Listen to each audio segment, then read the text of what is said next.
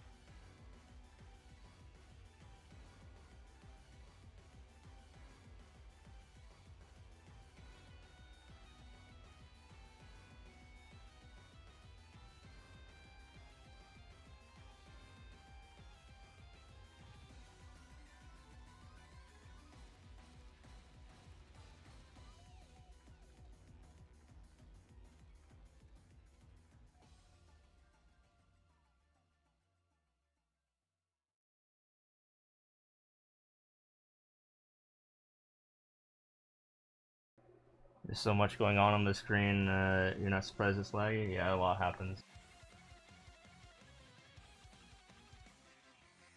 But now that we're done with this part, the beat like X number of monsters per day, now we're on part 2, which is, well, we do 2 rounds of this. I'll show you in a second, it's not too bad.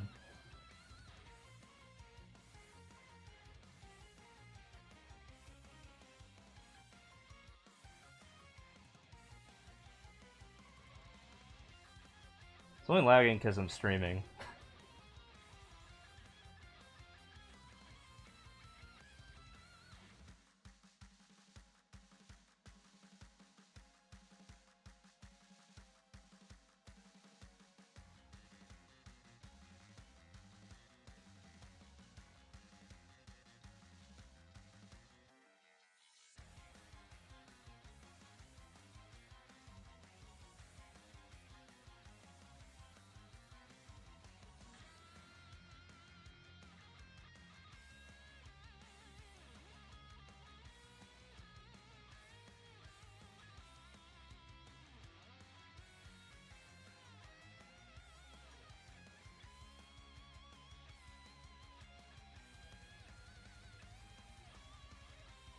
There, now it's a little bit better.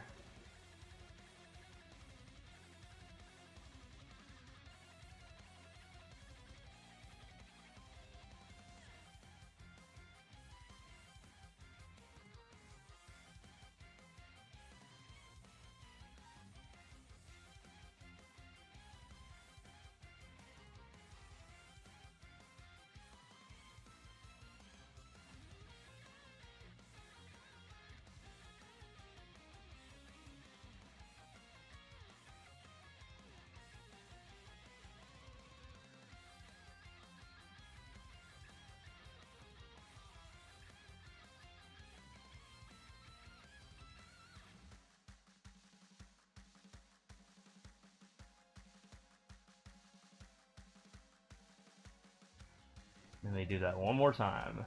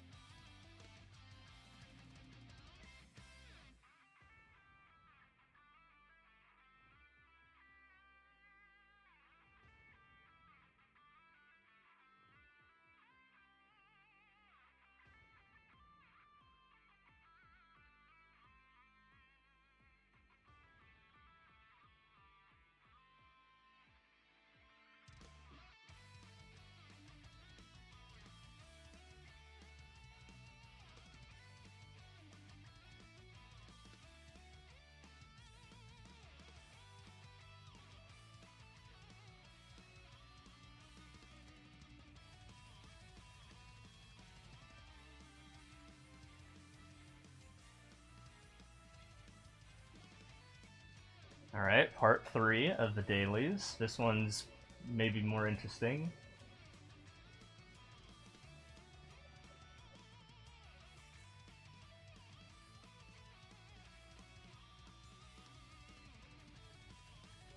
Well, first off, detour, hold on, we have to turn in these quests. And level up, check this out. Watch that percentage bar down there. There we go. 241.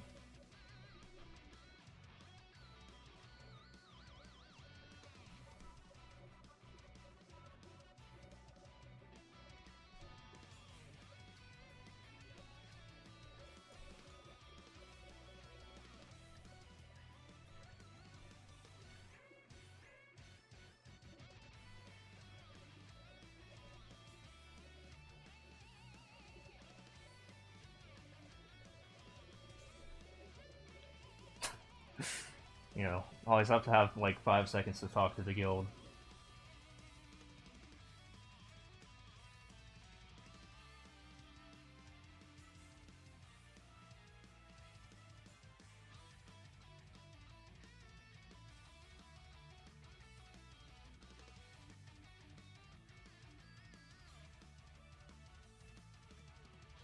Sorry, I was talking.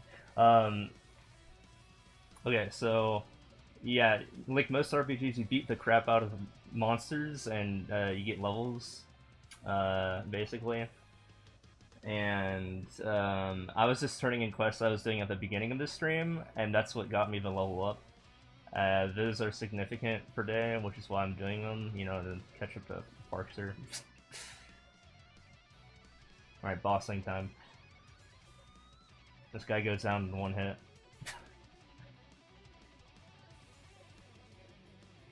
But his chaos form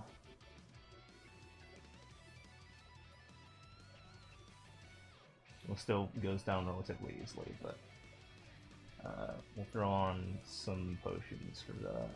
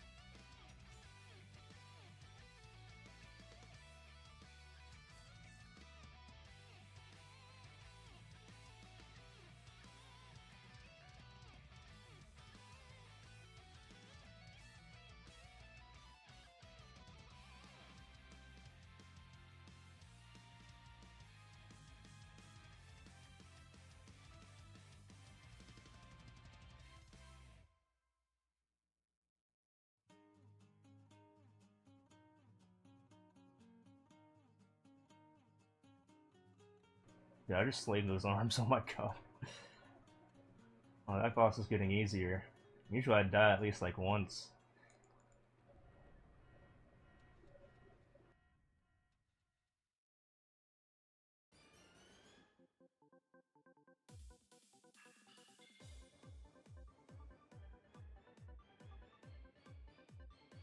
We have to kill 12 bosses, that's just the first one.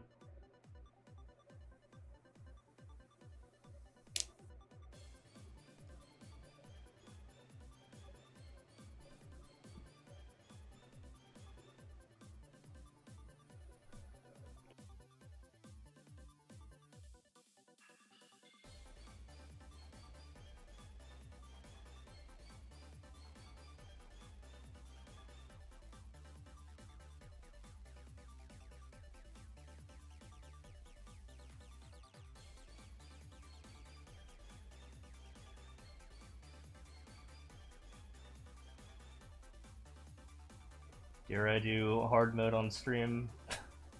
Okay. But I gotta wait for my cooldown.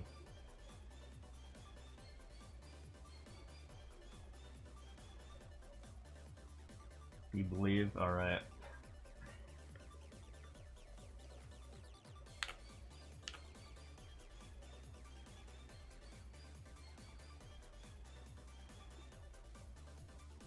Not gonna be able to look at chat for this one.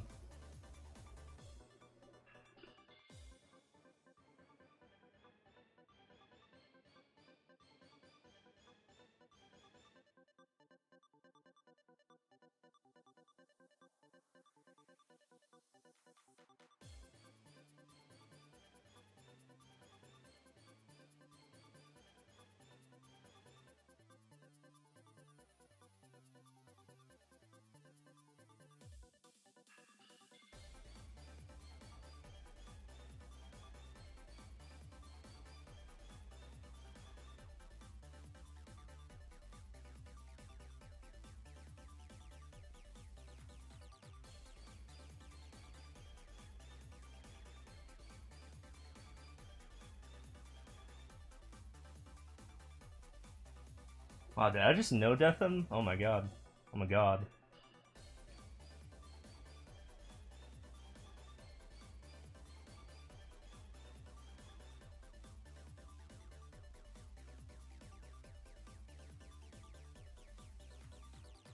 We're out of here.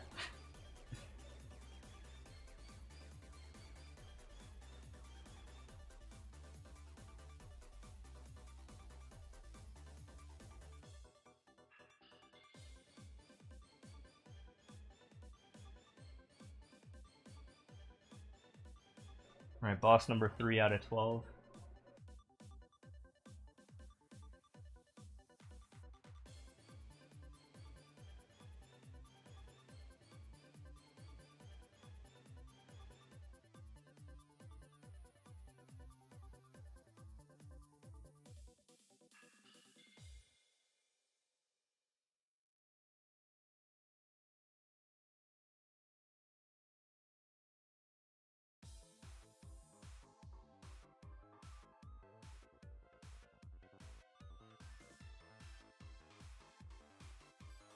And that's not a bad replacement. I might have to hold on to that one.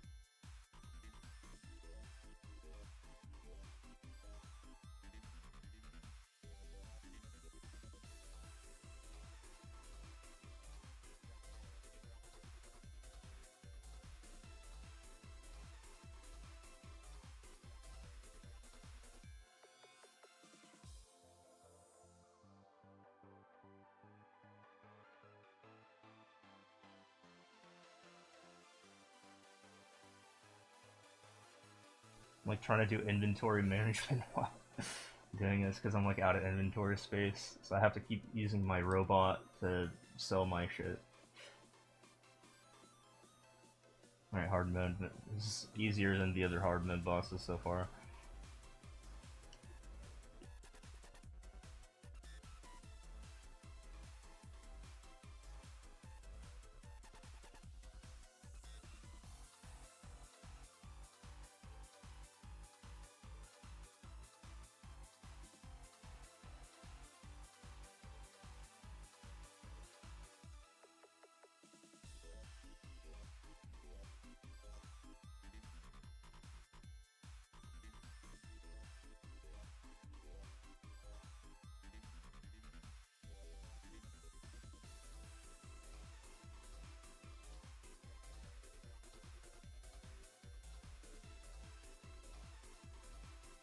Can I one-shot her?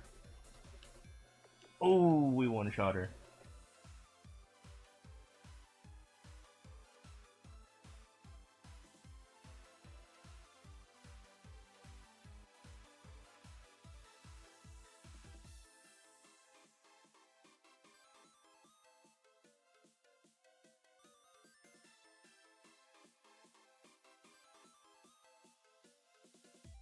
Damn, we got another black card pet. Holy shit.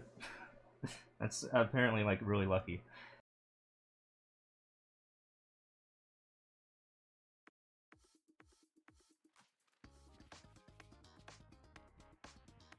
Oh, nice, man.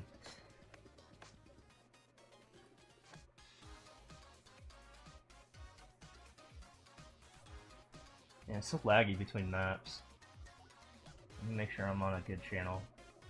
Yeah, okay.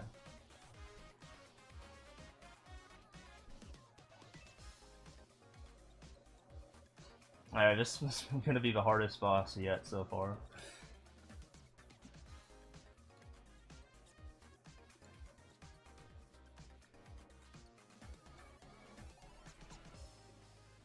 course, the normal one is not a problem, it's the chaos one.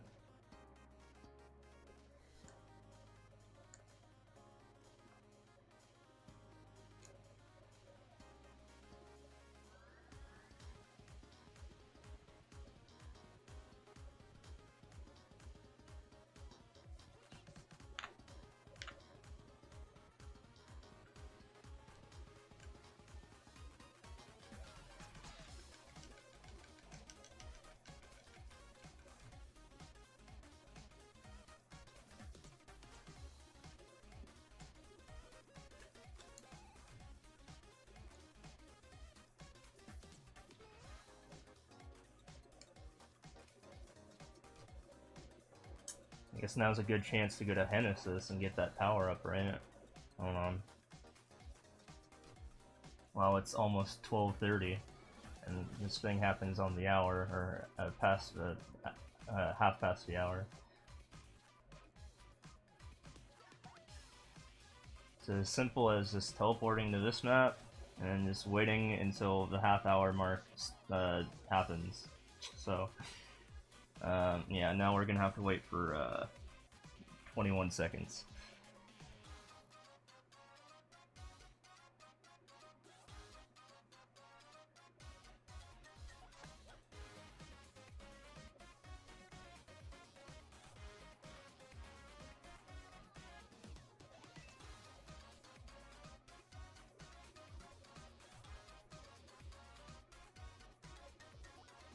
There it is.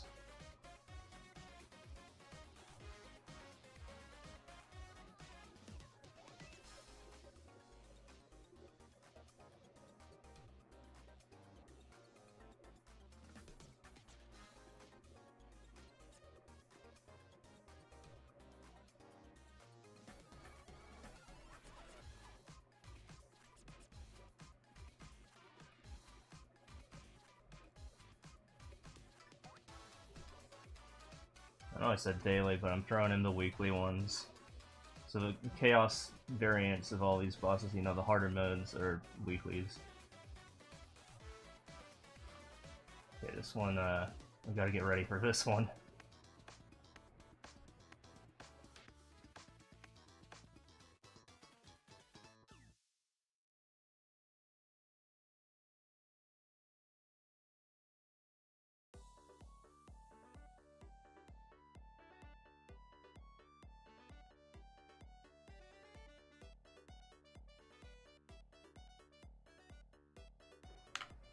Alright, here goes nothing.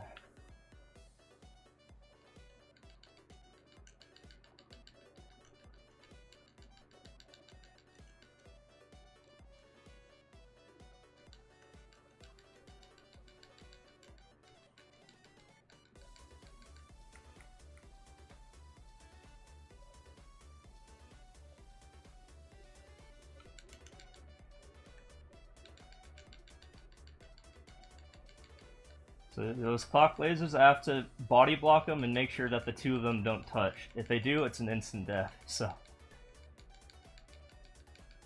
Yeah, you see that red one over there?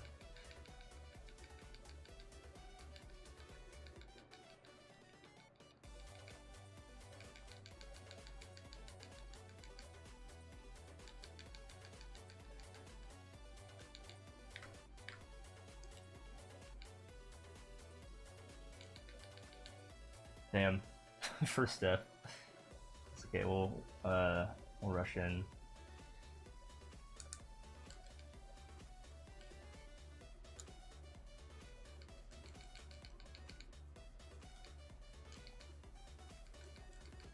Damn it.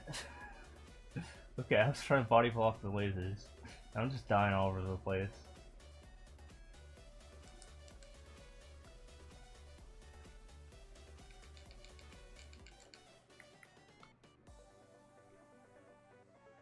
It's okay, we have 5 deaths, so we should be good.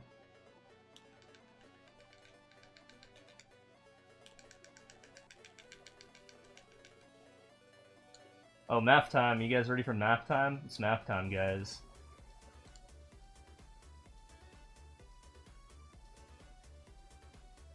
There's no 100% ones. You'd think there'd be 100% ones. Basically, he's gonna heal that amount, the stuff on the board, if I don't get this stuff in time. So I gotta move the arms of the clock, hopefully in intervals of 2 hours. But, you know, kill the monsters, pick up the drops. That's this segment. Ideally, I want to get rid of that 10% one. That one's gonna be a pain.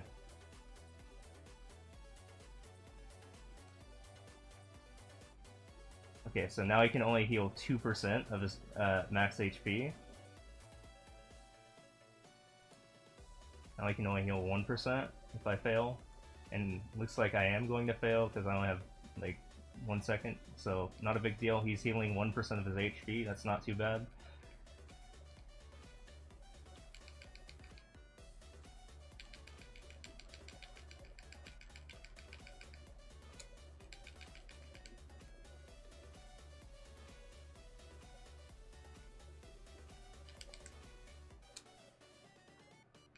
I just wanted to get rid of this phase 1. Now it's phase 2. Phase 2 is not a big deal.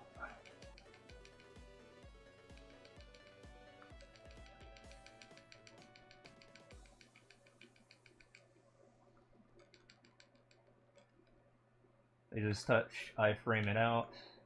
There we go.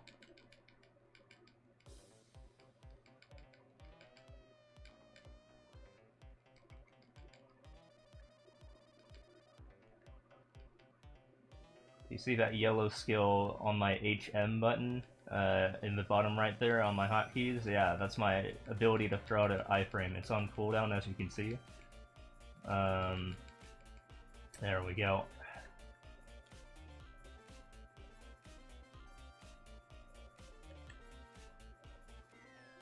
But it lets me survive one of those attacks, basically. Math time, yeah. This is the worst boss in the game. Yeah. I'm actually good at not dying in that boss, I just oopsied a couple times.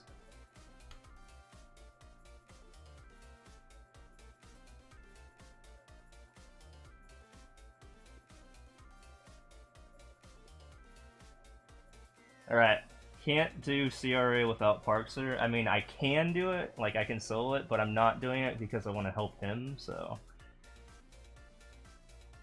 I'm just doing normal.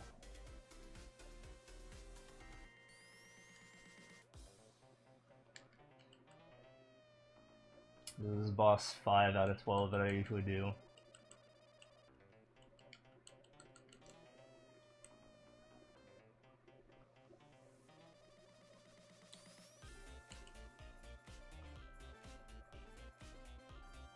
Although he always does Chaos Queen and Chaos Von Von on accident whenever I check. It's happened twice now. This is one shot.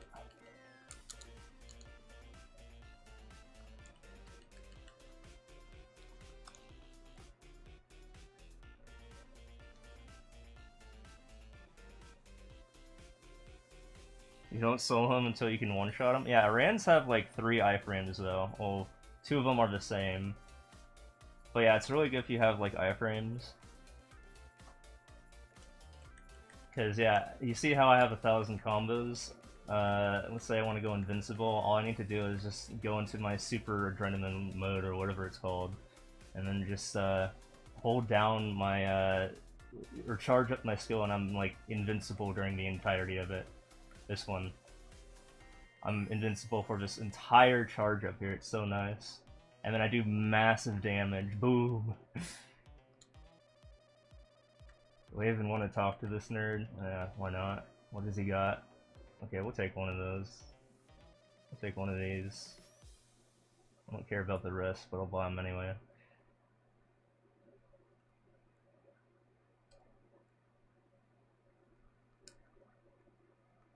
But yeah, I can do that twice, hold on, because check this out. Boom, back up to 1,000 combos, right? And now I can do it again. And also my home button, my giant pole arm thing that heals everyone, is a like 2-second iframe, so I use that specifically for like when Chaos, whatever his face is, clock guy, Pap, has the beams touch.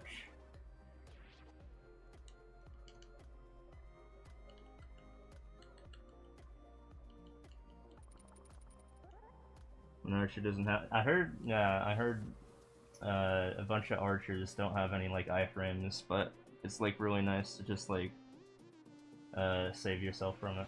Oh yeah, the origin skill. Yeah, I think Irans get that too. I have that on my. I was about to say Windia guy.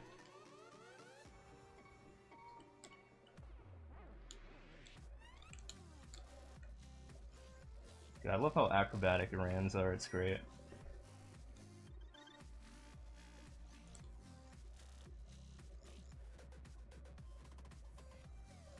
Alright, boss 8 out of 12. Unless I decide to do Golux today. I'm not confident enough to do Helix on my own, but I can do hard looks.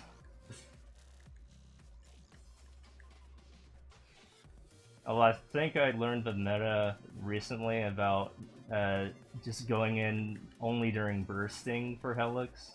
Parkser! It's Parkser, guys! Hold on, we have to greet him. Oops. Hello, Parser. Also, I didn't kill all the mobs here, it's really annoying. Like the one guy on my friend list.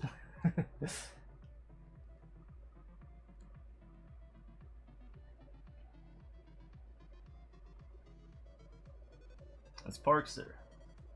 Yeah, so you said hi.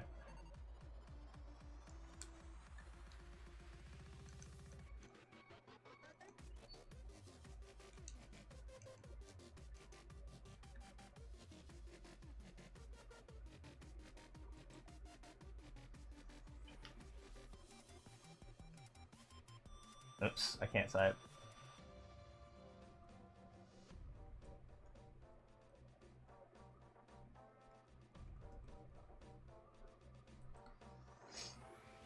I mean, might as well ask him while I'm here.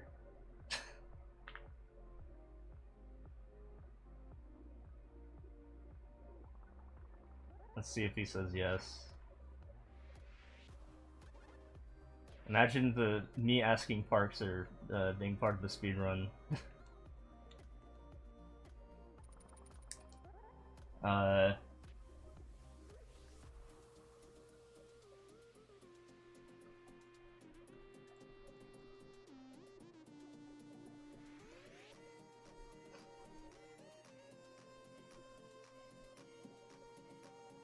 Doing dailies until Doug and Billy Ray are ready for board games. I'm also doing dailies and then jumping into a bunch of Mario levels.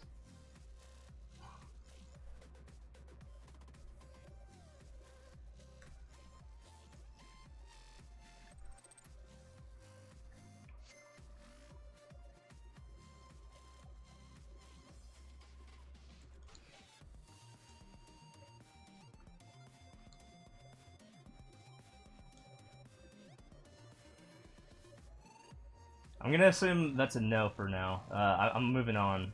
I can't wait for him.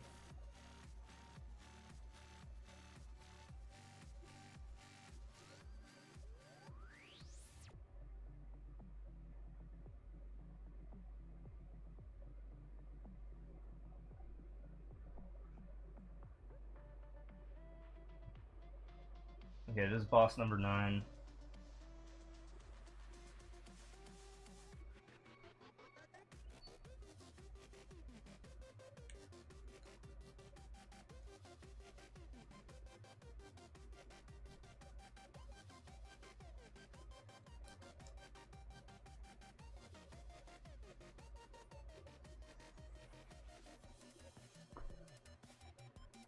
And then depending on if Parkster wants to go, I'll either do hard looks or hell looks.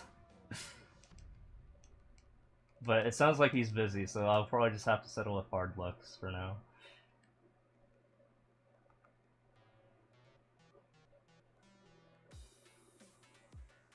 Oh my god, this lag. It's weird how the one thing that causes knockback, while I have 100% knockback, is the Horntail Caves, while I'm trying to get into the next map. That's like the one thing programmed to force me to be knocked back while I have 100% knockback.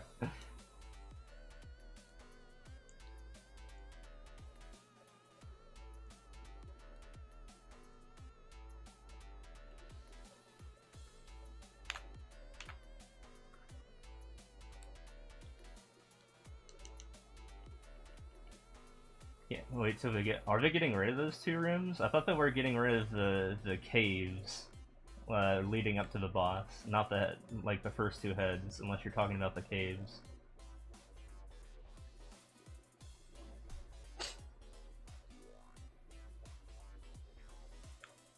Yeah, this is a pain in the ass right here, because you have to leave and then leave again. And then leave again. And we're not done yet. Oh, we're not done. We have to leave again. Alright, now we're done. No, I mean, that's a pain in the ass right there. I thought that they were talking about that, those 4 rooms that I have to leave. It's like, what the hell? I don't even have the Vonlon prequest on this account, but I do on my Aurora, so at least get that one. We go into Arcarium, and I get to bust out my iframes again when he does the attack, because I'm too slow to burst him if I decide to not use my one-shot move, which, you know, I don't even want to waste my time doing that, so, you know, we just throw down the iframes.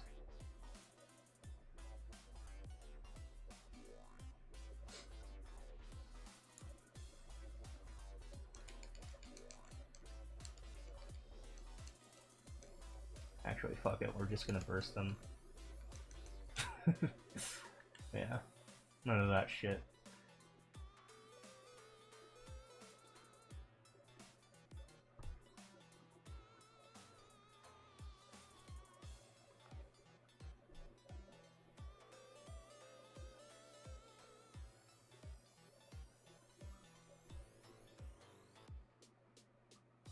Can I conveniently pick up the boss one? Yeah, this one gives me some boss damage.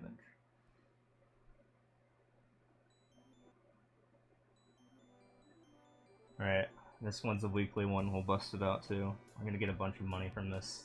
Kinda sad I missed out on Ursus, but whatever. I woke up too late.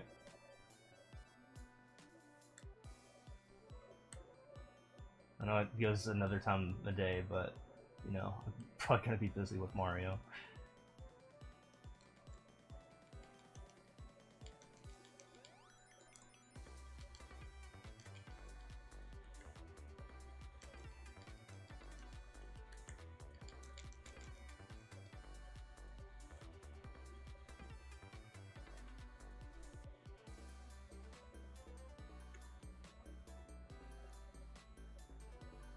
Okay.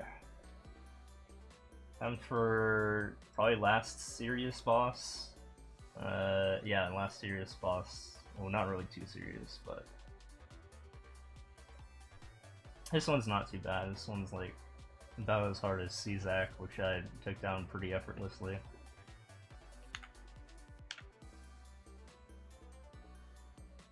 But we will re-up the pots.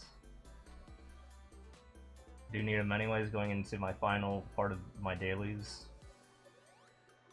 Open these guys.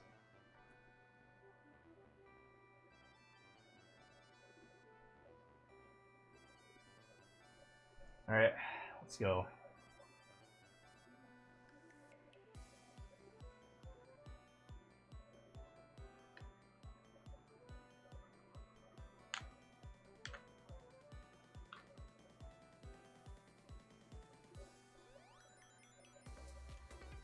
Take out these 2 problematic ones first, one with DR.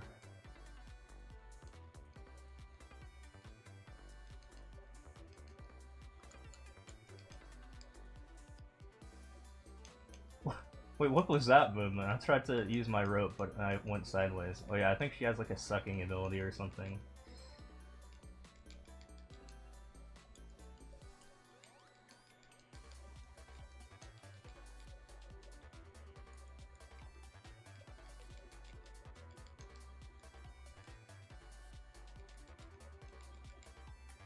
Alright, charge him a laser here real quick.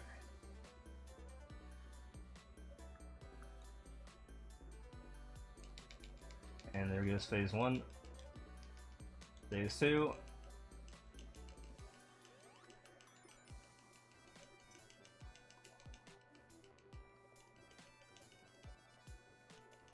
And dead. We got him.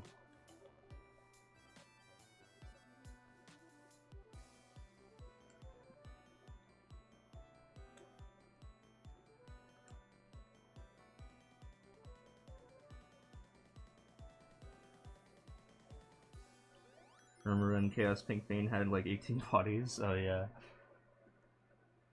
I left at the time where like Chaos Pink Bane and Chaos Vellum were like the strongest bosses in the game. And now I can take them down without dying, or I mean most of the time.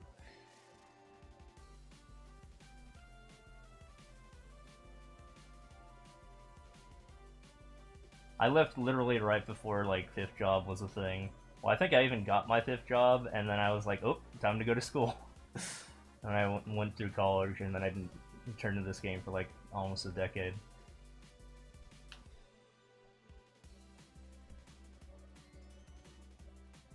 Yeah, back then, Twilight Pyrrhion was the end game trading spot, and I was the rank 1 Iran of my server. Windia, not Aurora. I even had my own NPC statue. Good times, right? It's in Rian. If I can find a attachment, I'll show you guys.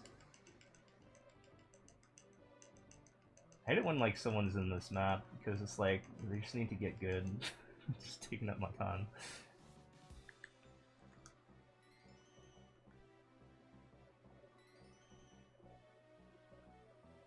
Alright, time to make money and do some small cubing, and then we'll do the final part of the dailies, and then go into VENASAUR getting in Pokemon. Oh yeah, I forgot about Holux, or I mean Hard Lux. I'm doing Hard Lux.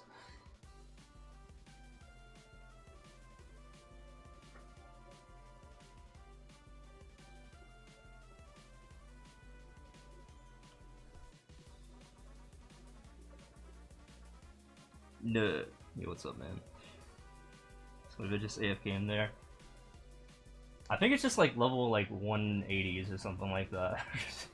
Like people who can just finally do the boss for the first time.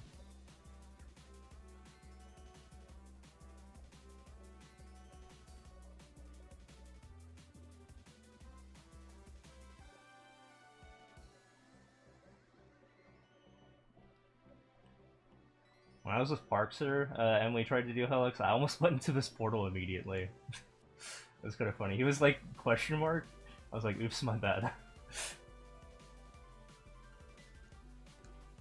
I was just like not paying attention.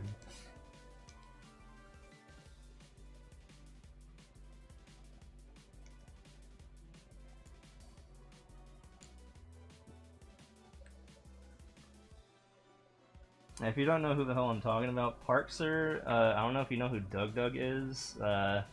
Doug has like 2.5 million subscribers on YouTube. You know, he's kind of famous.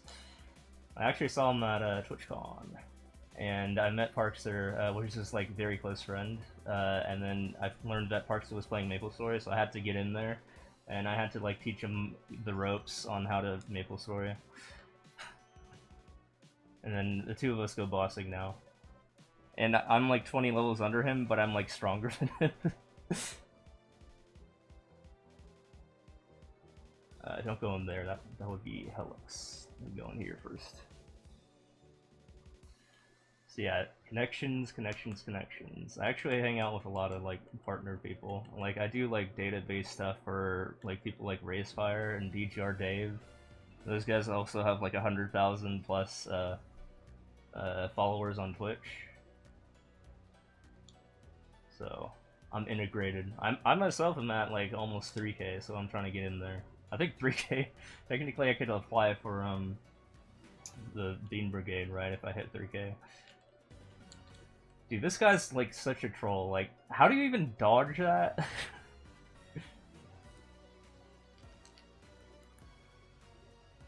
Like going into the map, like that's just dumb.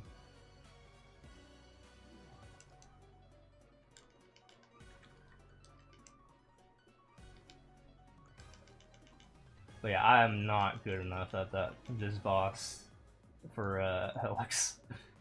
Oh, nope. I went into the danger zone. Okay, I tried to iframe there, but I was committing. I think I'm just gonna wait down my cooldown a little bit.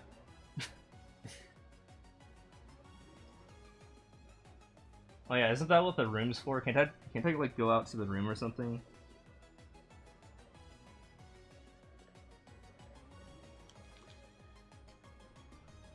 Like, what the fuck? I'm not even gonna beat Hard Lux.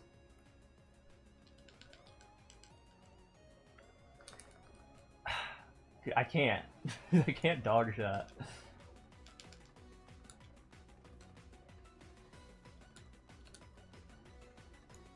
I have like one death left.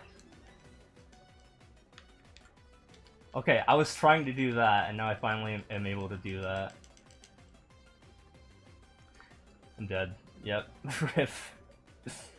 Also, there's a little bit of lag while I'm streaming. Yeah, I know I could jump up, but I was like trying to do that. I was trying to use this skill, and for some reason I wasn't proccing it. Also, yeah, while I'm streaming, I've noticed that that does kind of like slow me down a little bit. Yeah, it's okay. Like, I was gonna wait to burst him, but yeah, we're just gonna take the L on that one. This is also the one that I haven't like done the most. Wow, the other 12, which is why I said I do 12 bosses usually. I threw this boss in recently when I was like, oh shit, I have to get the belt and whatever.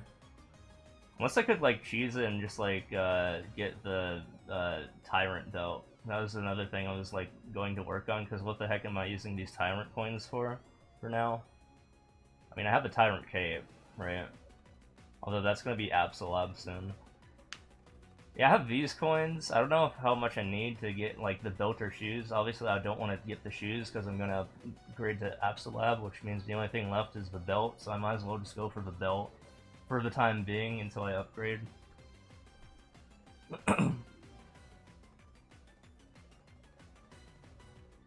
Yeah, they need to revamp that.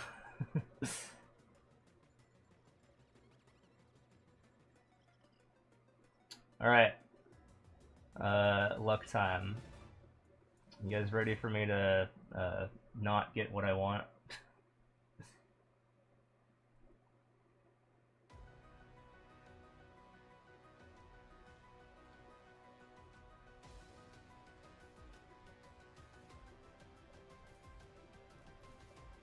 We're almost on the last part of the dailies, which is the worst part, honestly. The part I dread the most, which is Monster Park. And then I can finally play Mario Maker. Okay.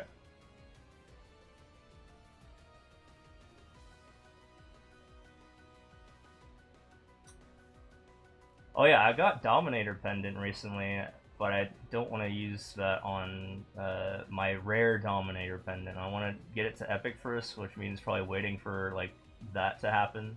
Or I could just like use a bunch of Mystic Cubes on it and spend a bunch of money. Yeah, everyone hates Monster Park, I know.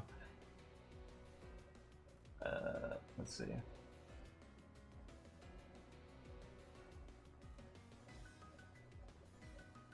Okay, so I'm trying to get fucking... I've been trying to get at least 21% attack on this damn thing for a while, but the thing with emblems is it's like the hardest piece of equipment in the game to get stats for. And the reason I know this is because I looked at the denominators for like all like the things, and there's like 53 possible options for legendary, I think.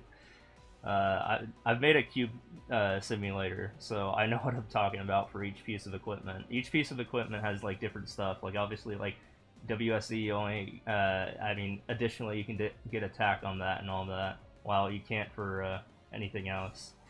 So yeah, different pieces of equipment has different probabilities, and this one is the hardest one. This one has the biggest denominator out of getting the thing you want, which is attack for me, I guess, because I have 21% there.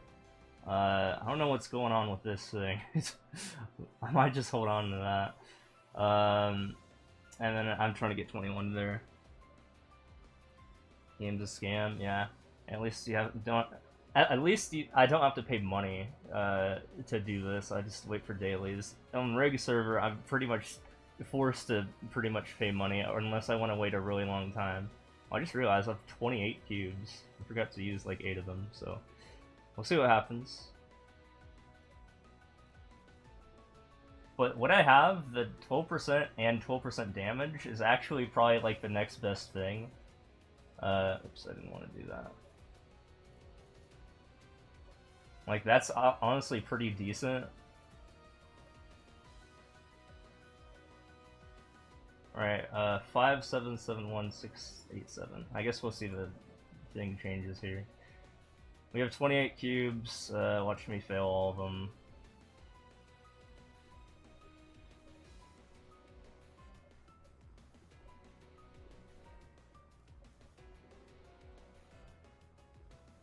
There's a 12% attack. We already have that though.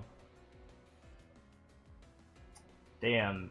Attack 32 and attack 9%. That's not as good as 12%.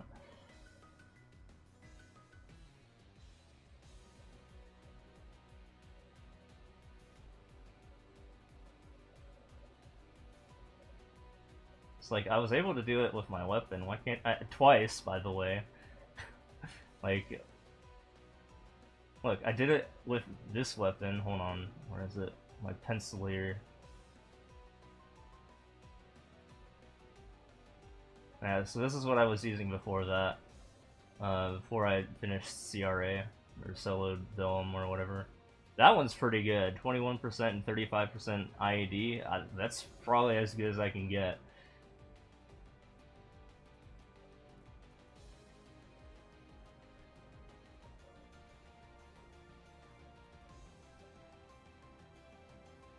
%12 attack. Dude, where's the 21 at, though?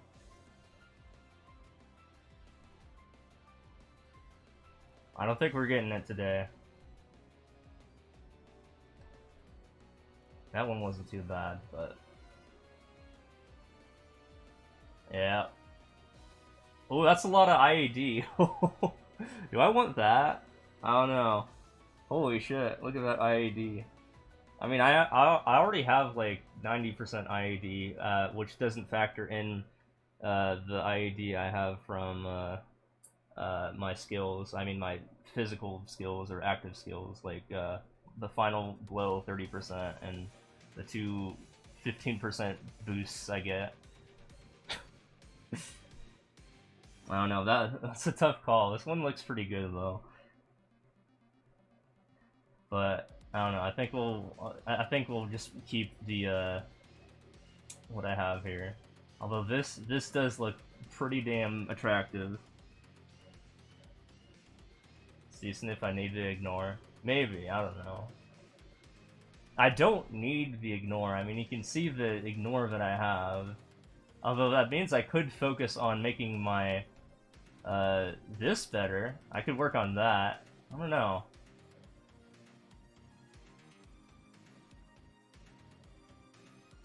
I think just because I'm gonna apply the after, because honestly this is pretty good. Like, yeah, we're going for it. 96% IAD before my skills. Oh my god, that is a lot of IAD. We'll take the hit on the damage range, but yeah. Oh my god. We're almost at 100 there. Hold on.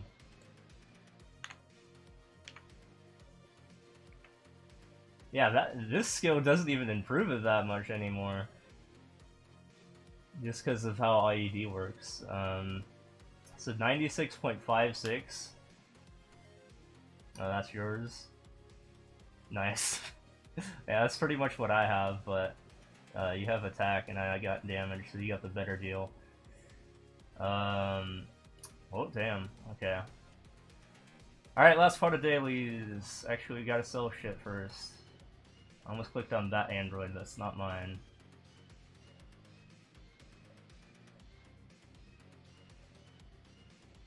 Well, yeah, I guess we'll work on the whatever it's called.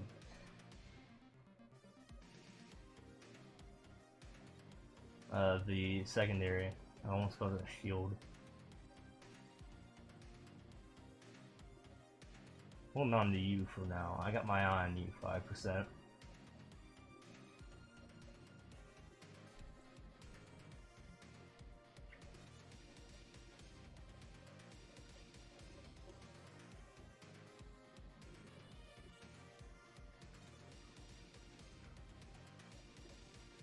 Alright, let's bust this out. Did I get the things? Yeah, we got the things, but I do need to visit the cat shop anyway.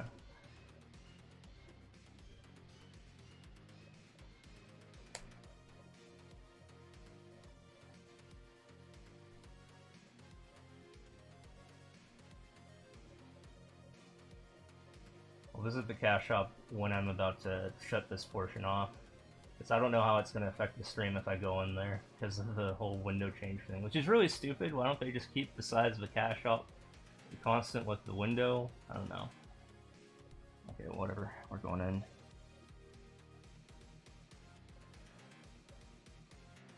I don't know if this is going to be laggy or not.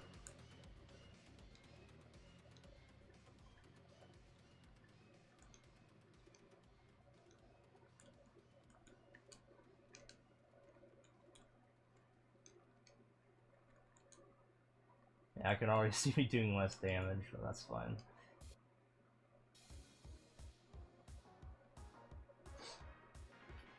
You know what I forgot to do?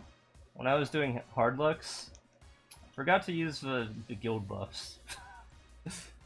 Yeah, I do that a lot. I just kind of forget to use my buffs. I'm not used to like all these new buffs. Because I think when I was in a guild in Aurora, I didn't have access to that.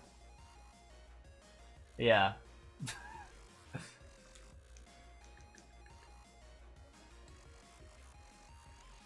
Hell, I took down Chaos Vellum without even knowing that those things were a thing.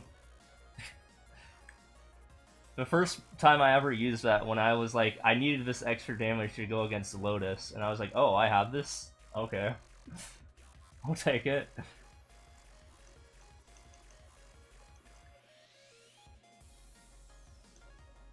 So, I've only used it a couple times. Yeah, notice how it's not... how it's off of cooldown right now? Because I haven't used it. I don't need it right now, but...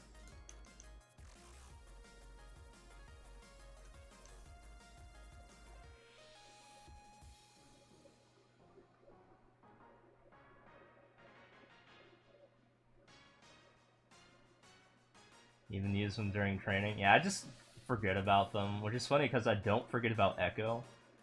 I'm just not using it right now because I don't know why I don't use Echo that much when I know I can use it. I save it for like, you know, the really, really tough bosses. Like, for me it would be Lotus and stuff like that, and Damien. The ones that I'm currently at right now. This brings the question, why the hell did I forget to use all that stuff when I went in there?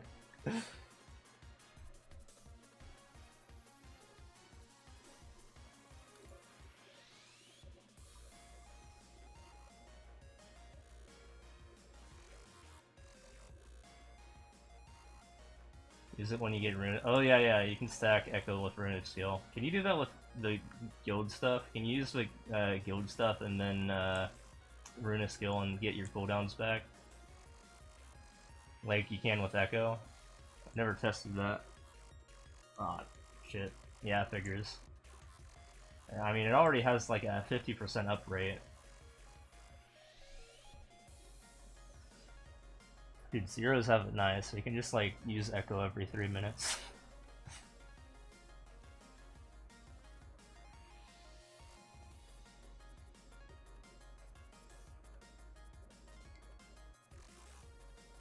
I guess same with bucks, right?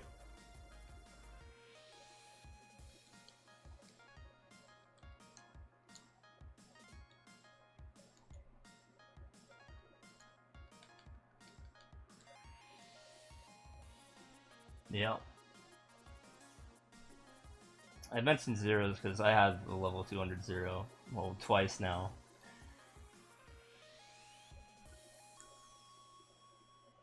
But I don't with a buck. I've never gotten a buck up there.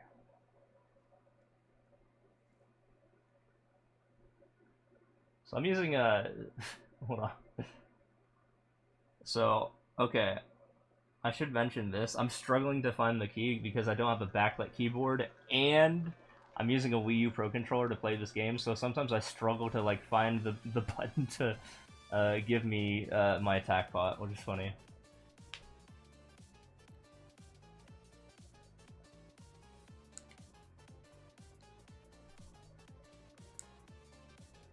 I have all the important stuff mapped to my Wii U Pro Controller, though.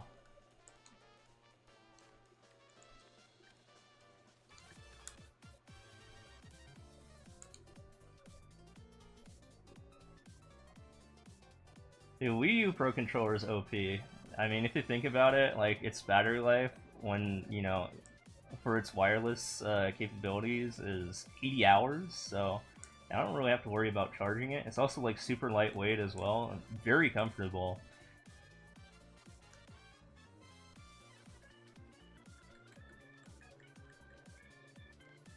Okay, so I have the D-pad obviously mapped to movement, and then I have the home button on VENASAUR mapped to this hotkey, the one that does those 3 buffs.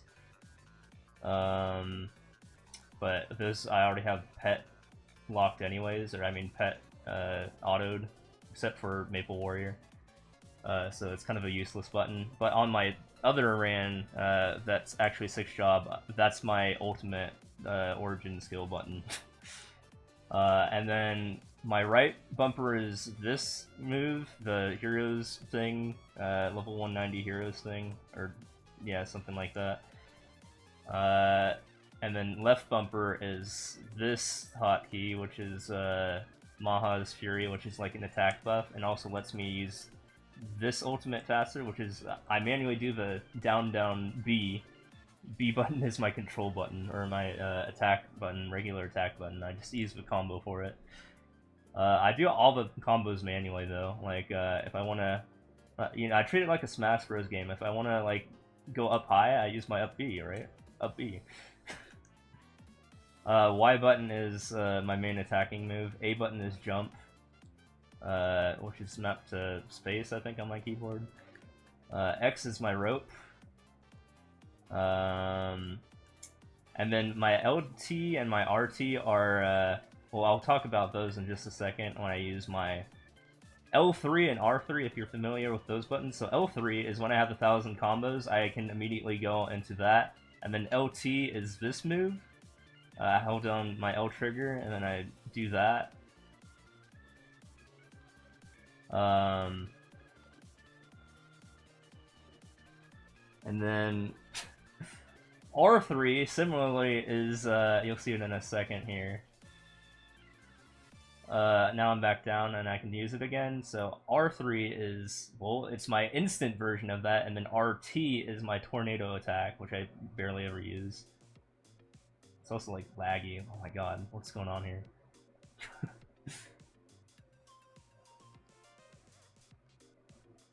So R3 is my instant 1000 combo move, and then adrenaline thing. So that's how I have that map. And then finally we go into the joysticks, which of course I've mapped to stuff. Actually, before I do that, start is NPC chat, which I map to Y on my keyboard just so I can yes through everything.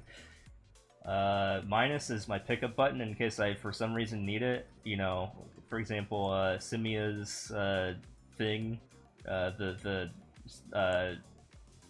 whatever PQ you can do weekly at Choo Choo Land or whatever it's called.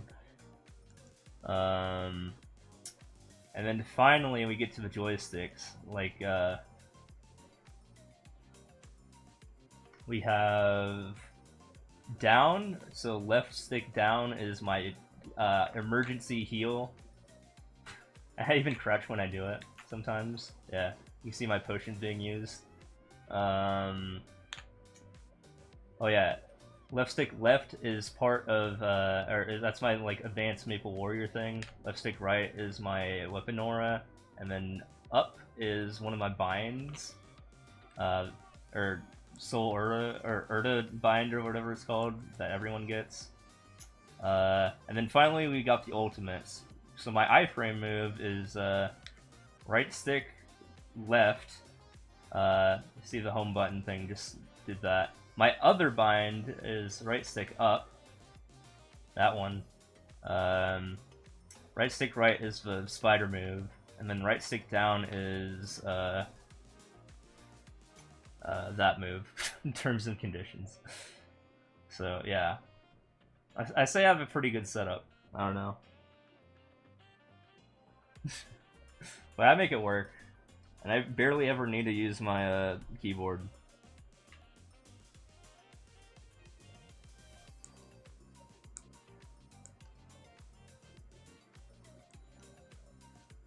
Especially on the basis that Iran's a very input-heavy class, so everything revolves around the regular attack button, except for Beyond Blade, ironically.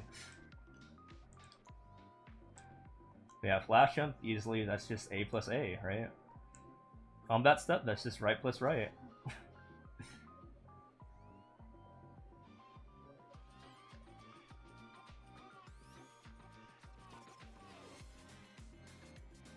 I know, it's great.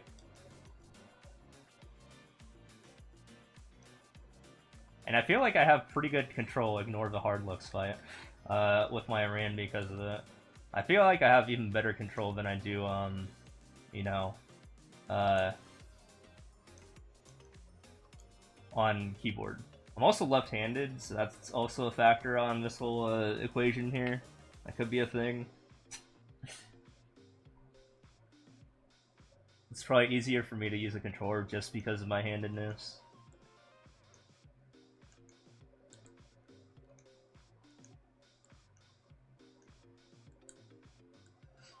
One thing I haven't been doing though during these, I haven't been really speedrunning these, but if I were to go fast, one thing I focus on is the mini-map. So instead of looking at what's actually on the screen, I just look at the mini-map because it's more accurate for what's actually left, because of the death animations are kind of confusing to see what's actually alive, because sometimes these monsters take like 5 years to actually like disappear from the map when you kill them.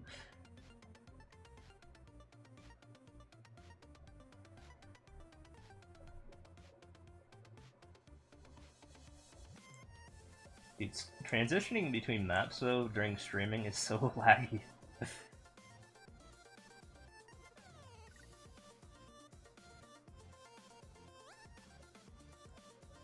But yeah, I will be honest, this is a much smoother experience when I'm not streaming.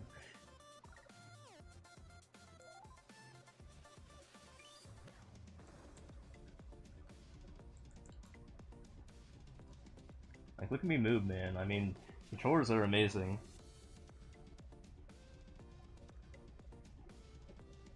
Yeah, Maple sucks, and was also one of the reasons I quit in the first place, because this is what it looked like when I was, without streaming, when I was, playing, except worse.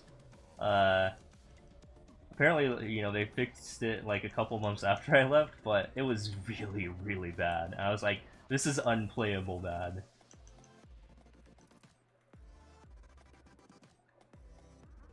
But yeah, when I'm not streaming, it actually looks really good.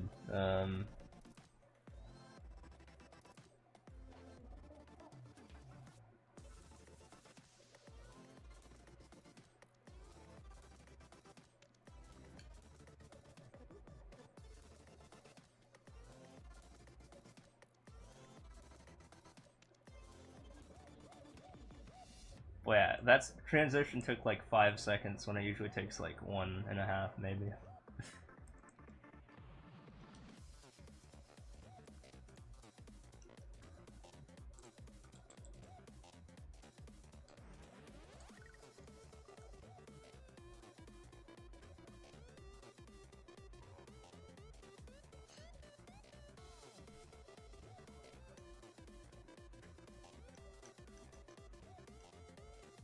Parks are ever finishes dailies? No, he's still on.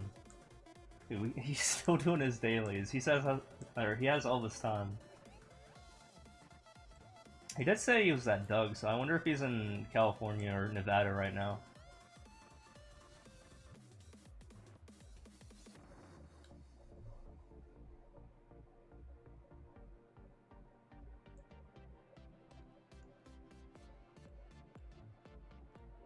Oh yeah, he had the audacity a couple weeks ago to say, "Why are you leveling so slowly?" I'm like, dude, I'm not a burning character. You were.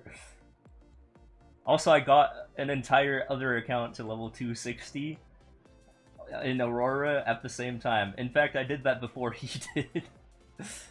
And then this is like me taking a second lap.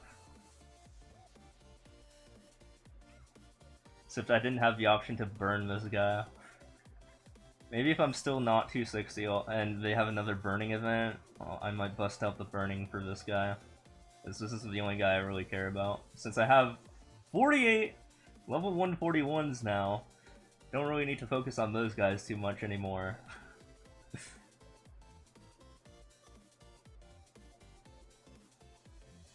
Yeah, I went kind of hard for that event. I mean, take a look at this Legion, hold on. We're at 6,150, and that was 1,800 prior to that strawberry effect. I'm still like logging in to get coins and trying to upgrade my Legion because I have the levels, I just need the coins now. I think my Aurora Legion, funnily enough, is like 6.5k, so I like almost caught up to it instantaneously, which is like disgusting. This guy's gonna surpass my Aurora guy real soon. My Aurora guy can easily solo Lotus and Damien. And probably, I've never attempted Hardlux on that guy, but, I mean, Hellux on that guy, but he can probably do it if it's not laggy, like this. Well, as you can tell, this guy's... yesterday I beat Hardlux pretty easily, but I died to the hands because I couldn't really move because of this, stream. This time around.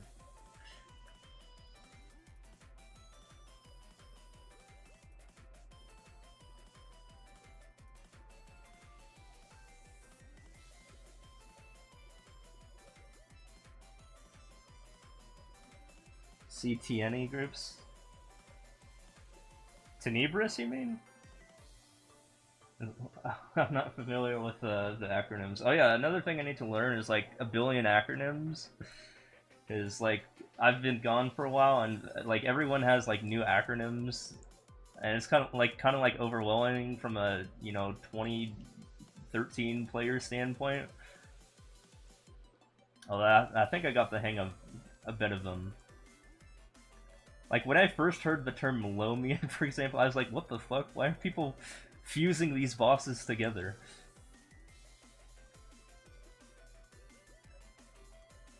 Damien wasn't even out at the time, it was just Lotus and no one could beat Lotus. Lotus was like the impossible boss for people to beat.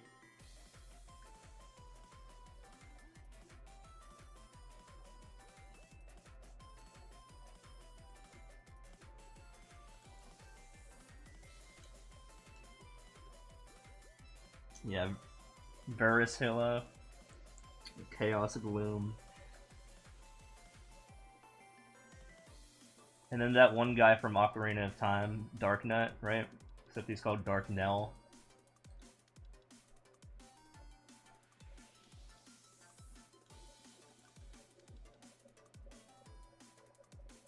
I mean, he looks like that guy from Ocarina of Time. You know who I'm talking about, right?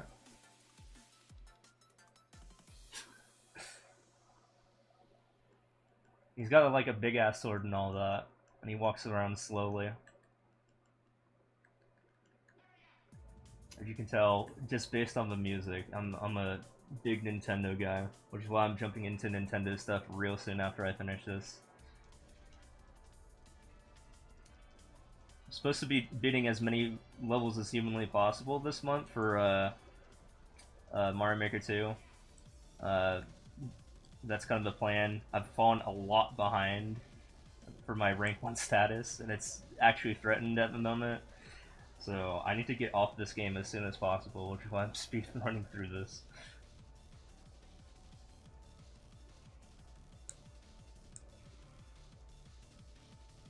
You watch Mario and Zelda stuff? We've come to the right place because we're going to be doing some Mario stuff.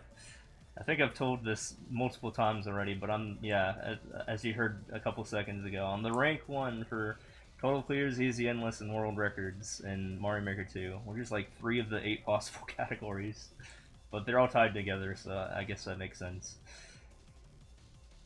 I have beaten 840,000-ish levels, so we're trying to get to 1 now.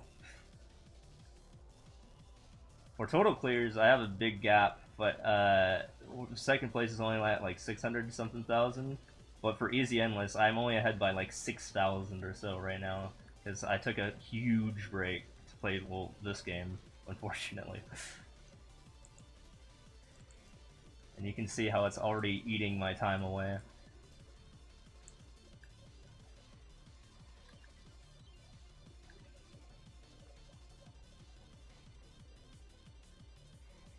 I played because Parks are joined.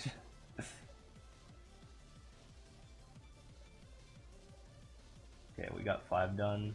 Okay, we're almost done. And then I'm gonna switch scenes, enter the cash shop for like 2 seconds, and then log out of MapleStory, and then the next part of the thing. That's the plan. I don't know how OBS and me going into the cash shop interact, and I'm too afraid to find out.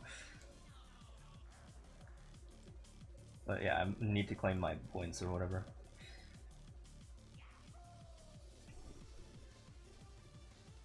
Yeah, probably not well.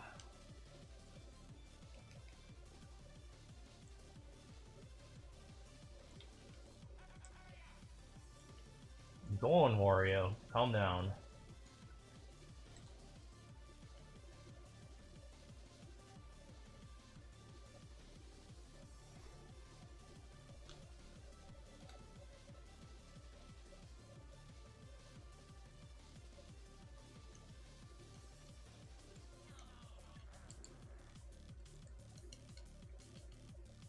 Usually when I'm not streaming, I can beat this in like sub 2 minutes. But of course the map transitions while streaming kind of eat my time.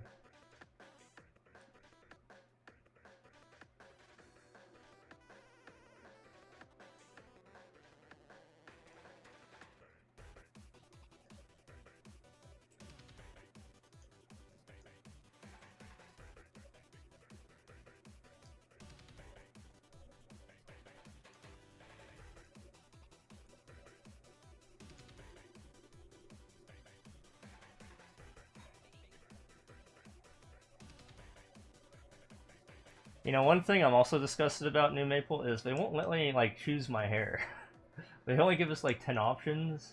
And it's like, what the hell? Like, I just want to have my red antagonist that I have on my Aurora guy. That I've had for, like, since 2009, basically. Even though it is covered up by my level 60 thief hat. That I had to go out of my way to get, by the way.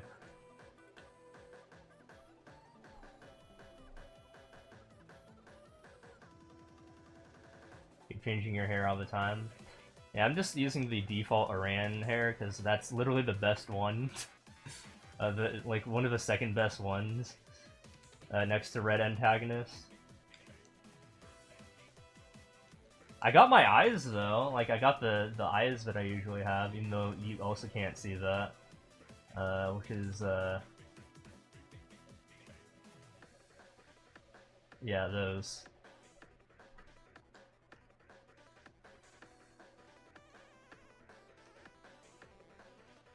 So I'm trying to like mirror what my Iran looks like. If you go on the website and look up Ultra, you can see how awesome I look.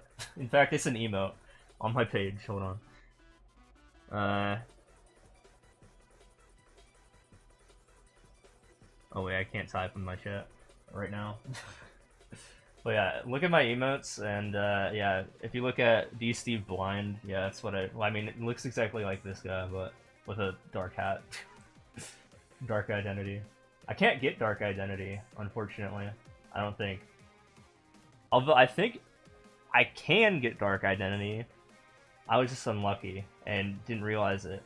I think the key to do that is I needed to actually play as a beginner and get to level 60 on reboot first, so, and then pick up the level 60 hat. Well, not really get to level 60, but get high enough to kill level 60-ish monsters, or even like 50-ish monsters. Which honestly I should have done. Like, that's pretty easy to do. And as a beginner, I ran called a legend. Just like there's beginners and noblices, Irans actually have their own beginner form called Legend. But basically, I think at least I tested this with Citizen. Citizen was getting like level 20 thief drops, even though I had no intention of being a thief when I was in Edelstein, doing my beginner stuff. So that's why I was thinking maybe I could, if I'd never job advanced, I could get a level 60 thief hat. A dark thief hat. This one I had to craft using Ardent Mill. I don't think I can craft the dark variant in Ardent Mill, and I don't know how to obtain it in shops. So I think the only way to get it is through monster drops. So I should have done that, but whatever.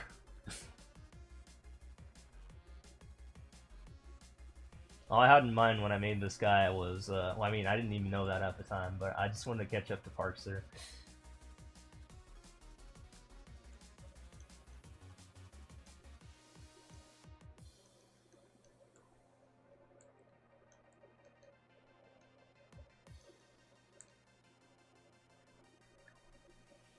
Okay, are we done? Or do I have one more?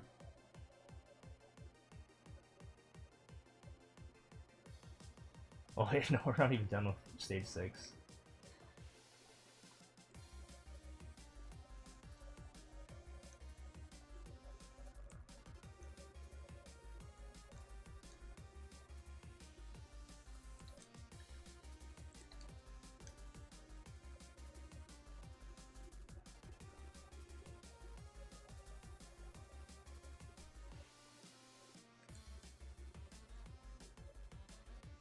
It's so laggy. I'm looking forward to the next part of the stream coming up real soon where things are not laggy.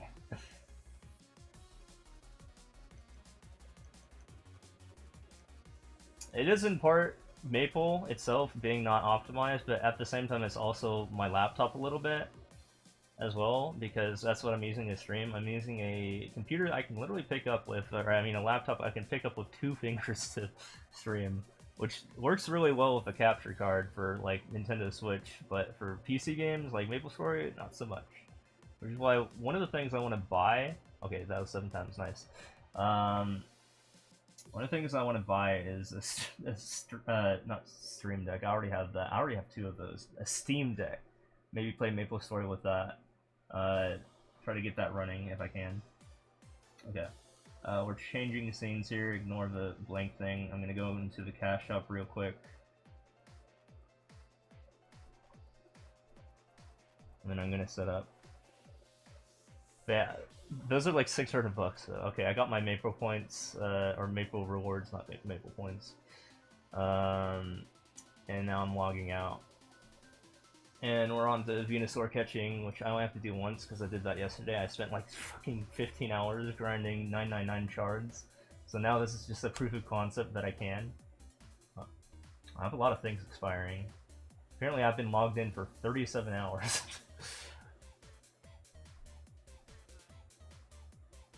Just gotta hack my Switch to play MapleStory, yeah.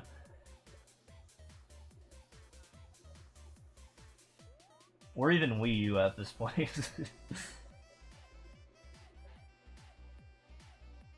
Okay, closing out of MapleStory.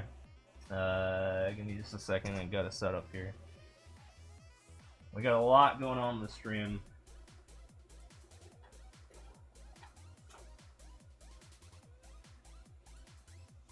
Let's see.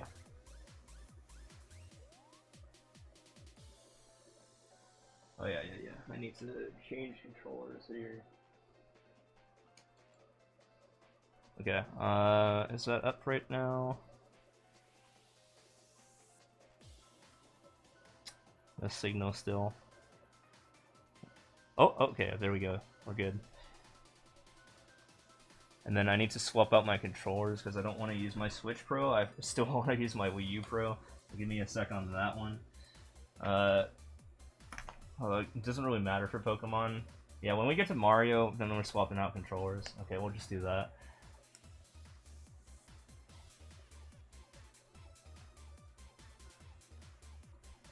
Alright, so I'm just gonna do one of these. This shouldn't take too long, and then we're gonna jump into Mario. But I'll show you what I had to put up with yesterday. Okay, now I can actually open up Chatterino and minimize out of OBS. And now we should have a lot better performance now. Oh yeah, I gotta change the title too. So not minimize out of OBS.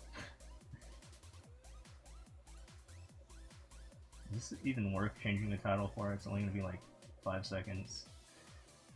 Well, not 5 seconds, but you know what I mean. Pokemon.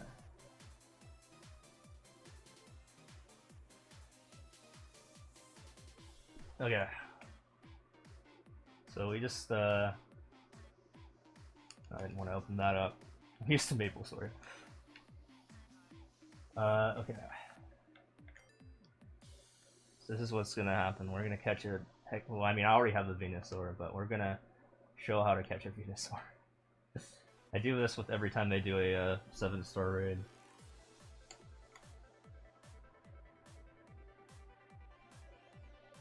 Also, this is the time where the drinks start to come out. We get a...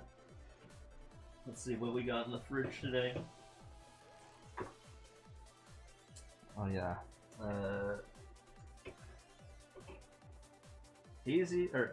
Hop Knot IPA, 6.8%.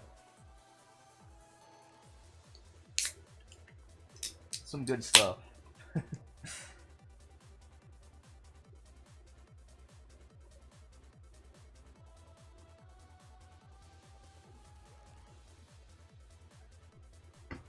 Alright, so everyone knows what Venusaur is, so I don't really have to explain that. I mean, pretty much anyone who knows what Pokemon is. This is a recent event. They're doing like all the first-gen starters, and this week it's Venusaur. So I'll demonstrate my setup here real quick when we get into the battle.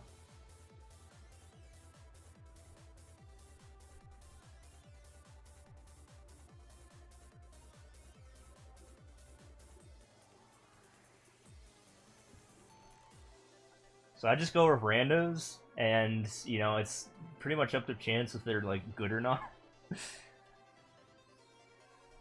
They abandoned it? That looked like a pretty solid team. Yeah, we'll do it again.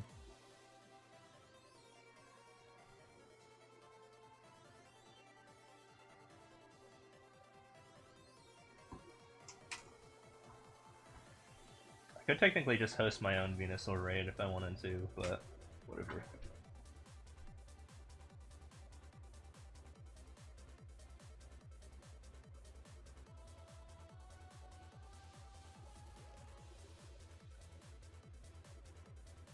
I like how my quote-unquote speedrun took like twice as long as it needed to, though.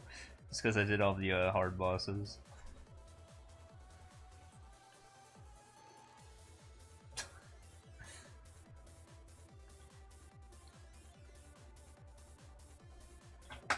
But yeah, that's my system. Like when I first log in, I'll just do my arcane symbols. And then I jump into, well, I mean, usually I'm up for Ursus, so I get my arcane symbols, and then immediately when I have 300, I go into Ursus, and then I continue doing arcane symbols. And then I do and I do my dragon, you know, Legion dragon, and then I do Maple Tour twice, and then I do the bosses, the boss rush, and then finally I do MPE, or not MPE. Sorry, I can't do that till 260. I do MP, regular MP. I think I forgot to pick up the potions too, but whatever. I have like 100 red and green potions, so it should be good for a while. I just need to get some more yellows.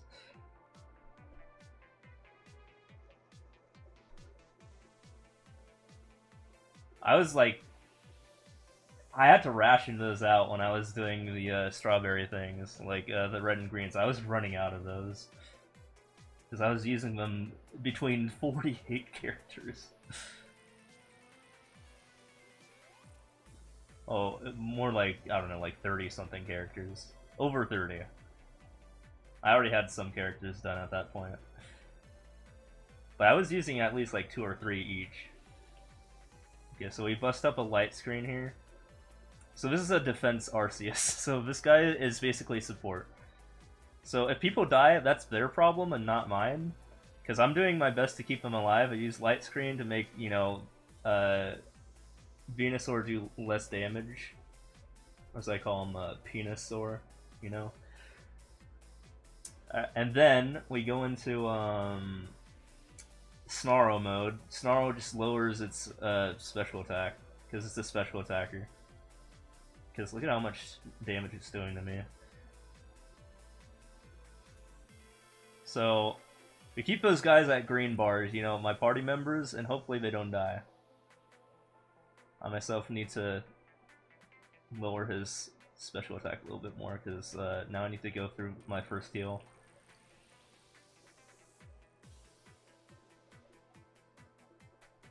They're not doing like any damage to him, so that's a problem. But maybe they're like charging up, they're you know, like buffing up or whatever. Chestnut's not doing that though. And damn, he poisoned. So this might be an L.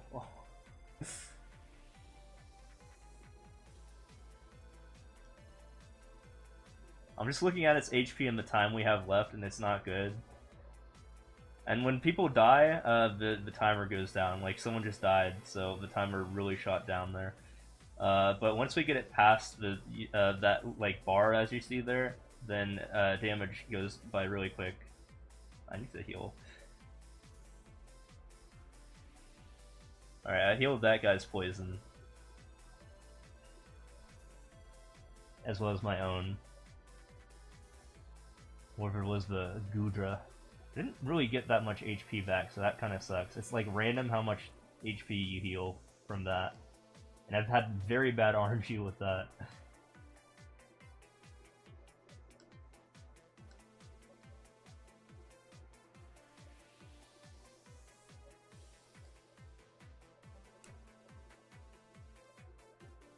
Okay, I don't think I'm gonna die next hit, because he's at -2. -3 now. So I think I can squeeze out one more. Unless he poisons, then that's gonna suck. Risk? No risk, no risk. Also, everyone's at yellow bar anyway, so that was like very convenient for me to just do that, probably. Good time to heal the party. And I used all my heals now, so it's up to these guys to just make sure they don't die. I think I can use light screen again soon. Okay, remove negative effects. Really need light screen. If I can use it. Okay, good.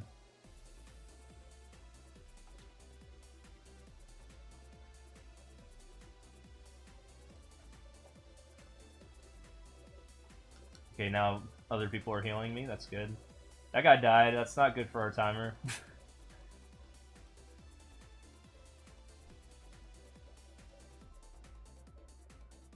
Yeah, this might be an L. I may have to go back in. But the frustrating thing about like going back in is, well, you get infinite tries. It just takes 5 years to do like not only like getting into the battle but doing the battle itself. So yeah, failing kind of sucks. Like these take a while.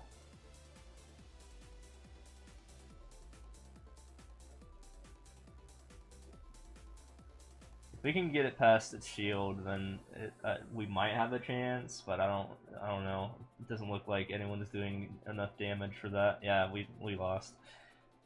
So it fires its laser and kicks us out. And we go back in. Maybe get a better roll on party members that do more damage. I think chestnuts apparently are the meta for like actual like attackers, but yeah, we didn't do too well there. Maybe they just didn't have the right setup. But yeah, this guy is special defense and HP based. So I pretty much made him a tank. I have 2 RCI, if you want to pluralize that word. One for defense and one for special defense. Yeah, see them? The gods themselves. Multiple of them. Because that's the lore with that Pokemon is he is literally God. But I have more than one of them.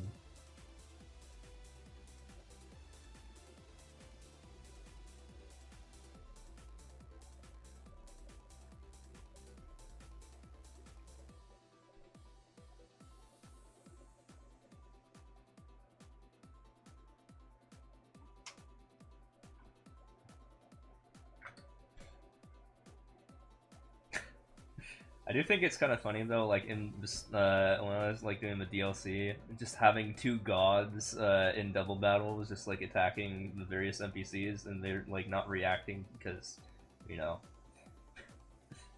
just casually have 2 gods.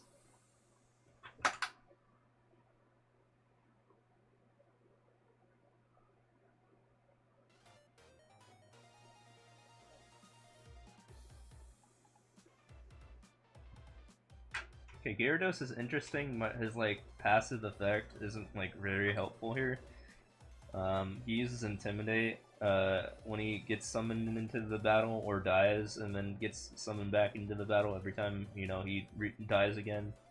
And Intimidate just lowers 1 attack, but he uses special attack, VENASAUR. So, not very helpful ability.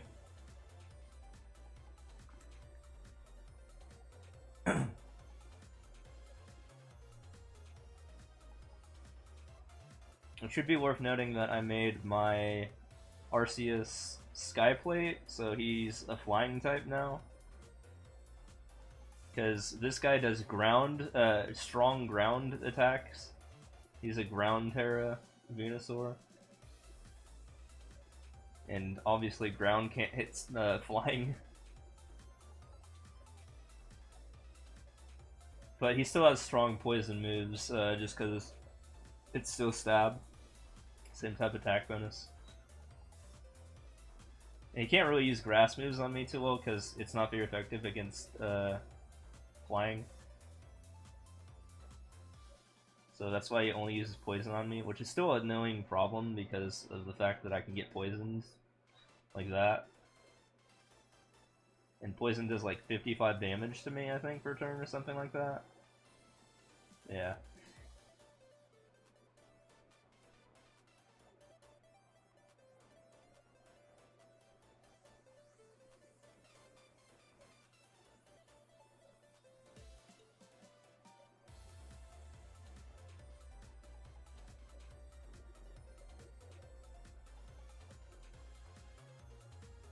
Another build I tried out was I swapped out Acid Spray, which I'm not even using by the way, with Calm Mind, which could help my survivability. Make me even more of a tank.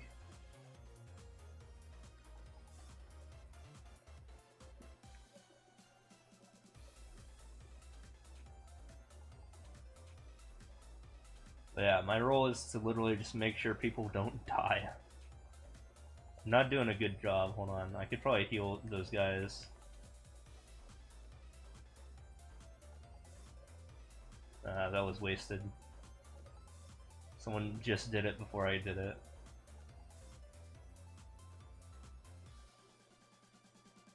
You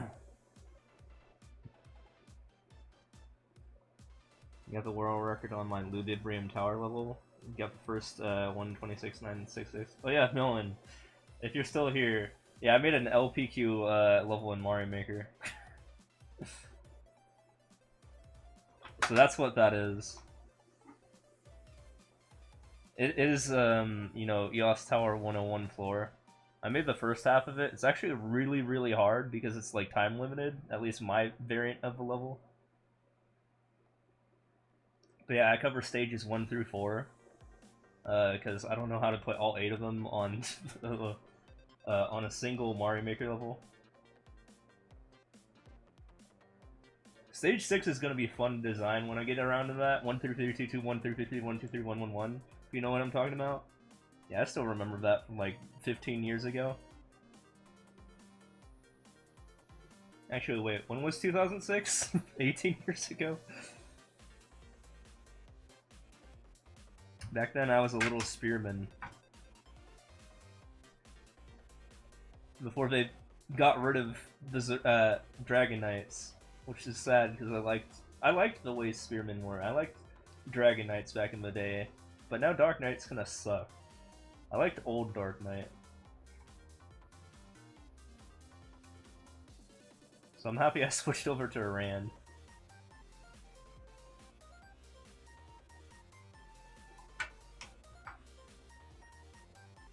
I also tried to remake Zachem Jump Quest. There's actually a really, really good B1 level in MapleStory that I found. I mean, in Mario Maker 2 that I found. A recreation of it. I didn't make it, but that level's awesome, whoever made it. It's probably like one of my favorite levels in Mario Maker. If people were to ask me what my favorite level is. But yeah, you know Shumi's Lost Coin? B1 Jump Quest. Oh yeah, if you go on my YouTube channel, there's me chasing B3 a couple years ago. I'll show that in just a second after I beat this guy, because we're kind of on a time crunch here. But yeah, after this, we might be able to win this, by the way. I think we can. I think we got this as long as no one dies. Nice. Okay, we got him. But yeah, okay. Let me find that real quick. Let me go onto my YouTube channel. Steve's B3. This level didn't get a lot. I mean, this YouTube video didn't get a lot of likes because I might have cheated, and you'll see why. Check this out.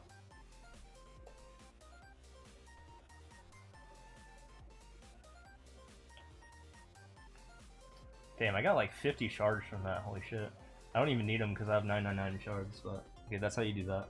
We're gonna go into Mario Maker now, which means I have to change controllers. But there's that video to distract you guys while that happens.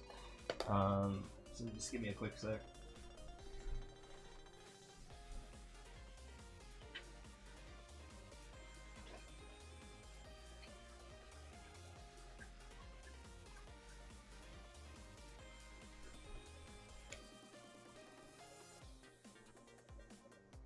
Yeah, yeah. It was during like whenever that event happened. You could just like leaf tornado. That guy actually is named D Steves, by the way. I named my Mercedes D Steves before D Steves became a thing in like even my Twitch channel. So it was like one of the first instances I used that. I just threw it on my Mercedes.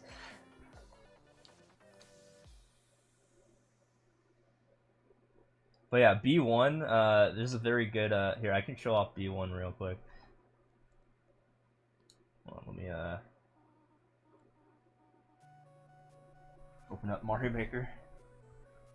I'll show off the Ludi level that he was talking about, or at least a little bit of it, because I haven't played it in forever, and it's a super expert level.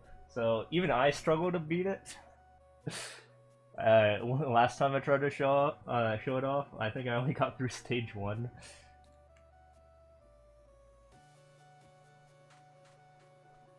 And as a model, just throw this side by side here. Hold on. Ludi.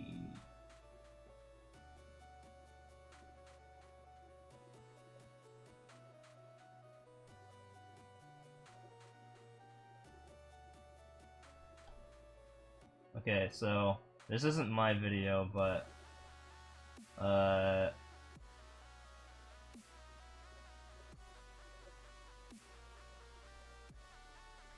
here's Ludi PQ, and here's my Ludi PQ coming in hot.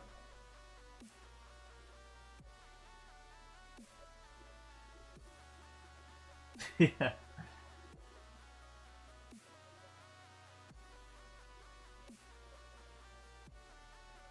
Nice world record though, I see it now. The 0.04% clear rate though. Is that my hardest level? Is Ludi PQ my hardest level? That's funny. Yeah, I gave it a 100-second time limit, so take note of that. So you grab this guy. You kind of need him. So these are like the ladders. That's the keyhole that you have to get into. So you'd ideally, you know, go through the passes. Or try to acquire the passes.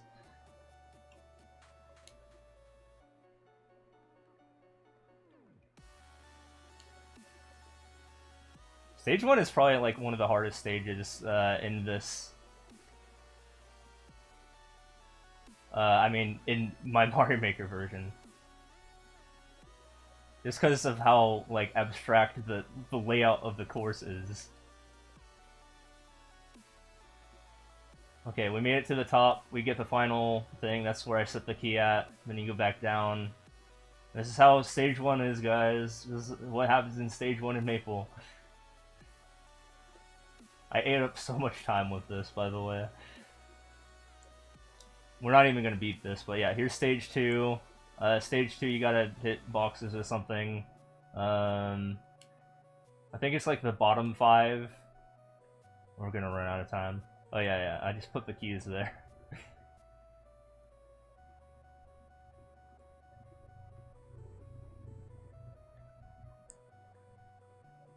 We're not even gonna make it to stage 3.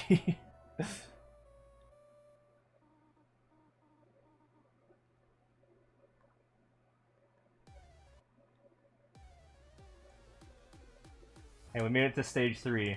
So, Blocktopusses, these are the Blocktopusses, we're out of time. But yeah, it's a hard level. It's a hard level that I made. I don't know how it's possible to turn Ludi PQ into a hard level, but yeah. We were only halfway done with what I had to show. There's 4 stages that I have. I won't show off the other 2. I guess technically I could like go into the level maker. Hold on. How do I do that again? It's been a while. Course maker.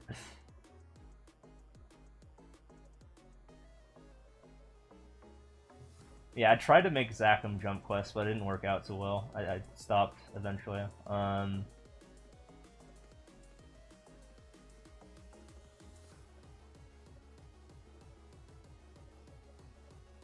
So yeah, basically it's if I go in here, I don't know how to do this. Yeah, I guess I can technically have the timer be 500 right now.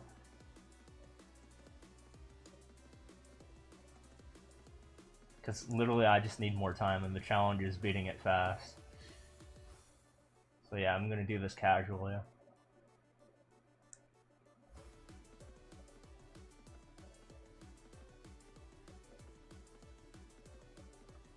Yeah, you can kind of like cheese it a little bit by just going on the walls, but it doesn't work out for the entire level just because of how abstract stage 1 is.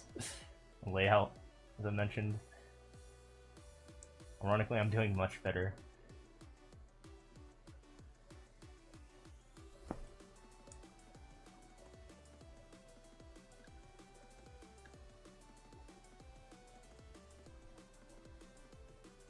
Whoops, kinda need that. It's okay, there's infinite power-ups. Okay, so now we're on stage 2. Is this a completed version of that? I hope it is.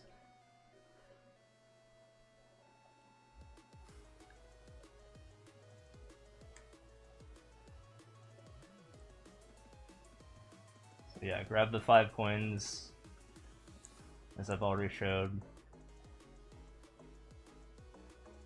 And I had to get creative for stage 4, which you'll see shortly. Well,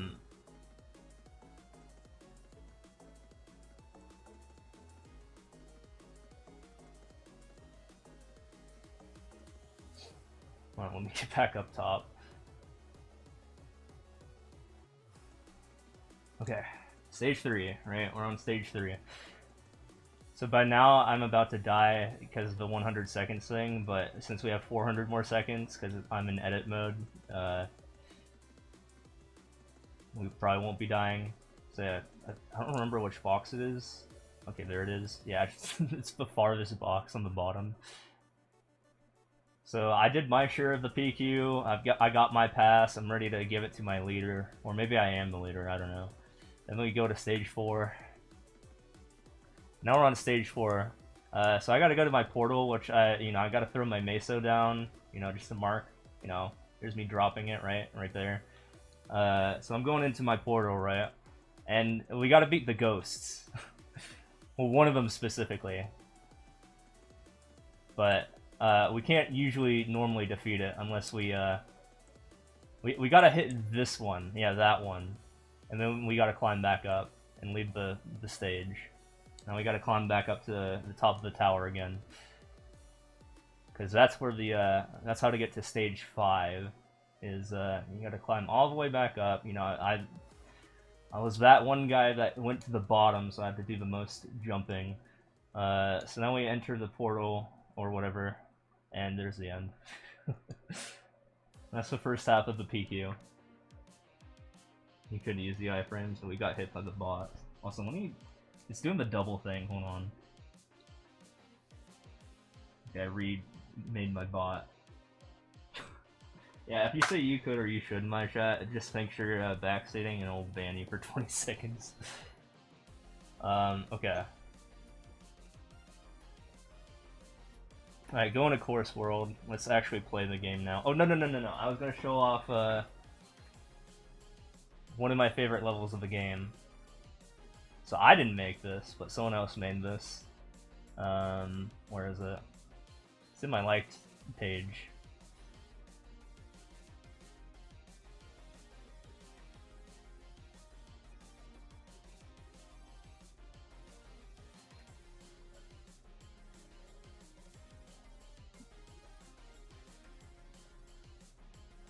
Where is it?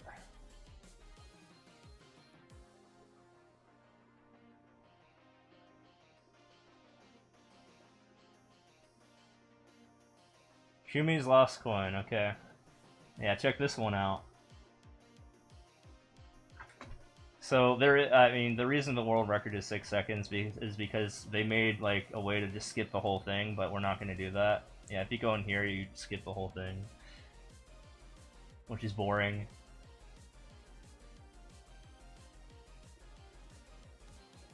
Yeah, see? They even insult you for it, so we're not gonna do that. Instead, we're gonna do the actual B1.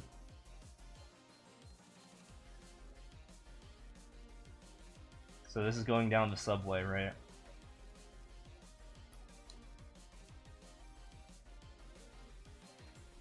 And here, let's find a B1 video.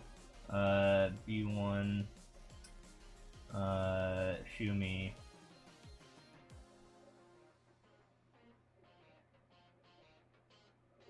And here, we can, like, if you guys want to pop this up side by side. This is not me, this is someone else's video. But here's Shumi's lost coin. Here's the beginning. Oops.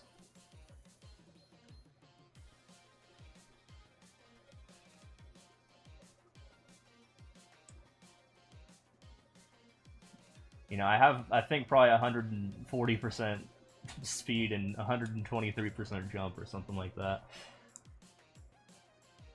Maybe even more.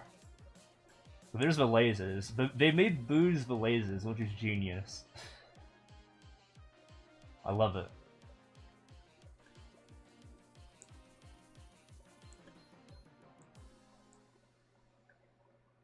So I got through that part, and then we get to go past that.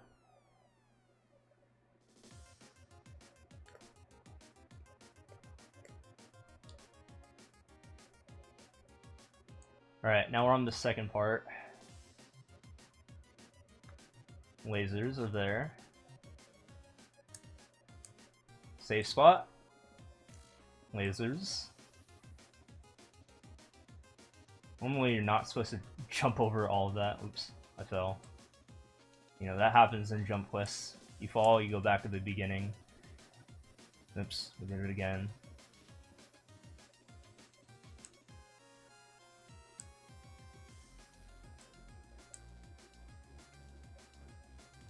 I did it again. Okay.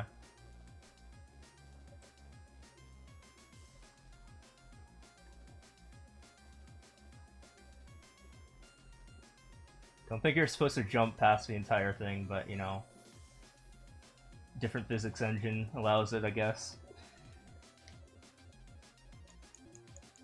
And then we got the lost coin. We're in the subway part. And there it is. That's Shimi's lost coin, B1.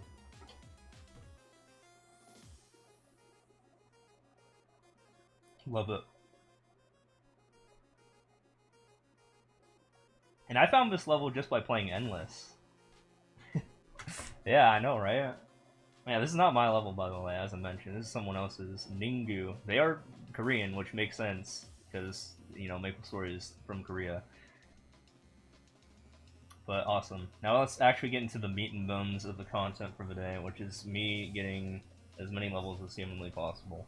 So let me show you what the grind's like. So you may notice I'm at 614,000 levels. I did mention I was at 840,000 levels, by the way, which is, hold on. Let me go over that real quick. So there's easy endless, there's total clears, and there's world records, right? I have, 162,000 something world records, and I have 838,000 clears. And let's look at the leaderboards. This is the global leaderboards that everyone can see, and there I am at the top, obviously. And then here's everyone else. Yeah, it's not even close for clears. Easy, it's a little bit closer. I don't even want to show it right now. But I will show world records. We have some lead on that as well. Like, yeah, 22,000 leads free, still good. We'll take it.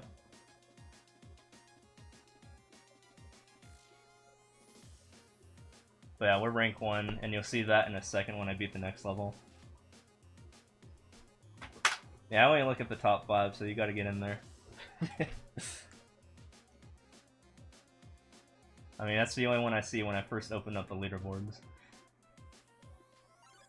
So that's kind of where I got, like, any bit of my fame for this game, is just that. And friendship with many other Mario Maker streamers. How I met some of them is, like, Panga, I think I met because he was stealing my world records at the time, and I actually helped him steal my records, and then we became friends after that, and then I got introduced to Racefire, and then I became even better friends with him, and I started doing regular content with him, and that led into, hold on, where's that?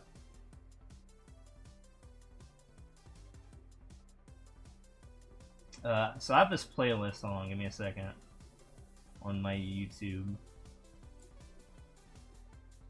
And this is just all the projects. I didn't make any of these videos. This is videos that other people made, but I'm credited in all of them, which is what I was going with that. So this is basically all my database work. So I'm like a data scientist, kind of, slash data engineer. So I have this playlist called The Steve's Data Collabs, which is just other people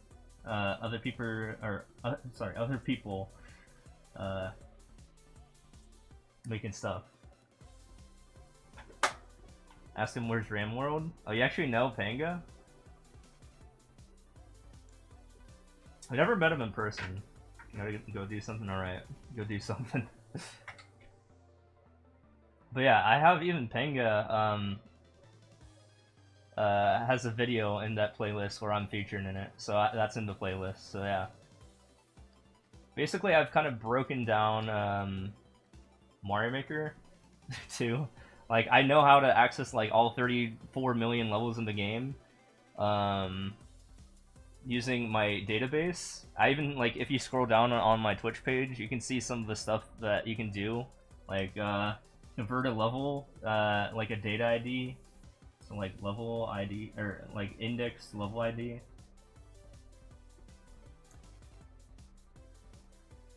This is the first level in the game. It's that code. So yeah, I know like the internals of the game and how it works and stuff like that. But on top of that, I'm a heckin' grinder, and I get most of my levels from just beating endless anyways. So I don't even need to like choose my clear count.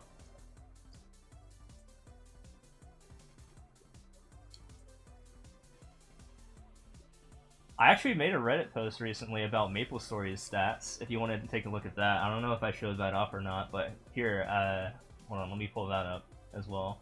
I got just so much stuff to share, man. Let's see if I can find it. Hold on, let me close out of my katakana table really quickly, because sometimes I have to bust that out for Japanese levels.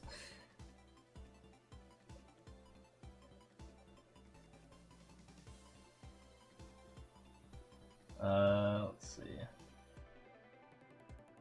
Profile.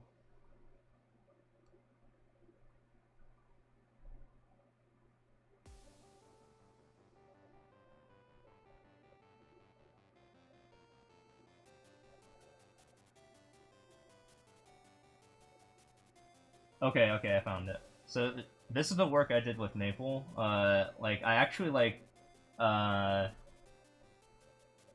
what's the term? I collected the data from like all of the leaderboards in the game. Dude, why is that term escaping me? I don't remember what it's called. Data mined, I guess? I don't remember. Scraped. I data scraped. Yeah, so I scraped the entire leaderboards of MapleStory. I've also already done this with Mario Maker 2. And I even mentioned that I have history doing that. So I actually scraped and turned it into a CSV, like the entire MapleStory leaderboards. So if you want to check that out, at least the Legion leaderboards, like all servers combined, it's in that post.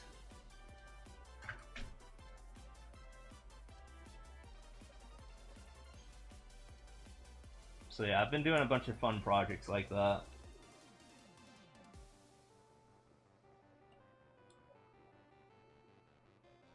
What is this level? 18?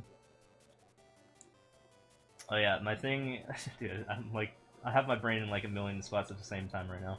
I should also explain what the heck is going on here. So my goal is to beat levels as fast as humanly possible, so I can do more of them, basically. So I'll do things like, when I go into a level, I'll check the world record. I'll see if it's like a certain length, and check if there's like any like sub-areas, because, you know, going into and out of sub-areas takes real time as well. And you want to minimize real time as we go.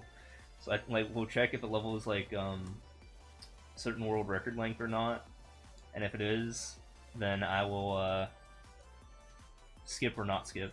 So this one looks pretty short, so it's 15 seconds, so we can tolerate it. So I use the world record as a sort of estimate for how long the level will actually take. Obviously it's not like a perfect estimate, but it should be like reasonable enough. Because sometimes I even get the world records. I mean, obviously I have the most in the game. Oh, this level's kind of annoying, isn't it? Okay, there we go.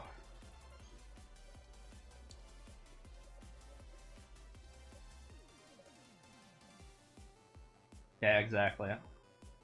Well, levels only have like 500 seconds that you can beat them in, but there are actually world records where things are like longer than like 99 minutes, because you can actually die, and dying does not reset the current timer to get a world record in a level. So that's why you'll sometimes see levels that have like 100-minute world records, but they're pretty rare, and usually super expert.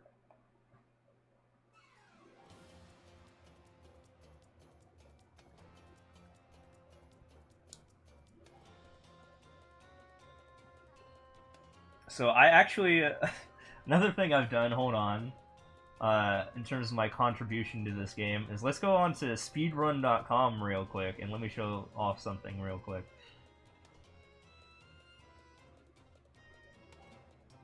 So I invented a category. Actually, two categories. I think, probably the first person in the world to actually complete this, but I did a 1,000 level run. Well, that's not... Okay. Yeah, go here. And then click on 1,000 levels if it's not selected. I'm not even the fastest one to beat 1,000 levels, but yeah, I made the 100 level category and 1,000 level category. You can check the forums and see that I was the one who made that a thing. The amount of levels I've beaten, does the game actually give me the same level multiple times? Yes! And I'm one of the rare people that's actually a thing that actually happens. It's about a 1% chance for me, actually.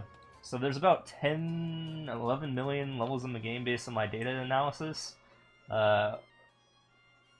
So for this specific difficulty, yeah, there's about 11 million levels in the game. And obviously, since I've beaten 600-something thousand, I will actually get repeats. And I can tell when I press start and see that the like and boo button, like, on your first attempt of a level, they will be grayed out. But on the second attempt of a level, they will actually be fill-inable, and you can actually interact with those then. So you can't like or boo a level unless you've already beaten it, or already attempted it at least once, like even if you die or not. And it happens about 10% of the time for me. And about 1% of the time, I even find my own world records in Endless. Because I just have so many, so...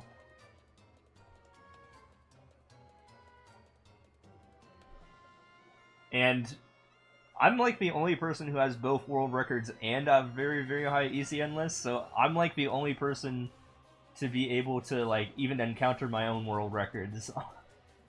Because the people in the other, like, top 5 players in ECN lists do not have very high world records. Like, they have 8,000, for example, as the rank 2 guy has, like, 8,000 world records or something. I have 162,000 in comparison, so... yeah. The rank 3, I think, has, like, 20,000, but I still have 8 times that.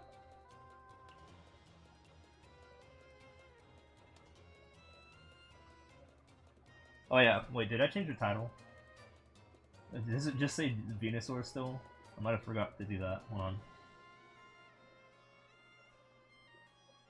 on. Super Mario Maker 2. Yeah, I'm not very good at updating my titles.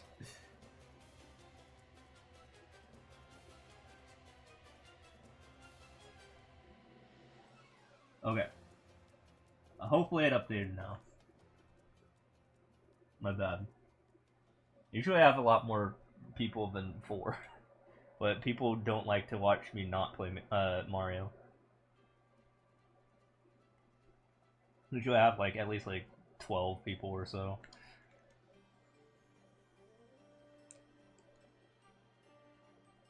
But yeah, when I play, like, other games that aren't Mario, they're like, the fuck is this? Like, guys, I have other hobbies. It's okay.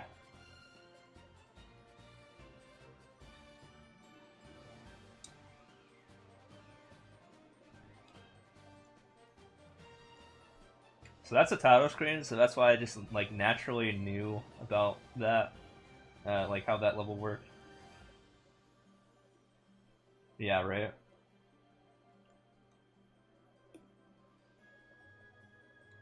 It's also the reason why that rank 2 is closing in on me for easy, which is why I gotta get out of there. But the thing with that is he only does 400 levels a day, and that's really easy for me, but I have to put like 6 hours in per day. It takes him 16 hours to do 400 levels. It takes me 6 hours to do 400 levels. He's very, very slow, but he does 400 every single day. like extremely consistently. So that's why like he's like catching up to me because I've been like gone for a while. Yeah, I say only, but I am the guy who sometimes busts out 800 to 1,000 in a day. He has never done more than like 500 in a single day.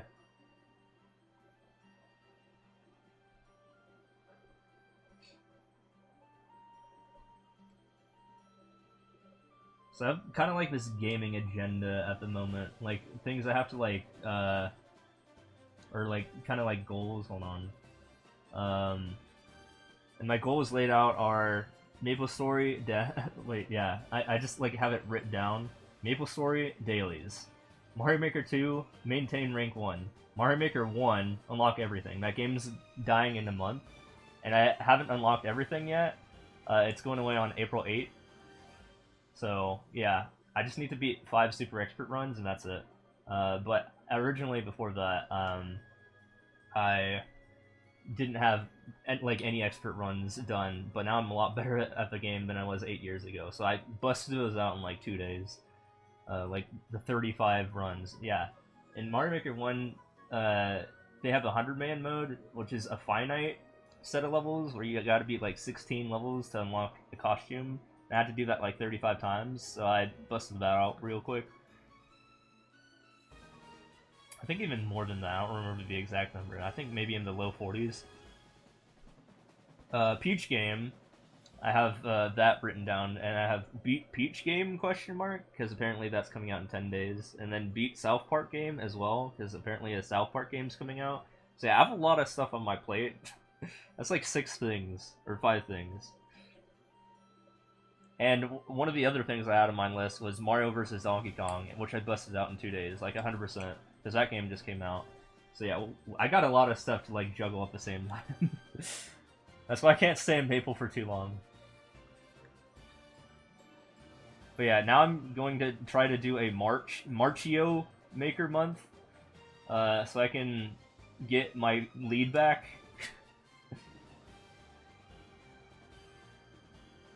So, yeah, target is to be more than 400 a day. Well, I mean, way more than 400. It's however many I can stomach, pretty much. So if it ends up being, well, today's probably going to be a short day because of all the quote-unquote dailies when I threw in the weeklies as well. From Maple, yeah. And I also threw in the, like, I don't know, like 20 minutes or 30 minutes of me playing, Pokemon. Yeah, that was another thing on my list, was Pokemon. Make sure I get the Mon, because it's like a temporary event. Dude, heckin' temporary events ruin everything. Strawberry thing, Strawberry event, the Venusaur event, now going to be a Blastoise event next week. FOMO, right? And Mario Maker 1 is now technically a temporary event, because that's going to expire in a month. That's how they get me from being rank 1. Because this guy, this rank 2, isn't going to falter from his 400 a day. So, it's just so much, man. I have to play so much. I think I'm going to just cheese this level.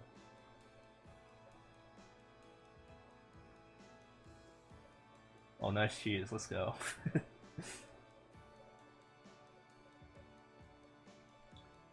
But yeah, I'm gonna be super busy this month. Let's just say that. After April 8th, I mean, I can knock off Mario Maker 1 from the list. Although I do need to save 120 levels at some point. Which, I mean, shouldn't take too long, but, you know, just because the game's dying, or going offline, I want to save 120 levels. I'm probably gonna get some Panga ones, some ordered ones. Do you know who Orator is, by the way? I don't know if you know who Orator is, but single-handedly, that man has probably gotten me the most money on the stream. Yeah, Baldman, you know who Baldman is? Let's go. I met him in person, and we actually hung out together and walked around TwitchCon before I met up with Parkster and Doug. I went to his meet and greet and all that. Yeah, him raiding me 3 times literally funded that entire trip. Not even joking. Like, he has like 2K viewers, as you know, like constantly, and just like him dropping a raid on me is massive for my for my wallet. Not gonna lie. I got a bald man raid earlier this month too, like a week ago. But yeah, you can with a bald man raid, you can get like $400, no joke. And then I just kind of like spam the add button as soon as no one talks, which is ideal because everyone else just leaves their computer up. So that's kind of a meta.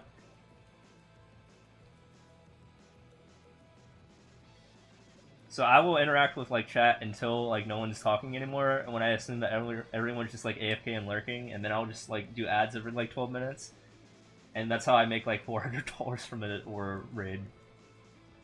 Oh, you've hung out with Mango before? Nice.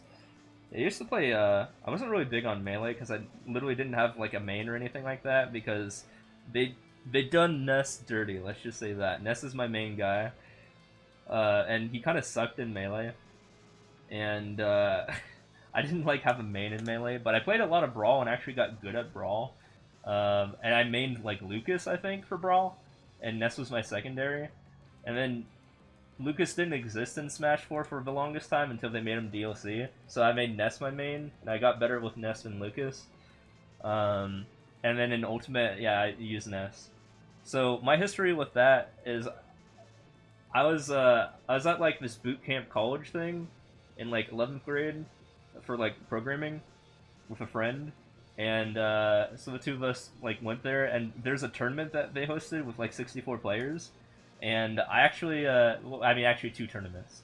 So the first one I got second place, and I lost to this guy named Keanu who was also a Lucas player. It was a Lucas mirrors in the finals, and he just beat me. And then the second time around he wasn't in there, so me and my friend, this is the important part, why I keep mentioning my friend. Me and my friend ended up in the finals together, and I beat my friend, and I won first place. So I got a free, not to be confused with the number 3, but free FREE DS, Nintendo DS, regular DS, out of that, which is awesome. So the second prize, or second place prize, was a $25 gift card to Best Buy, I think. I don't even know if I use that, but yeah, I have a $25 Best Buy gift card and a Nintendo DS Blue, so or DS Lite, because my other one was starting to like, or my fat one was getting like cracks and like the hinge was falling off. So I kind of needed it anyway. But yeah, this took place in like 2011 when Brawl was a thing, so that's how good I was at Brawl. Good enough to, I mean, I didn't go to like any formal tournaments, but I was a good Lucas player, okay? I was a good Lucas player for Brawl.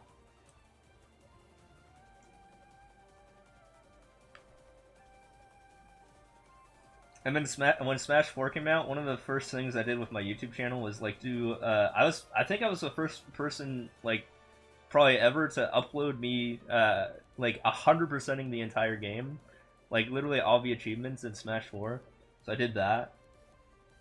I'm playing Melee competitively since 2011. Nice. Yeah, I mean, when I was playing Melee, I think I was like super young at that point. So I think Luigi was my main before I like really enjoyed the Mother series for some reason. Yeah, since then, like Earthbound's been like a huge like part of my like later teenage years in that series, and I mained those guys. I mean, those two like went together. Like me playing those games, like those 3 games. I even played the Mother 3 English fan translation, and I loved it. Since I loved Earthbound. Earthbound 0 was okay, but you know, got through it. I think I only played that once. It was a different RPG. But yeah, I played those, and yeah, I just really enjoyed I don't know, Ness's playstyle. And going online with randos for Ultimate with Ness felt like super OP. And when I did doubles with my friend, because he would just like play like a heavy guy, like Bowser, and I would be on PK fire duty. So basically, he would distract him, and I would PK fire chain them to death, and like over a ledge or something like that, and then add my Meteor Smash in, and it would be like a 0 to death sort of thing. It was kind of hilarious. Because you could just like spam PK fire consecutively, like off the ledge, and then they're just like kind of trapped, and then they can't like really do anything about it, especially if they have like bad recovery. Especially if you have a partner to protect you while you do that, it's great. But yeah, I was really big into Smash, at least the ones that were not melee specifically, because Ness kind of sucks in that game, as I mentioned, and I didn't have a main. Like I would just like play a Fox if anyone forced me to play a like melee, because he's literally like the best character, so I'd have the best chances. And I wasn't even like that good with Fox, but you know I was getting some results with him. Yeah, that's how much I hated melee. I just like never got familiar with any character. But yeah, I used to be like a Luigi guy when I was like in elementary school, because that's who I was in Smash 64. Until I dropped him when I returned to Smash 64. When I did end up playing that game again briefly, whenever I want to, 100% its story. I mean, 100% everything in that game on whatever device. I'll just play Ness now, because Ness has a really good Meteor Smash in 64. Okay, this level sucks. I'm out.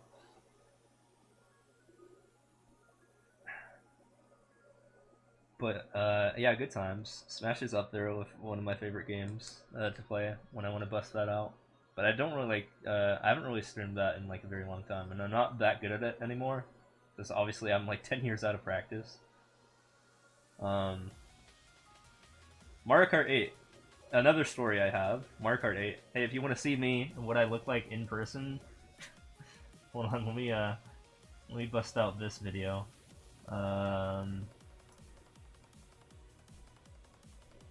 Let me give some historical context to this. If I can find it.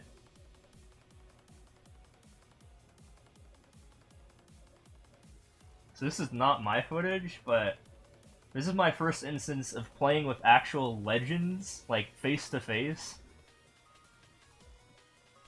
Oh, you're going? Alright. Well, I just had that last thing to share, but that's pretty much it. Yeah, PAX Prime 2014. I was there at PAX Prime, and you can actually see me in person. I'm wearing like a Ness costume. But I played Mario Kart 8, and I went up against these guys, like Twitch partners. So that was pretty cool. And actually, yeah, in this Mario Kart 8 tournament, this was like the finals. So I was in the top 4. I think I got 4th place, because I was really bad in the finals compared to these legends. But yeah, I was good at Mario Kart 8 as well.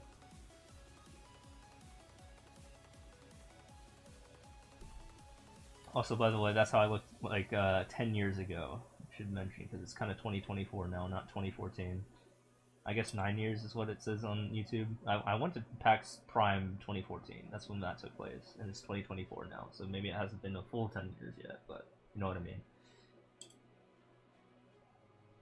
You can tell I'm already an adult in that video, so you can kind of guess that I'm much more of an adult now.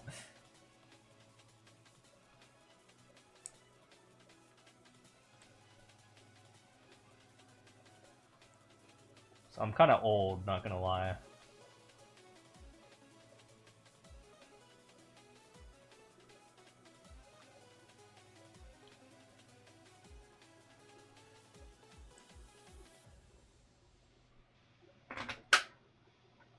I need another drink.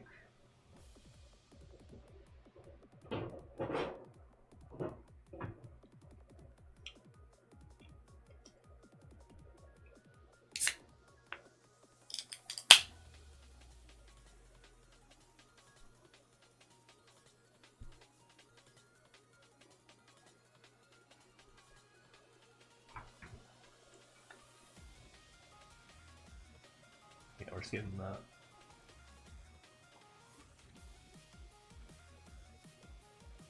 Oh yeah, by the way guys, press 1 if you're still actually here. Otherwise I'm just like gonna like shut the mic off.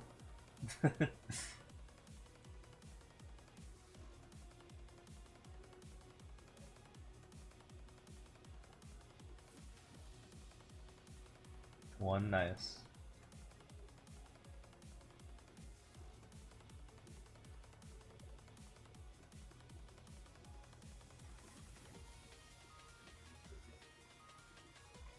yeah, that's my history with uh, I don't know, just meeting legends. Like my first encounter with Twitch partners, PK Sparks was the one narrating. I actually, I don't think I talked to him directly, but I saw him in a DGR stream earlier today.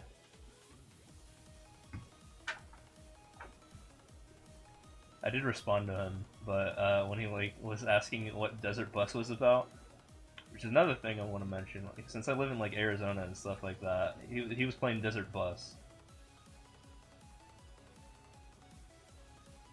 and I actually drove on that very road that Desert Bus is inspired by. If you know what Desert Bus is, Highway 93, so I could get to TwitchCon. Because TwitchCon was in Vegas, so I made literally the same trip as Desert Bus. And yeah, it's kind of like that, but like it's obviously at least a little bit more, uh, more detailed than that. It's not just a straight road. There's a couple turns in there.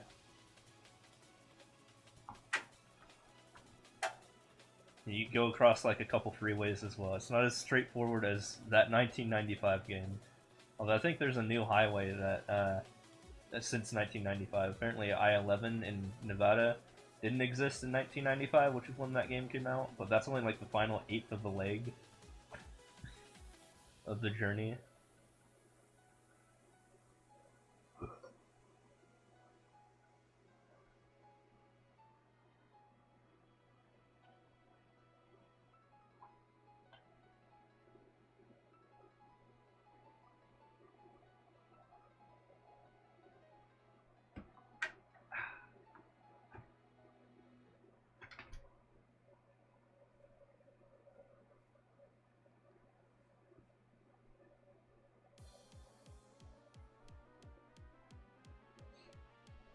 I need to put my other controller away, so it's just getting in the way from me.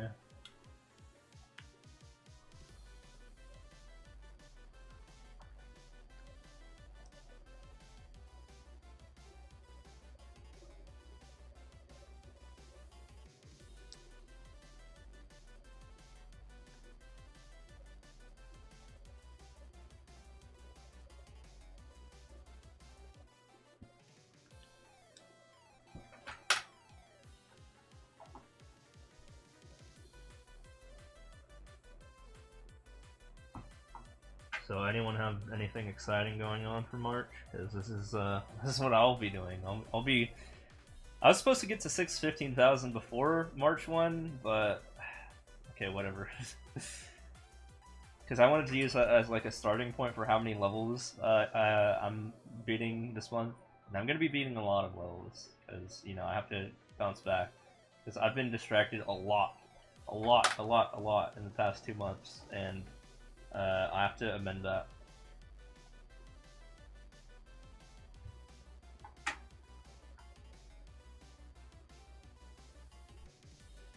As many as possible. With as few distractions as possible, but here's the list of distractions I have to worry about. Mario Maker 1, maybe Peach Game, maybe South Park, and Maple Story Dailies. I did the weeklies, so that should be at least half as much. I mean, I should have to do half as much as what I usually have to do. I could technically maybe even like find a way to do dailies and Maple Story at the same time, like on my other Switch, my Switch Lite. I don't know how I'd manage that, but I'd figure it out or something.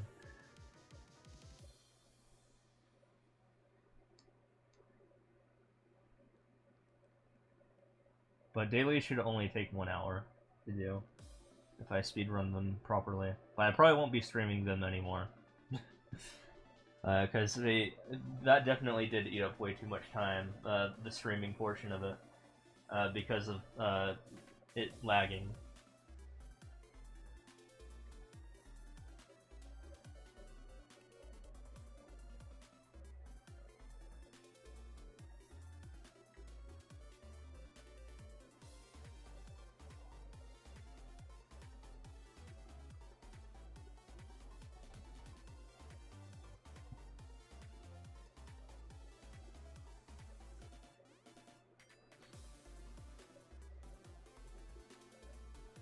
At some point, you know, you did mention the Ludi PQ thing.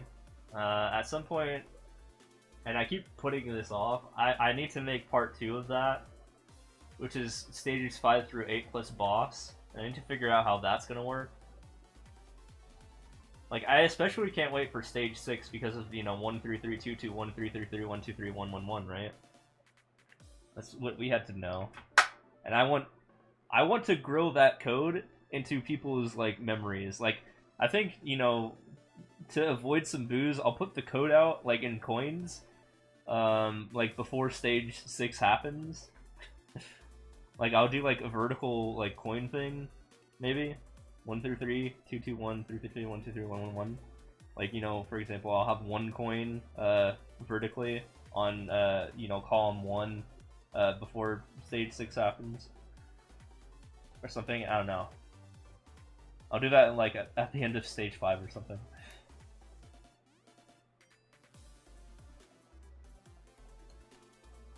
Yeah, I'm thinking of level design here. Stage 5 involves a guy with dark sight, like a thief with dark sight. And you know what is very similar to dark sight in this game? Goomba Mask. So basically dark sight makes it so you can walk through enemies unseen without getting hit. And that's kind of the premise with the Goomba Mask, right? In 3D World. Is a very similar effect.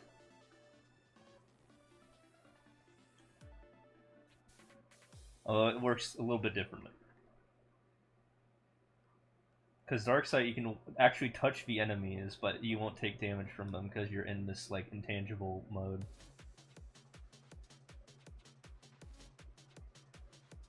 Yeah, I mean, you saw what the stages 1 through 4 were, like, how I went about them, right? And what, I mean, you saw the Mario Maker version of it, but have you seen what, like, LPQ actually is, though? And what it's trying to recreate? Like, the first 4 stages, at least.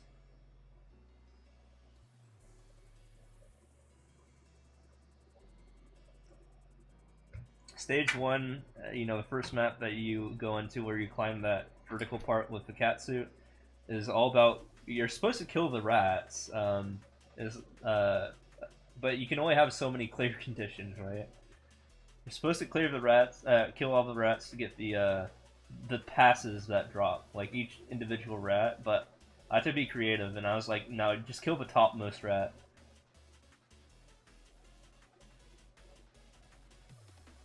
Because, you know, that way you still actually have, I mean, if you were going to kill all the rats anyways, that's generally where you want to go anyway. You want to go to the topmost part of the stage. So that's why I put the pass there, the key there. Stage 2, yeah, I don't think there's any, like, combat on that stage. You just have to break the blocks, but there is, like, a box, and I couldn't really integrate this in Mario Maker, but yeah, if you break a block, you teleport. Like a specific block that's a trap block, you actually teleport into this other map where you're supposed to get 4 more passes. So I just did the regular path, you know, the non that block. Because, you know, you have 6 people in a party, so you have different, like, roles, and one person has to go do the trap stuff, and they'll tell you, hey, the level is safe, you can go into the level, because otherwise it would teleport all members into that trap room.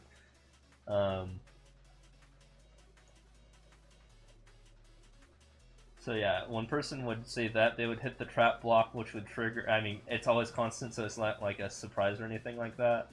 But it would make everyone teleport, so everyone would actually wait in stage 1 until some guy in stage 2 cleared that part, and then proceed with the stage 2. So that is assuming the historical context for that is that's after we waited for the guy, like from the POV of after waiting for that guy to clear that level or that part of the level, and a regular person would have to go to the bottom of the map and get those, like, passes from ideally all blocks, but I only have a limit to work with here for coins, so, you know, 5 in a main area, 5 in a sub area. So I just did the bottom 5, because that's the most work. So that's why I put the red coins there. So that's stage 2. Stage 3 is the Blocktopus stage, and basically it's kind of like Stage 2, but there's actually enemies. You break the blocks again, and I think I just made it the one that's the most pain in the ass to get, which is the one at the bottom. Because yeah, in the perfect world, I could just make it so that yeah, you could just like break all the blocks, right, and have to get all the passes, but I can't with Mario Maker physics. Because I already did that for Stage 2, so, you know, I just made it the one that's the most pain in the ass to get. And then going into Stage 4 is weird, but I found a way to design it. Stage 4, you know, the ghost stage, you have to go to the bottom again. I always have made it so that you have to take the most pain in the ass path. Yeah, each member is designated a specific room. So you'll see all those random doors in the map. Those are where the other party members would go. But no, you're doing the bottommost one for Stage 4. I forced you guys to do the bottommost one. But other members would do, you know, equally, not that. But yeah, they would equally have their own version of the map that you go into, that's the ghosts. And you would, you have to defeat, like, this thing that's, like, lurking in the darkness. And I didn't know how to replicate that, so I was just like, okay, we'll just make this a little bit of the puzzle. And make it so that you have to figure out, how to beat, like, how to do combat against, like, a ghost. So, I was like, okay, hammer versus, one of those ghosts? Yeah, there you go. And that's what I did with Stage 4. So if I were talking about Stage 5 going onwards, I'm going to integrate the Goomba mask so that you have to walk through, I don't know, yeah, you'll have to walk through an enemy that could potentially kill you. Because in the original PQ, yeah, no one had 8,000 HP, but there's this monster that will hit 8,000 HP unless you're in Dark Sight. So I'm gonna have to find a way to integrate the Goomba mask into that. So you can walk past them only if you're in Dark Sight. Hi. Yo, what's up, Priest Flame?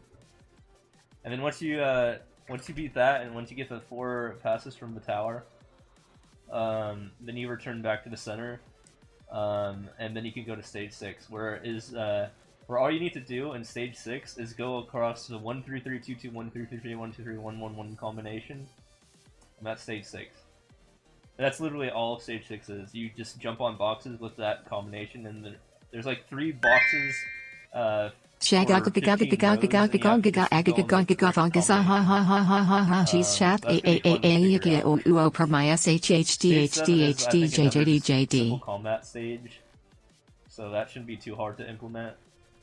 Where you have to kill like 3 ROM bots, so that shouldn't be too bad. Thanks for thanks for another 100 bits. Yeah, 3D World has interesting play rates, especially with the cat suit and being precise with it. I don't think there's like a very like, I think that's one of the very few instances of levels where you actually have to be precise with the cat suit, which I think is, I mean, in terms of like, you know, time wise, like time attack wise, right? Like, so I think it's interesting in its own that I could turn that level into that. Finally, Stage 8 is going to be weird, because you have these 8 boxes. Is it 8 or 9? I don't remember. You have these 8 or 9 boxes, I can't remember, but you have 5 party members standing on them, and you have to find the right combination. So you would do 1, 2, 3, 4, 5 with your 5 party members. I mean, you would have 1, 2, 3, 4, 6, and then 1, 2, 3, 4, 7, and 1, 2, 3, 4, 8, and you'd basically brute force it until you get to 5, 6, 7, 8, 9, or 4, 5, 6, 7, 8, I don't remember. And those are all the possible combinations. So if you fucked up, and you got to that point, you have to do it again. So I don't know how to, like... Alright, I got to go already. You're welcome for the bits. Gagaga agaga gaga ha ha ha ha ha ha gaga a a a a a a a a a a la la la a a a a a a ha gaga gaga gaga gaga his ha gaga gaga gaga. And a lot of, like, cat dive canceling, too, the way I made it.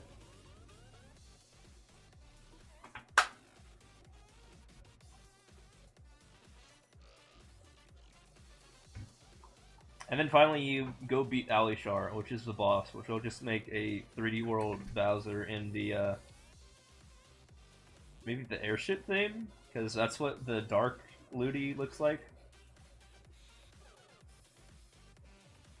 Yeah, I'll just make it a simple boss fight. I don't know how to replicate his moves, because Alishar, the boss, which is like this giant whale, has moves that can, like, lock up your controls. Like, it's not too bad if you have, like, these certain potions with you, called All Cures, which gets rid of your status effects, or like a cleric or something that has this spell.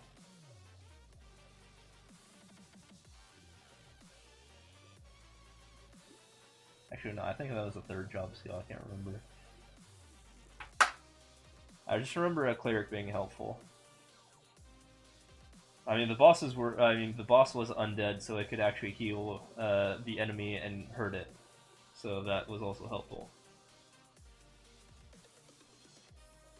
Cleric is basically the healer of that game.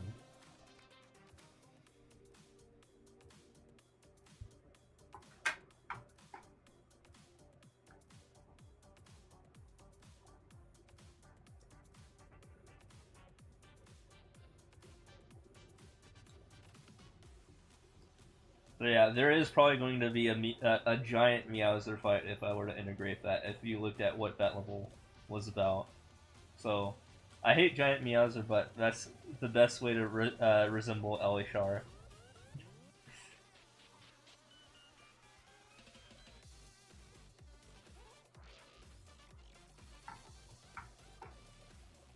Maybe for Super Expert, I'll just shove a fire power, like, before you enter that stage and only let you have that one fire power up. But I'll put the platforms as they are in the Elishar fight.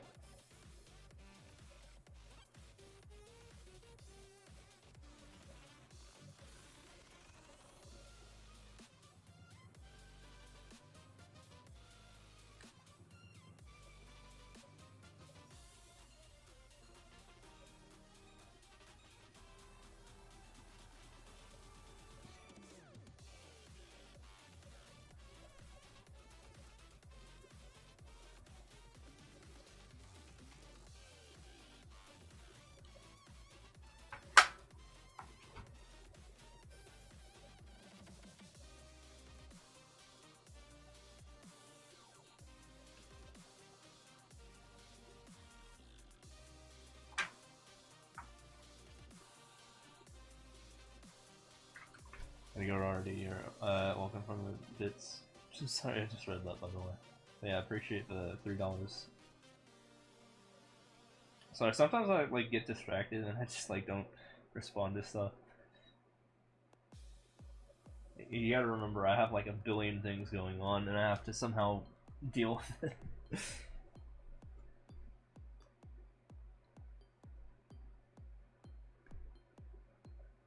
I'm trying to make everything work here.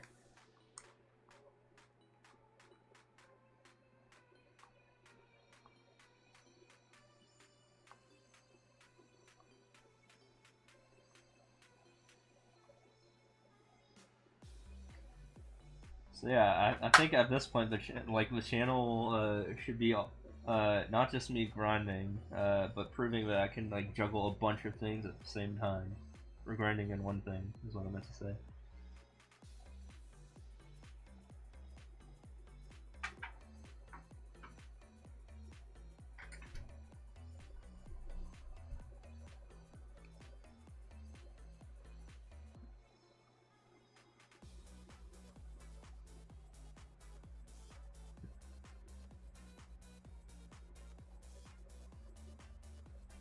I do think stage 1 is funny though, for my Ludi PQ level, because I mean, in actual Ludi PQ you can't just climb on the wall, but I needed to represent ladders in some way because there was a bunch of them, as you saw in the example that I posted.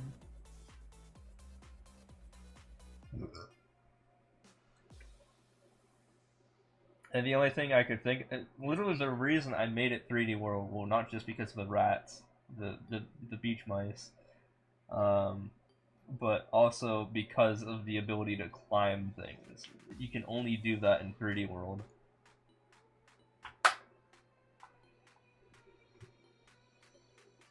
Well, I guess you can do that with vines as well, but I don't know. I wanted rats to be there too.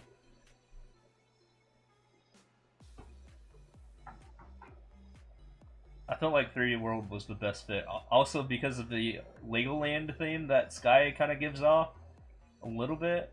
Best represented Ludi PQ, I think. The Sky 3D World theme, I think, looked really good for Ludi PQ.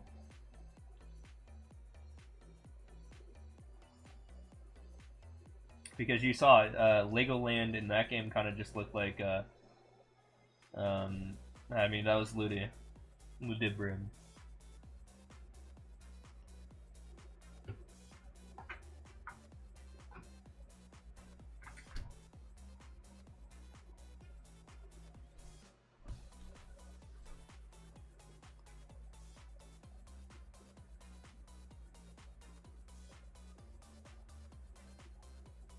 Yeah, I mean, Ludi Tower is a vertical level, though, like the actual Ludi Tower.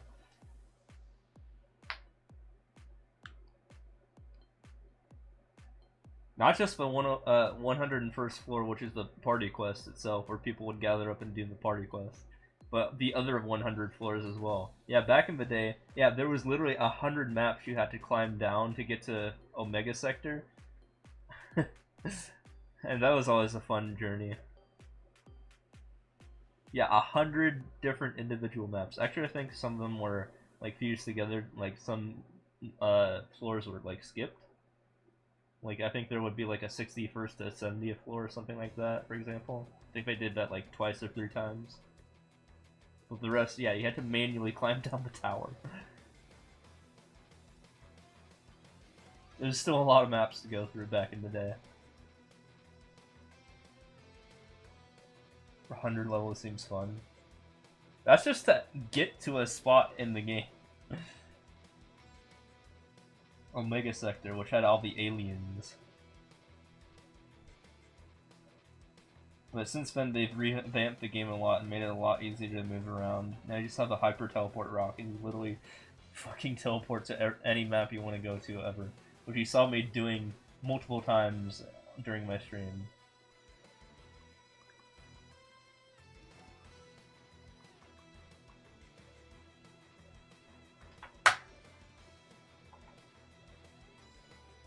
Back in the day, we used to have these like in 2005, they would actually make us like go onto like the ship every 15 minutes. It would take off to just go from the first island to the second island, basically.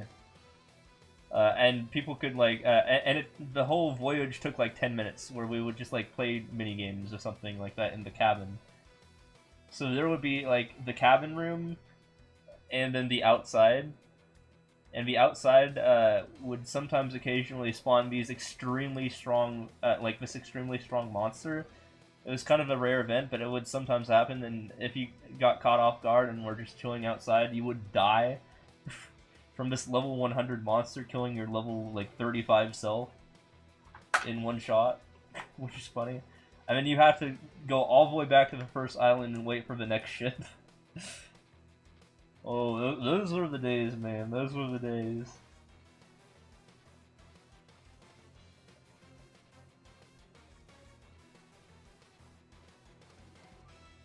But yeah, I mentioned there's a cabin room, and that's where most people spent, unless they were actually strong enough to hang out outside. So people would spawn outside. So if they just left their keyboard, like they went AFK while waiting, they would spawn outside when you first go in the ship. So you manually have to like go in the cabin to get to the safe spot and not die from the monster. But yeah, sometimes it would happen. And very rarely there would be an extremely high level person that could actually kill the monsters, and that was hype as hell.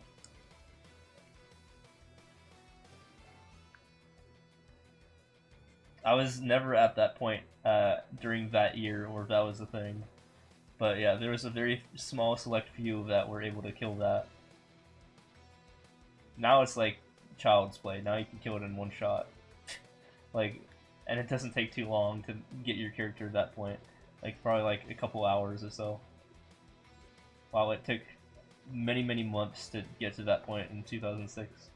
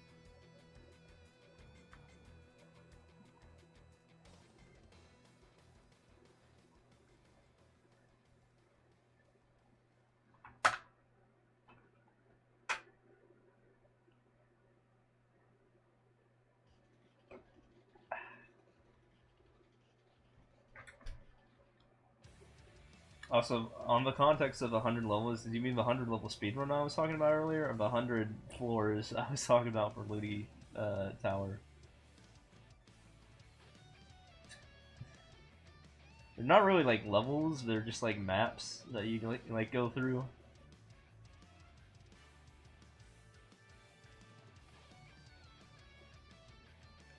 But 101 is special because that's the top of the tower and that's where the PQ starts. Yeah. I don't know if there's like a video out there of people actually traversing to Omega Sector, but yeah, that was like the voyage. Going from fucking Victoria Island, which is like the beginning part of the game, to Omega Sector was an entire trek.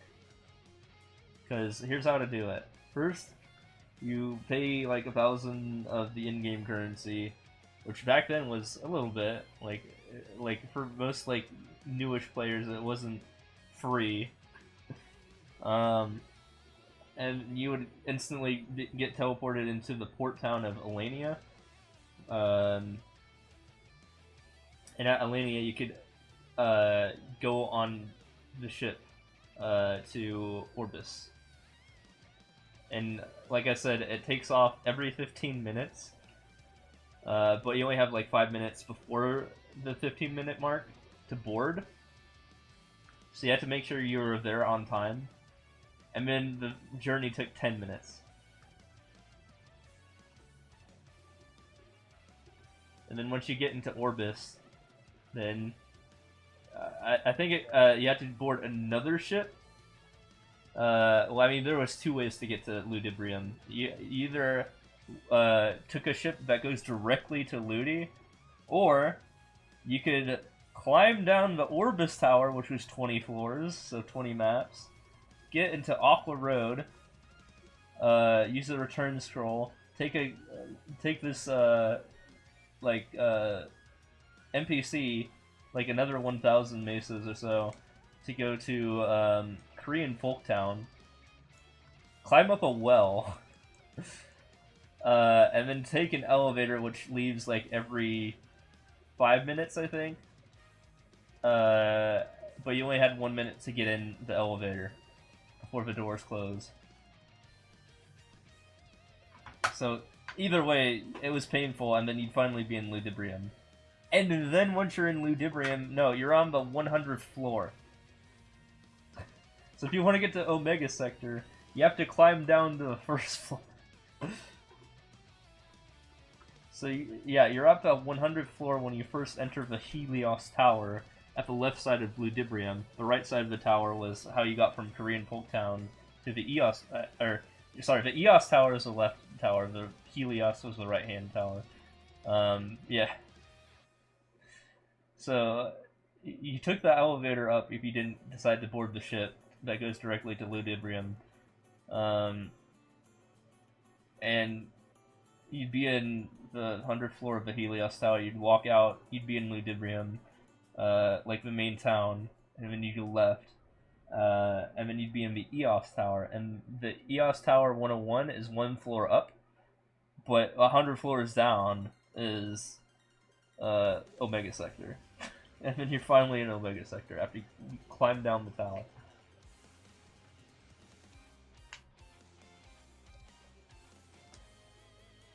Yeah, it took a while. It took like, I think probably at least 2 hours to get there, probably.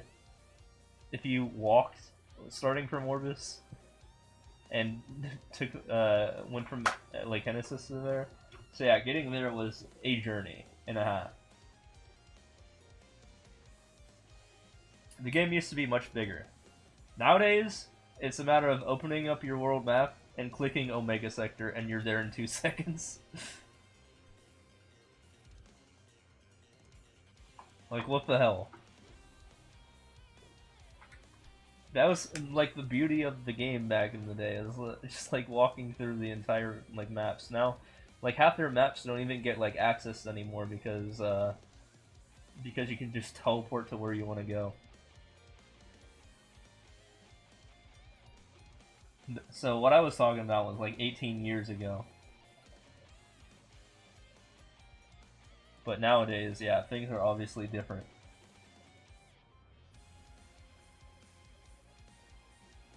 And yeah, I've been a player of that game for now, like, 18 years. I made my first account in December 22, 2005. So yeah, I have history with that game. It's not the same game it used to be. We didn't have no dailies back in the day. We just did whatever. Our main method of leveling up was just killing monsters, and that was the only thing we could do. Like, there were no quests to, like, give us a bunch of experience per day.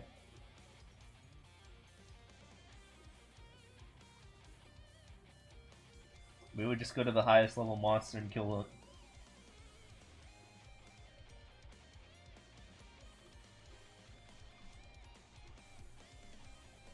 Even if that monster is like 100 levels under us.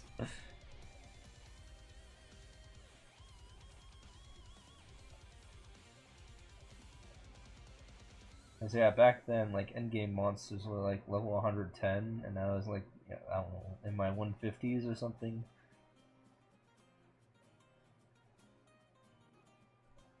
But then they changed how the damage formula works several times.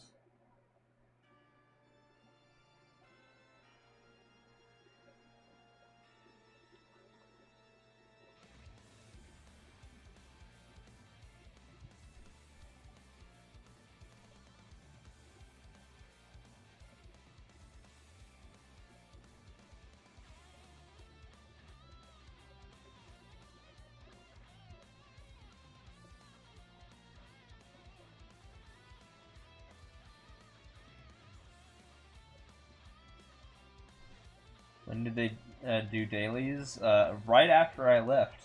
The whole game changed and added this level 200 zone to 250. Back then, the highest level was 200.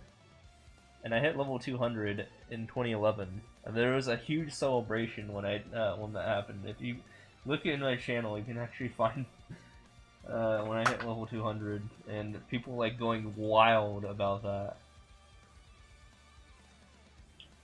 It was a legendary event, for sure. Yeah, even back then I was a little bit of a grinder.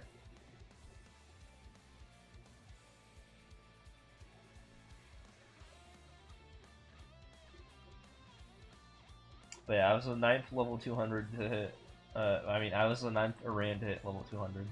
So it was a big deal. Because I was in the top 10. So I got my own NPC statue in Rian. So I was in the top 10, like I said. If you are ranked 11, you do not get your NPC statue. But yeah, there was a guy who would, hold on. Let me see if I can find it. Yeah, this is actually pretty cool. Hold on, let me show it, if I can find it. I think I have to go into Discord, but that might lag a little bit. I'll show it in just a sec.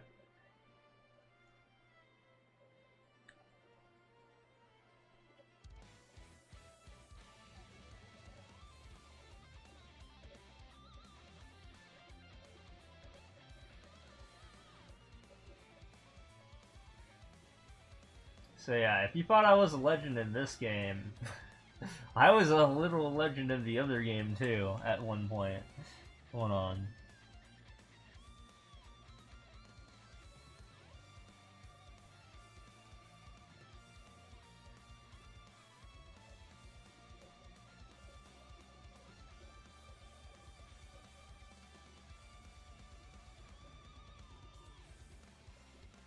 Alright, I don't know if you can access that, but yeah, check that out.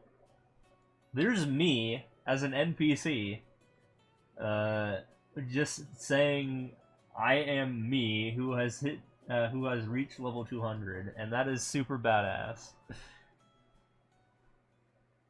Like, you can see real me off to the side, and then there's an NPC of me in the game.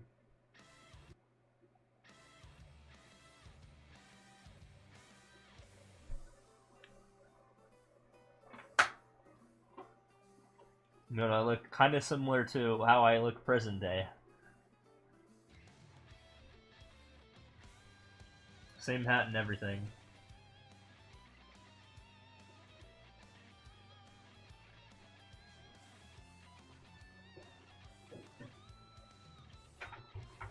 Same eyes too.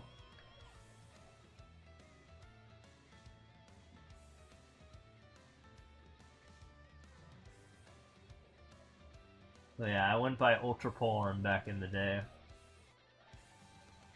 Until I name changed to just Ultra, which I was surprised was available.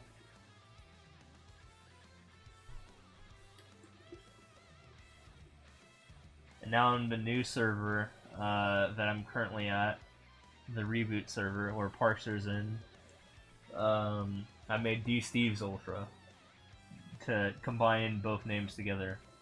How hard is it to get to level 200 now?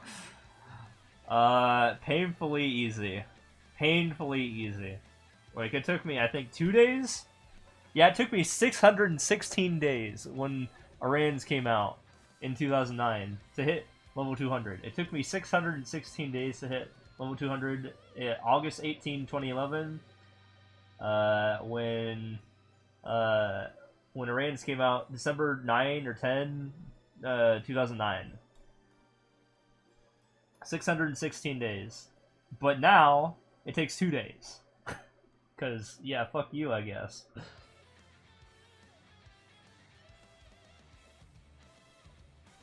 Yeah, Parks there, like, when he was playing, yeah, he did that in, like, the first week. I was like, my god, what has this game become? But now there's a level 300, and that takes forever to get to now. No one has hit level 300 currently. Someone is level 299 right now. One person. The second place person is 295. So, yeah. This game has changed a little bit since they increased the cap. So I have a level 260 guy right now. A 262 guy, actually. And a level 241 now guy. The 262 guy is the very same person you see in that screenshot. The same Aran, just, you know, through all the differences. And the 241 guy is my remade Aran that I made a couple months ago. They literally just hit level 299, and it's going to take them 1 year to hit level 300. In fact, it's a debate whether or not I hit 1 million levels before they hit level 300 first. It'll probably happen nearly at the same time in terms of this game. If I beat 1 million levels or he hits level 300. Yeah, it's going to take him like a year to get to 300. He is basically the me of that game. The Maple Story. His name is Nairu. Or Niru. Niru.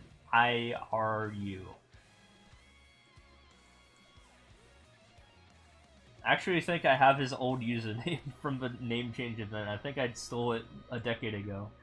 Oops. He used to be called Nairu Ocean, and I just found that on one of my accounts, and I was surprised I had it. And he wasn't even rank 1 at the time. Like, overall rank 1, so... When that name change event comes around, I can make literal thousands of dollars with his username if I feel like selling it. There's going to be like a name auction thing that comes out. So I think that's going to be funny. I mean, literal thousands worth of dollars in terms of in-game currency. Yeah. Well, I mean, obviously that's not going to happen the same day. And I'm probably not going to be able to do that this year. I'm probably going to do that early 2025, and he's probably going to hit level 300 late 2024. But probably similar. When I hit 900,000 levels, though, I will pick up the fucking pace. Because I will try to bust my way to 1 million as fast as I can once I hit 900,000 levels.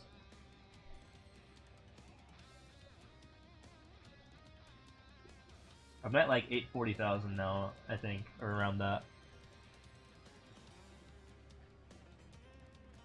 But yeah, this 800,000 to 900,000 has been brutal. This has been the hardest 100,000 so far.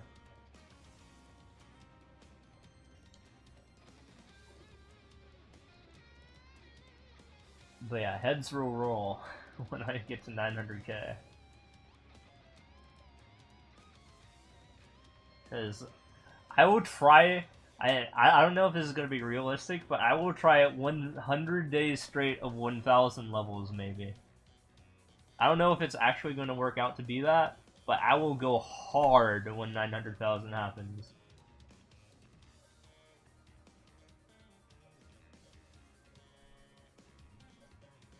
Might as well, right? I don't even have a plan for 1 million. Like, people keep asking me what my millionth level is going to be. I don't even know. I haven't picked. Alright.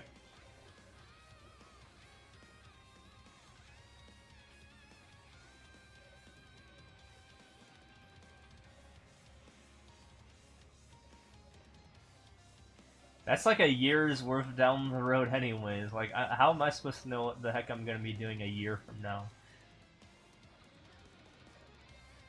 That's why I have all this time to prepare, right?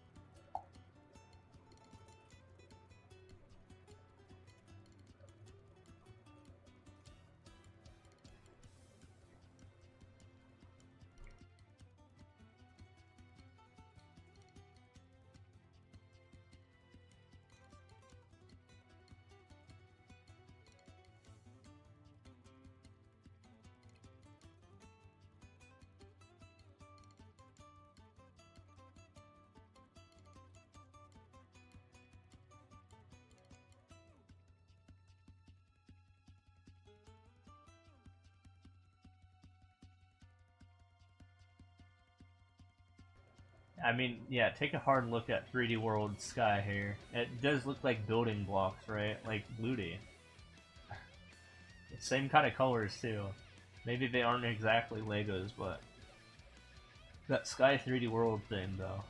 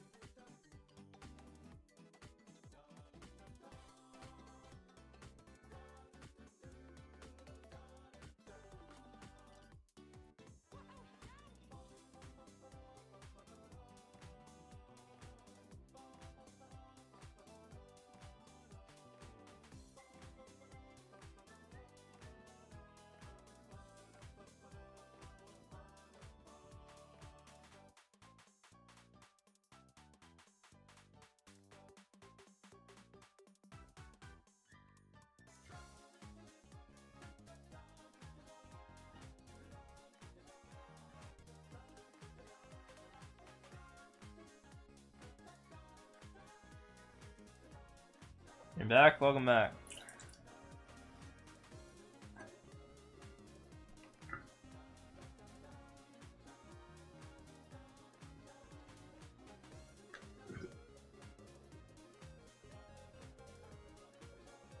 I don't remember what I was talking about before then. I think I was talking about like me hitting level 200 or something. I think that was like the conversation.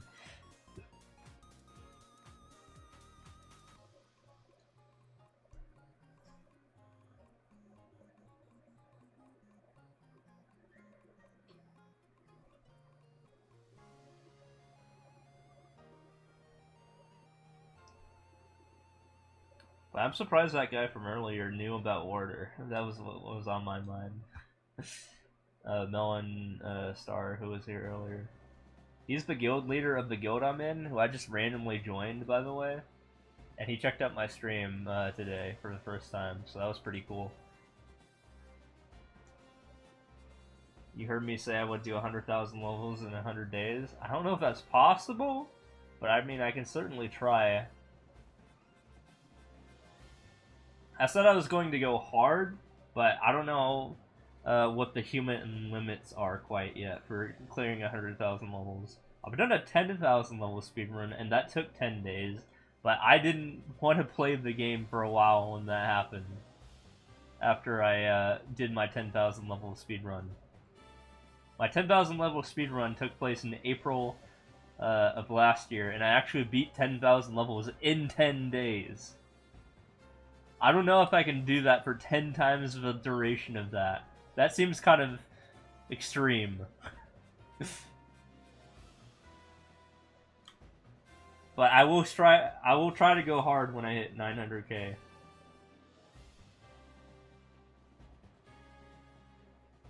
Like, I was outright exhausted even after 10 days and didn't want to stream for the rest of the month when I did that. One of those days, I did 2,500 levels in a sitting, and yeah, that took 40 hours. I was live for 40 hours, and I beat 2,500 levels.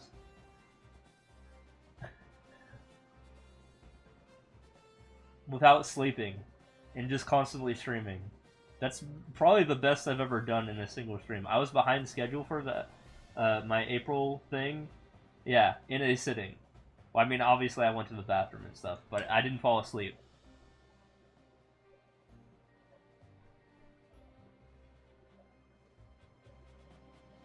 Yeah, I mean, if you look at my highlights, I think that's on there. If you go back to that stream. Just look for April 2023, and you'll find it. It's one of the last April streams I did, I think. But yeah, there's proof that I did it, so it exists.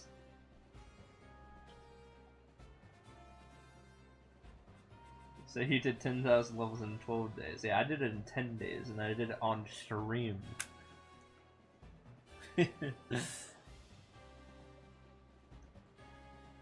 Every 10,000 levels. Or every of each.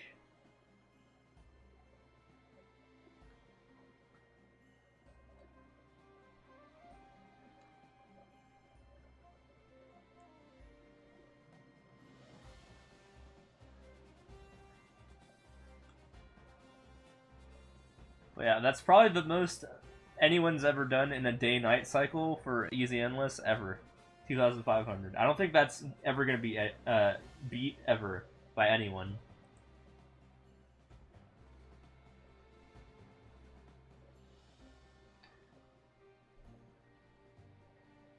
Did you find it? Is it a 40-hour stream? Hold on.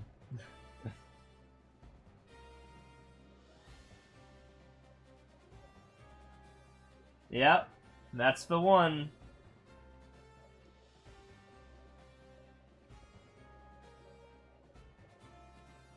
Yeah, I mean, if you go through the entire stream, you will see that I did not AFK at all at any point of the stream other than to, like, pee for, like, 30 seconds or 60 seconds or however that long it takes.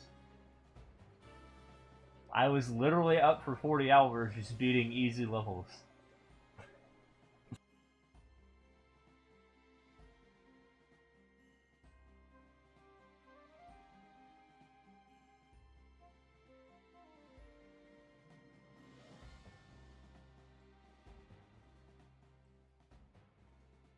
Ah, yes, my fucking. I'm looking at the beginning of the video. The timer was like messed up because it just hit 100 hours. And I was like, I don't know what to do about that, and I didn't want to fix that immediately.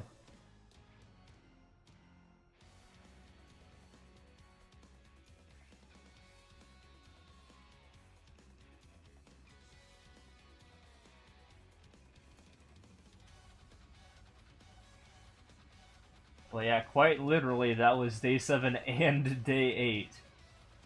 If you think about it.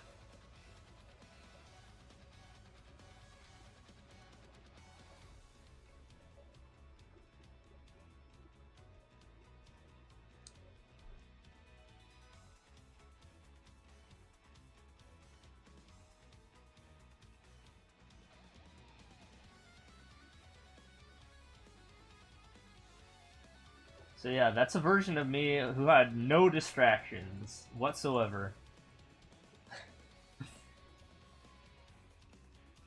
And I could just tank everything.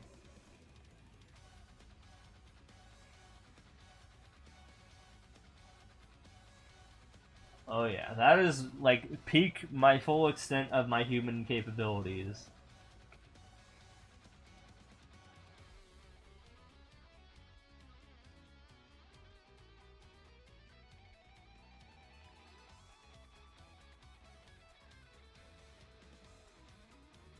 Or my human limits, I should say.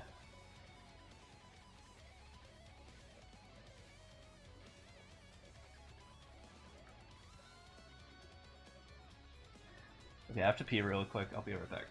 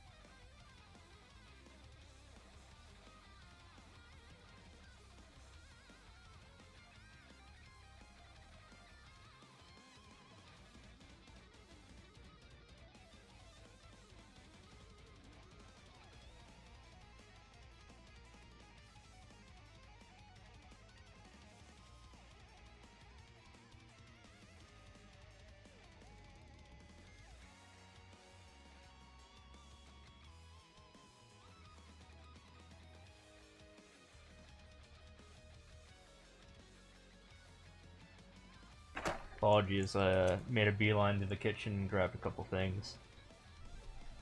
Like water, as essential.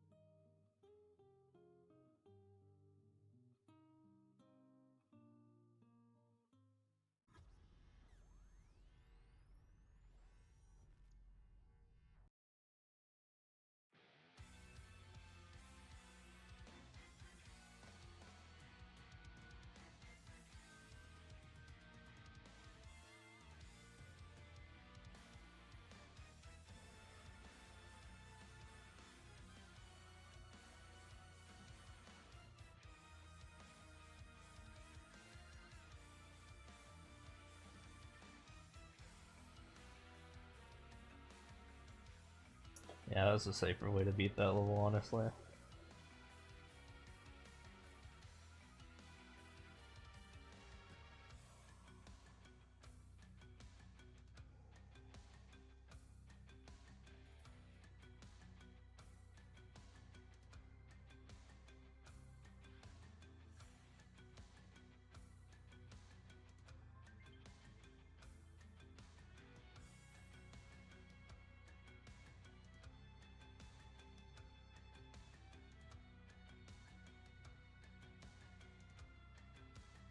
Alright, tomorrow I need to take a detour to the grocery store because apparently I'm out of drinks. I think I have like 3 or 4 left.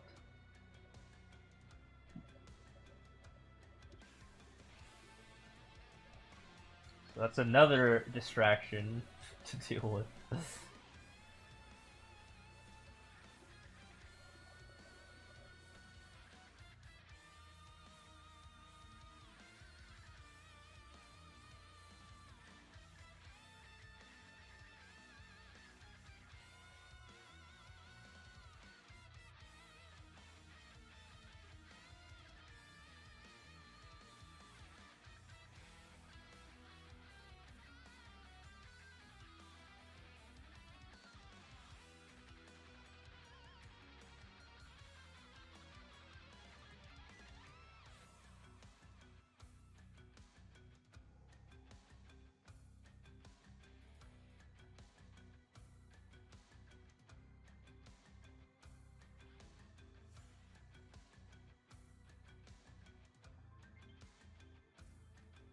Okay, did the math. I have 6 Budweisers and 1 Hop Knot IPA left. Yeah, we'll take a trip tomorrow.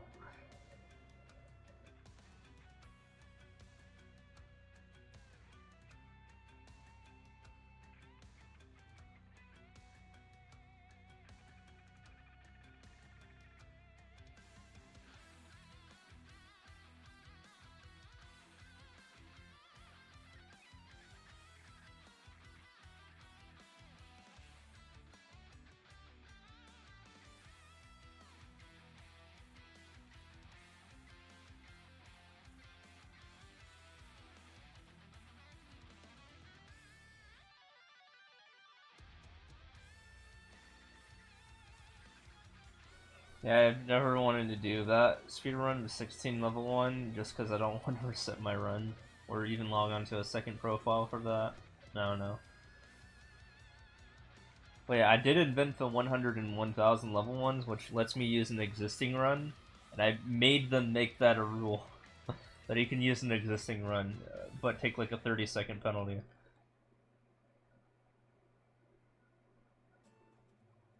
Yeah, easy. I mean, all endlesses revolve around some level of luck.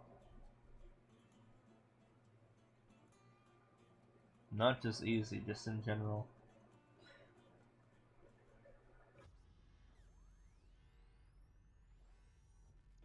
For easy, I mean, you want levels that will be quick to beat. For expert and super expert, though, it's just like, you know, if they give you easy enough levels that somehow gone to the algorithm for that, or like have like a dev exit or something that you immediately can figure out. So all endlesses have their own form of RNG, obviously.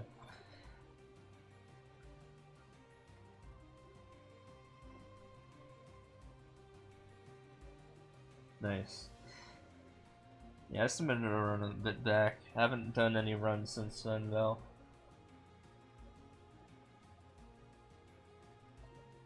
I mean, I am the grandfather of the category, though.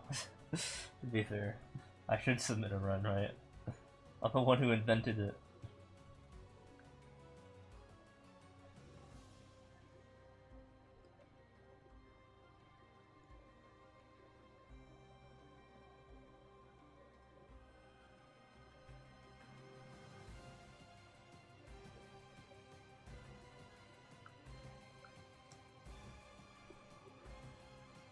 Gotcha.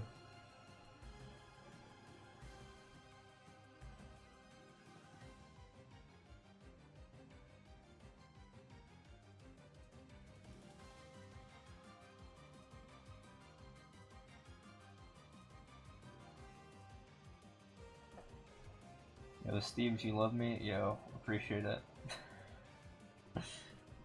Although those who truly love me have given me tons and tons and tons of money. No, I'm just kidding.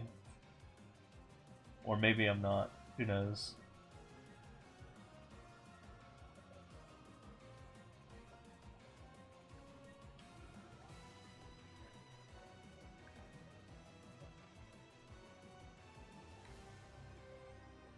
You need to beat an Eagle and some German you don't know? Yeah, I think he had a pretty good, like, 100 level run or something at some point. I'm surprised that that leaderboard popped off. Like, that's kind of crazy that people, like, that many people have submitted for 100 levels.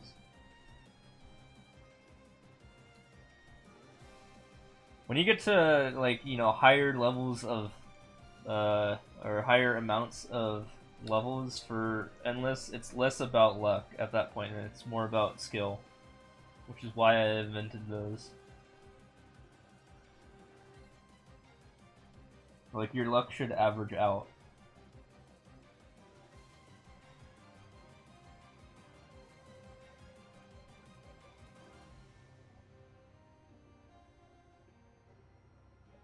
That's just how the law of large numbers works. Where with 16 levels is, yeah, you can get pretty, like, you can just, like, get, like, 1 second levels, like, 16 times and be done with that leaderboard forever, right? But you can't do that with 1,000 levels. That's not how that works.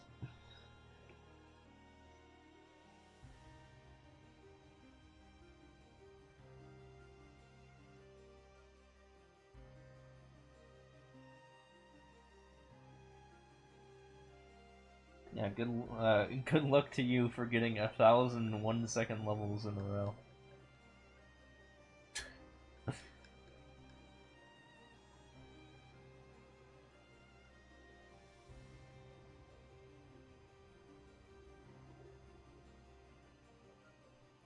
But yeah, those levels, I mean, those runs are all about skill, the 100 and 1,000, especially 1,000.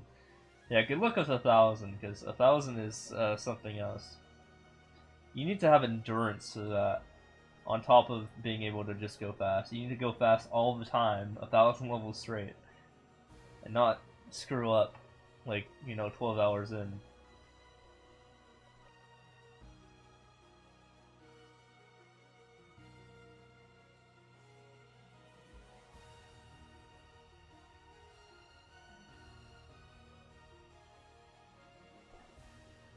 When I submitted the idea of doing 1,000 levels, like, the mods were like, there's no way there's gonna be that attention for that. I was like, prove me wrong, basically.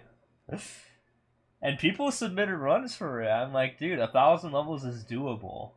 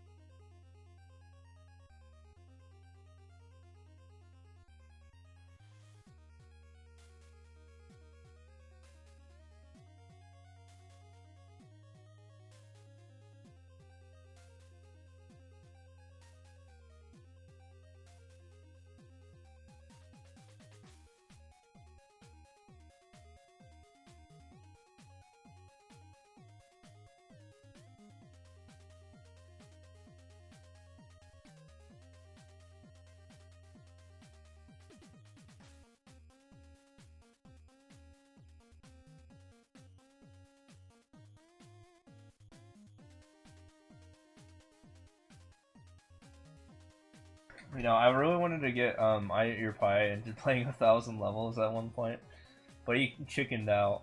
So when he popped into the stream earlier on his what's it called? On his like, he was like watching DGR play, and DGR called him out for this, that he didn't play 1,000 levels. And I was like, I mean, what I should have said, now that I think about it, is I should have said, imagine being my proclaimed rival for SMB 35 and not doing 1,000 levels. Because that would have hit him hard. That would have hit his ego hard.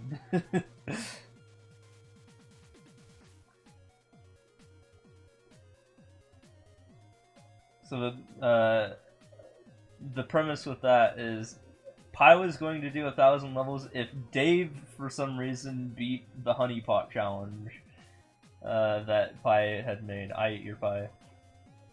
Because I Eat Your Pie considered me a rival for SMB 35, but he's also friends with Dave, and was going to do a 1,000 level challenge if Dave completed the Honey Pot challenge, but he did not do that.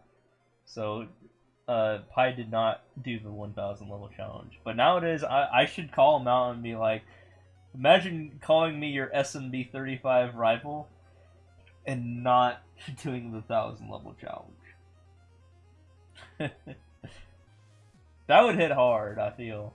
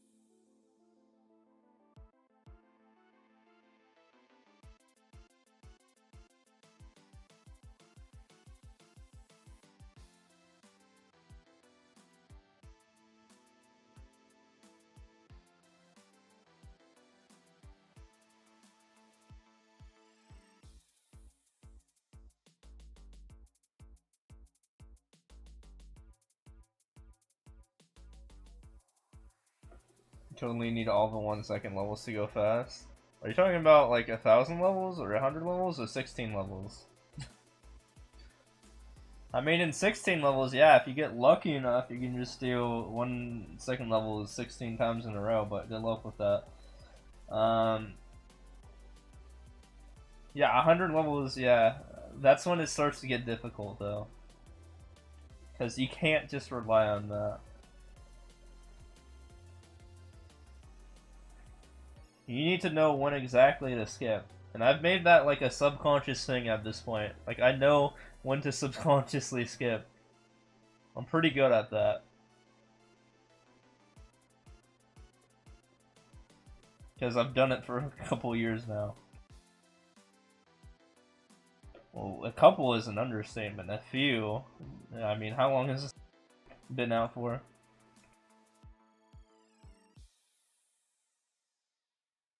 Five years.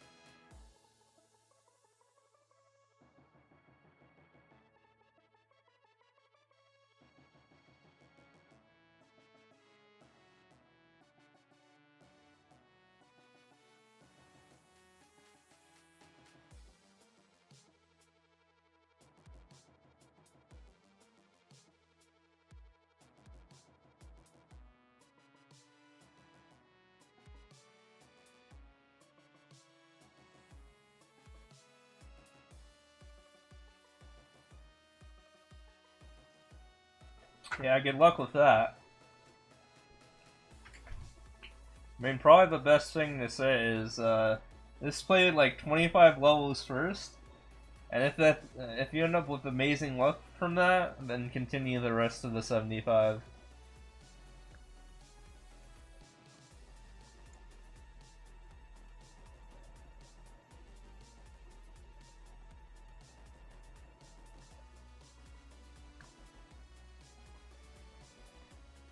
But I never did that. I just did all runs like full complete without like restarting or anything like that.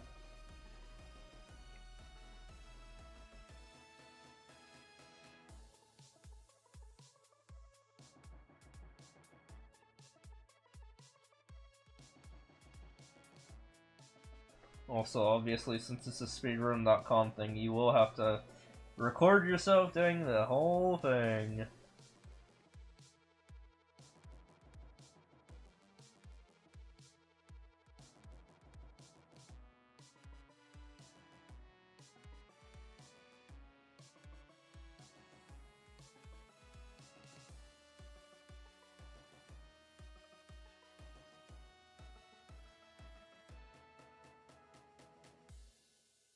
Hey, how's it going, UE? Anestis? What's up?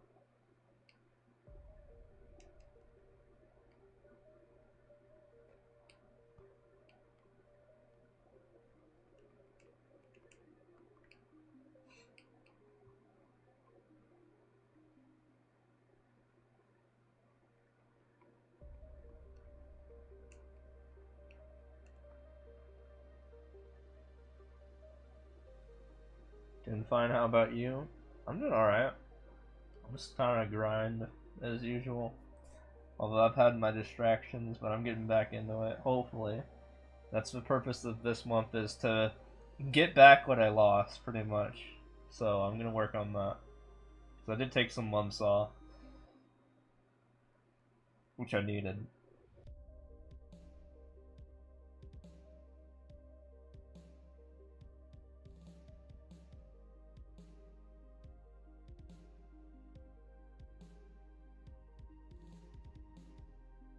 And even then, my months off, if we were to quote it, was me just grinding in another game.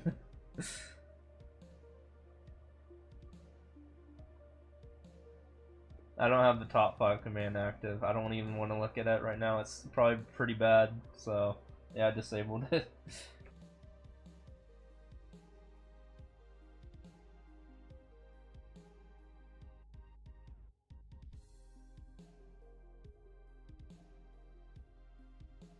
I just know I'm the top 1 still in all my categories, but we'll work on that.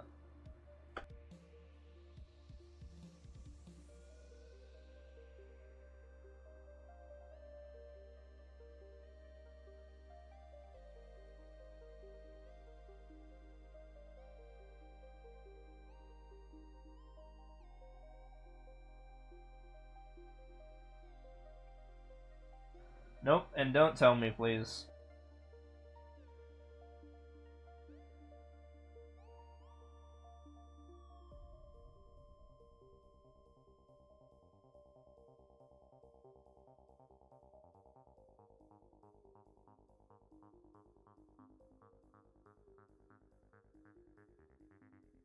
How many clears do I have? 614,784 for easy. Total clears is like 840,000-ish.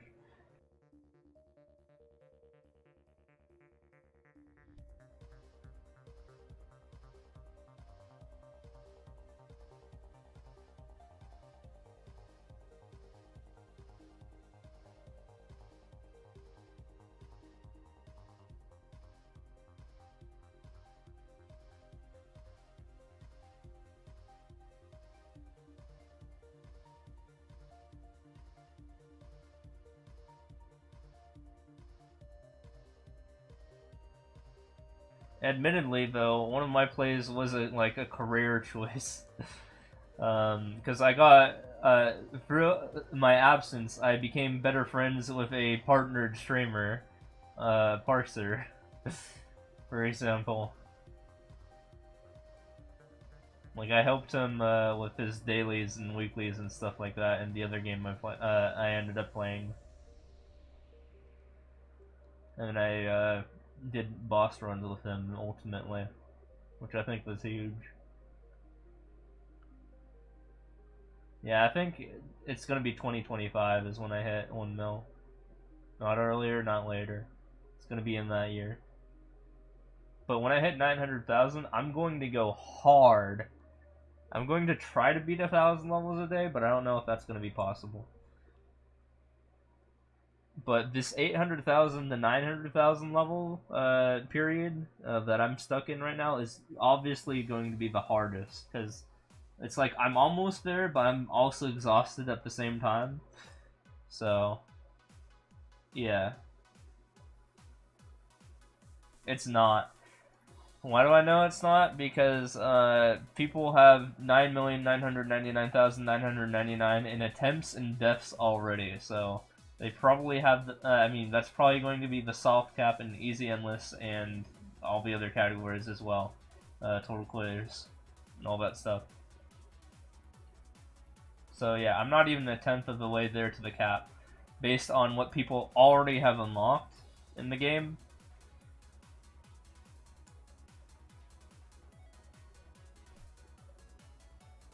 They clearly coded things to go up to 10 mil, not 1 mil. They even made you have a pink number if that occurs, like pink S+. So, just judging off of people's attempts and deaths, which they've gotten to 10 mil. When did I start the run? Day 1, pretty much, or day 2 maybe. So, you know, June 29, 2019, sorry.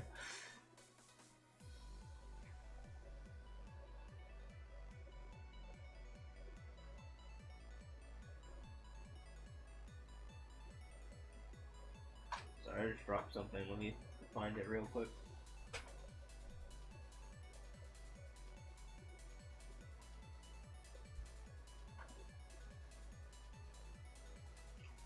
Yeah, I don't think I can. Oh, okay, I found it. Sorry about that.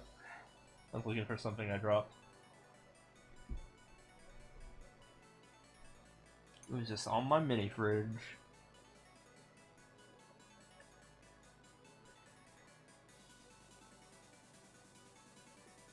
But yeah, I don't think I'm gonna hit 1 mil in 2024. It's probably gonna be early 2025. How many easy levels exist? Like, probably around 11 million or so, based on what's in my database. And again, that depends on how, if you mean how many levels have ever existed, or how many levels currently exist.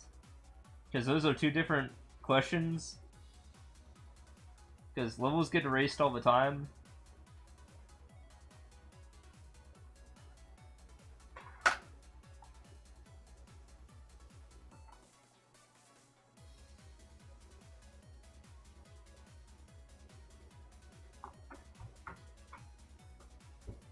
Exist currently, probably around 11 mil.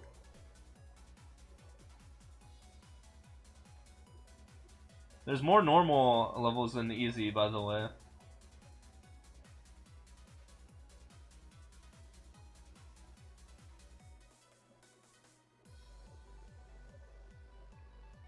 There's like 14 million normal levels.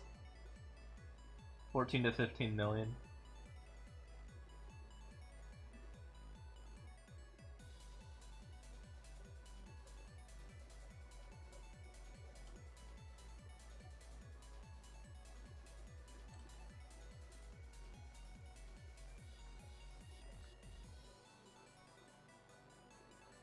That was surprising when I first learned of that, because I thought, you know, easy levels would be more prominent, but no. Normal is the standard, literally.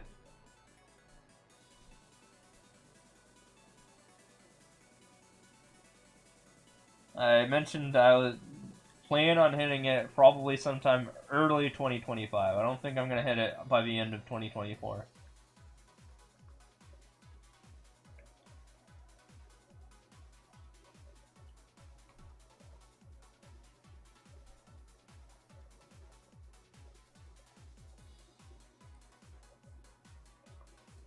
I mean, if you think about it, I'm 5-6 of the way there currently. I'm just after the 5-6 mark. So that means on average, I'm beating 100, you know, it would take me another year. No, just total clears. I'm at 615,000 easy endless. But for total clears, I'm at 840,000-ish. I am 211 shy of 615k for easy endless, but I'm talking about total clears. I don't think anyone in this game is ever going to hit 1 mil easy endless, because MM3 will probably be out by then. But I think I have a shot of, I mean, I'm the only one who has a shot of hitting 1 million total clears in the game's lifespan.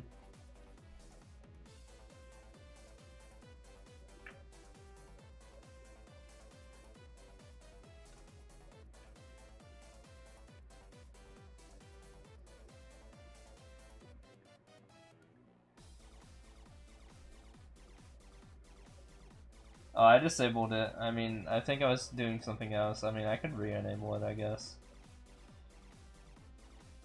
I don't remember why I disabled it. I think it's right there, right? I think it was because I wasn't playing, like, Mario at the time. I was doing Mario vs. Donkey Kong or something. Oops.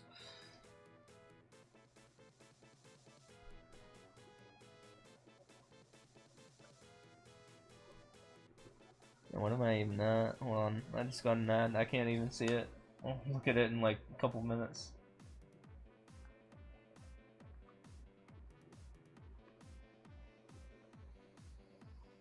I was supposed to hit 615,000 easy endless clears before the beginning of the month, but with the raid coming out for Pokemon, I was unable to do that. I continue after the 1 mil total clears for easy clears easy. Yeah, I mean I make money off of this, so I don't see why I wouldn't do that. Oh, we're almost at 840k. We just got 1k more to go.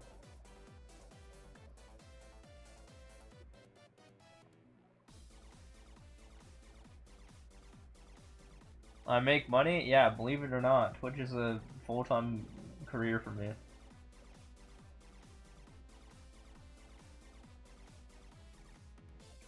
Literally, whenever I get rated by someone like Order, for example, I make $400 on the spot for that day.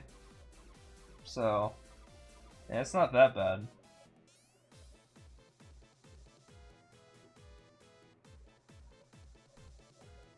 But I will say that money is heavily reliant on raids and viewership. So yeah, make sure to watch me to make sure I get my ends meet, you know? Will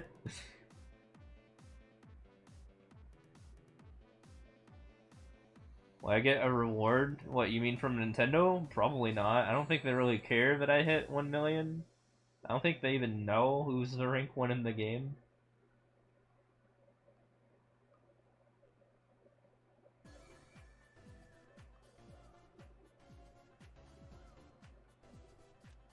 If you're talking from like the Guinness Book of World Records, I also tried that too, and they wouldn't take my any of my rank 1s, sadly, even after I spent $5. So I don't know what to say about that.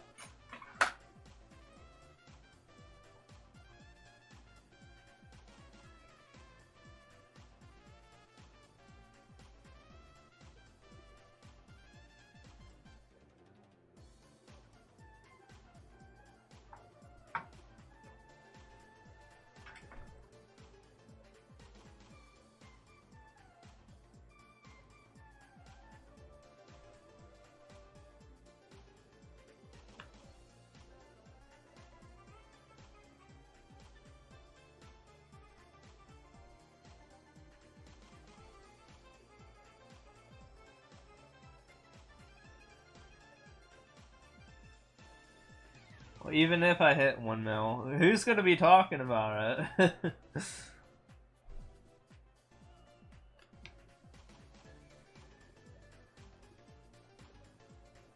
Like, sure, I'd hit 1 mil, but then what? Like, who would report on that?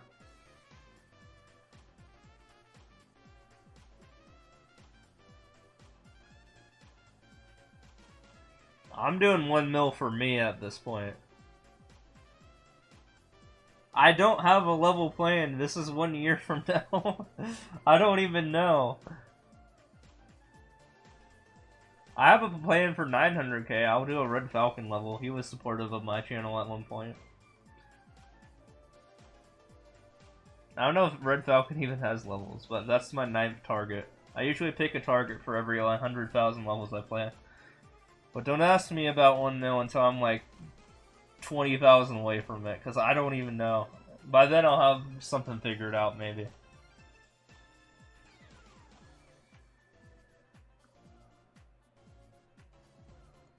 But based on what I've done for every 100,000, I've selected a person who has tremendously helped with the channel in some way, like by shouting me out, like a big partner or so. And I've done that every 100,000 levels. Although Patty was a freebie. He was my first 100k, and he's never shouted me out before, but I wasn't even that big at that time, so it's whatever.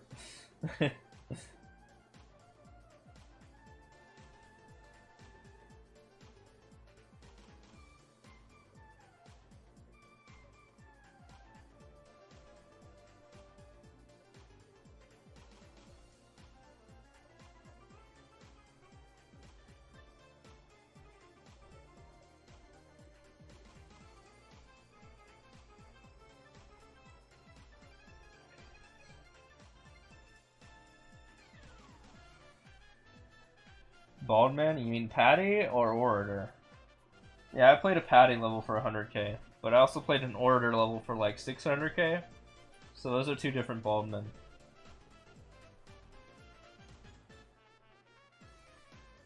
Orator definitely makes levels. Like, yeah, I think I attempted it, and I was like super drunk at that point after 1,000 levels. I was like, yeah, I don't want to be an actual orator level, so I just picked his easiest one, and I beat it in like 1 second. Although I did attempt to beat his level for a while, like one of his levels. I mean, he just made a troll level that took like 2 seconds to beat, and I was like, yeah, fuck it, we're just gonna go with that one. Take a screenshot at 696696. I mean, you could probably do that on your own if I'm live and I forget about it.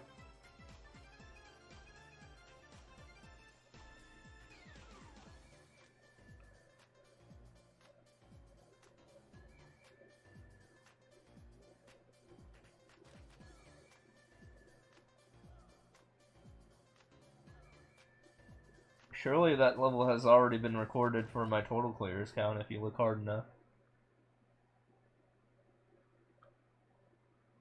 Well, either way, whatever meme number you want, you can probably find it if you look hard enough on my channel for total clears.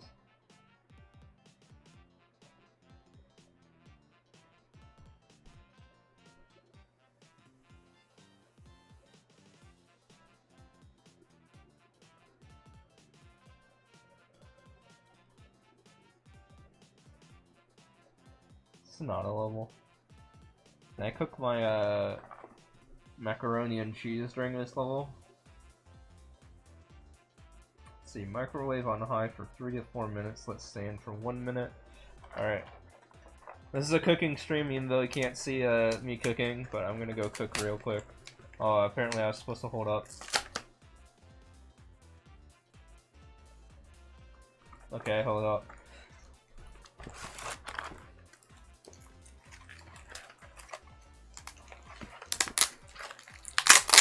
This is me opening up my macaroni.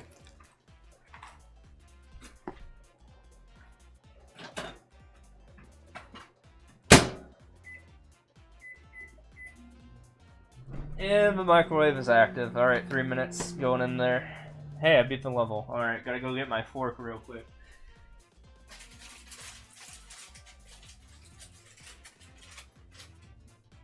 And that's what we use auto levels for. Now we just wait 3 minutes and I get my food.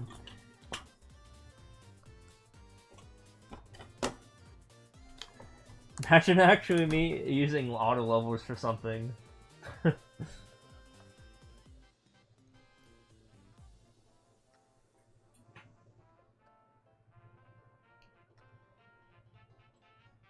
yeah, I still have 2 minutes and 14 seconds until my meal is ready. That's how quick I am at making my meals.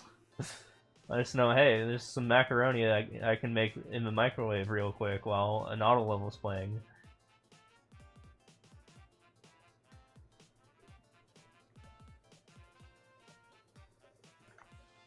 Might as well go for it, right?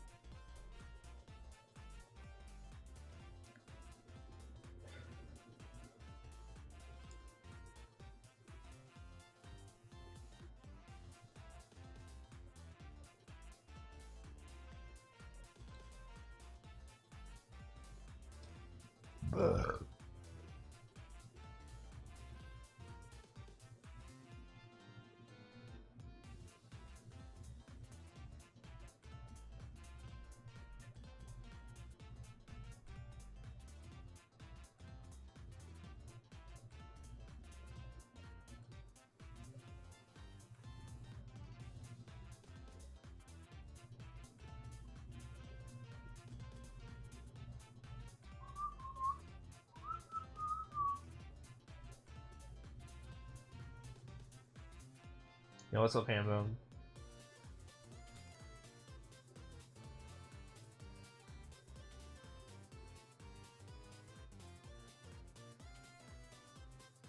When did SMM2 release? June 29, 2019. Or 28, I don't remember. It's June 28 or June 29. Oh hey, my fuse broke. This is a thing that happens commonly with my fucking power strip. But mid-cook, sometimes my microwave will suddenly turn off and then I have to hit a switch on my thing. I had like 30 seconds left of cooking and the power just dropped. I don't know what's going on there. But it seems to happen a lot. Whatever, it's 30 seconds less cooked. I just have to flip my switch and it's active again. I don't know if that's like safe or not, but I haven't had any like electrical issues or anything with that. Like danger wise.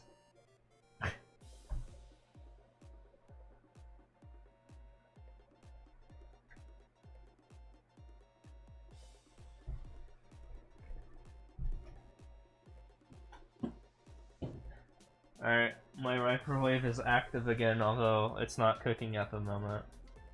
Alright, 1 second, let me pull it out.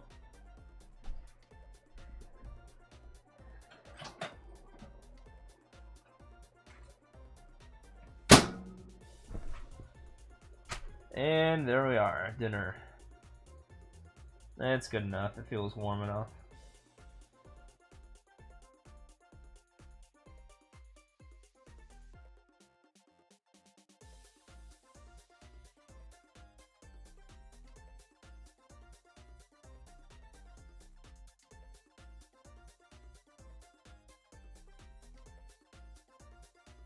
I do have to pee, though. I'll probably do that soon.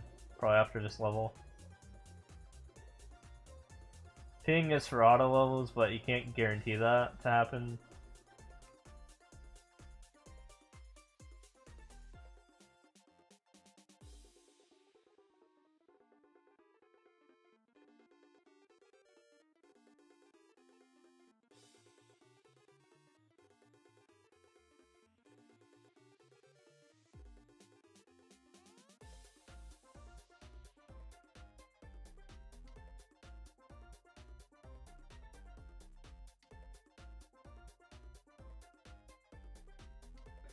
Alright, pee time, be right back.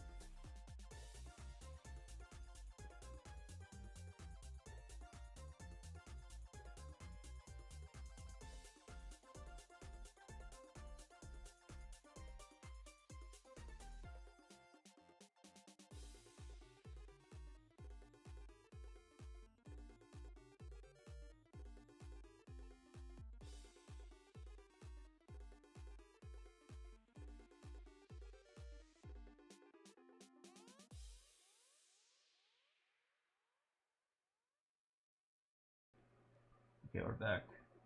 There's the bald man. He's not active today. He's gone on Fridays, right? Isn't he? But you have me as a substitute, so hopefully that's good enough.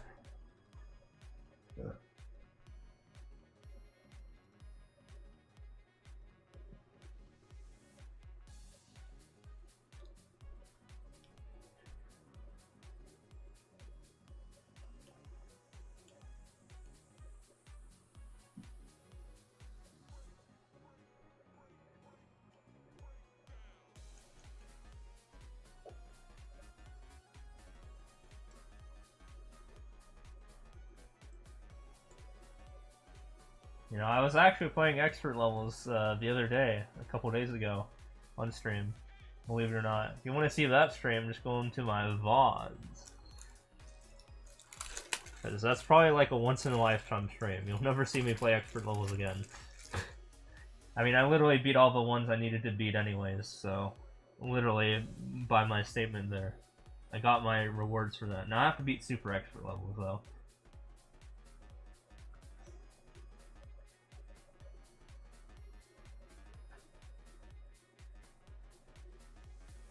490 clears. Yeah, that's good enough.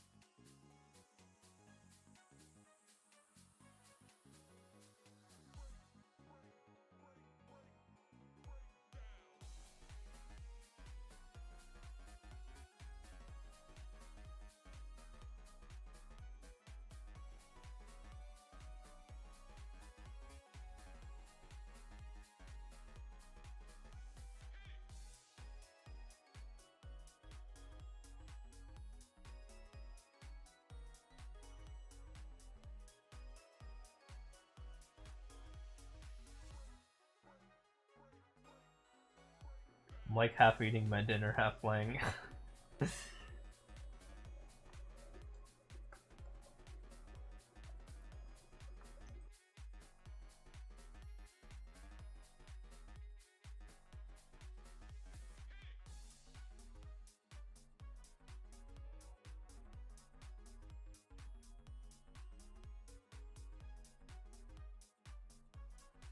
Oh, is this an auto level? Can I just eat during this?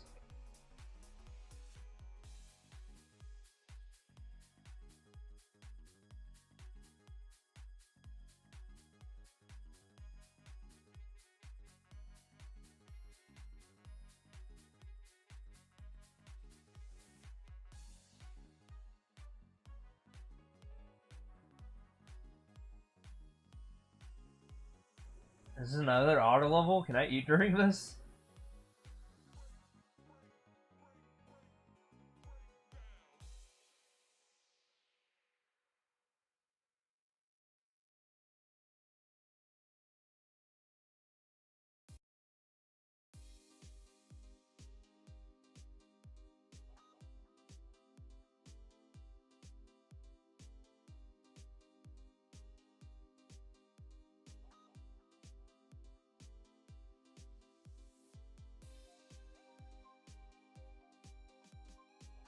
I guarantee in my right hand I was I had my left hand on the controller and I was holding right plus Y. The other my right hand I was like eating my macaroni.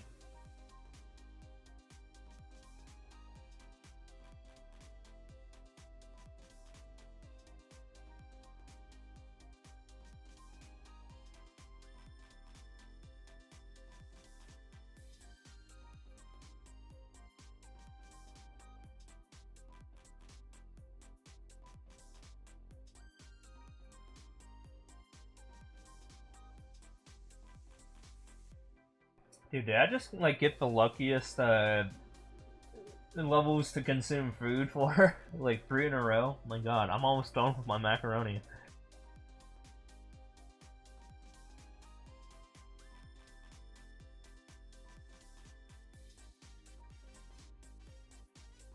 Hey, make that 4, I just need to hold right now.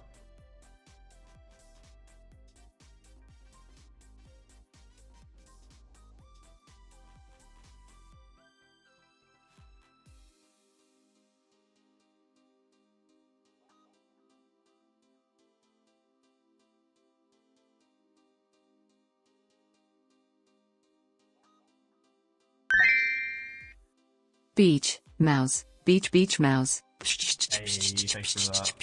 Beach, mouse, Yeah, I just ate. beach, mouse. I only have like 10 macaronis Beach, left. mouse, Instead of, beach, like, mouse. Yo, thanks for the 50 videos. Beach, mouse, beach, mouse. Beach, mouse, beach, I'm mouse. gonna eat also between levels because of how much time it takes to go between levels, so I can just kind of finish that up with that.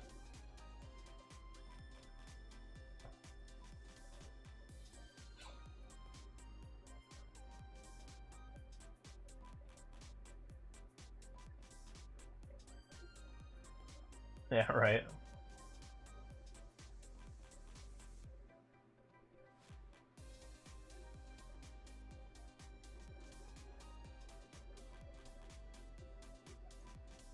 Yeah, by now you should truly know how optimal I take everything in my life, including eating my meals and playing the game at the same time.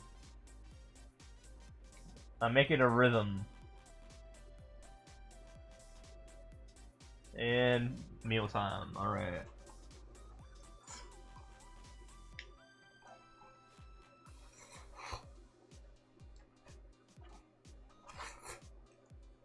That was the last one. Now the last thing I need to do with this is just lick the tray. And I'll have everything I need out of this.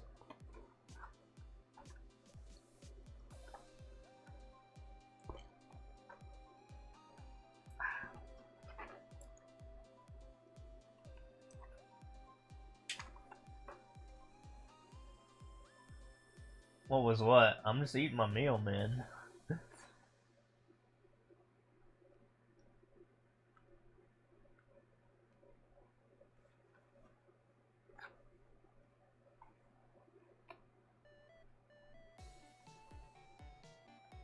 Oh, that's called TTS. That means if someone pays me 50 cents, you can say whatever the hell you want, and some lady will say it out loud. So yeah, just give me money and you can make that happen too.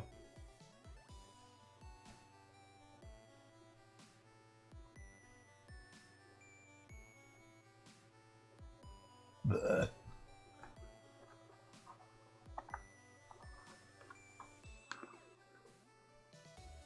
The minimum is 50 cents. So you only need to give me 50 cents for it to activate.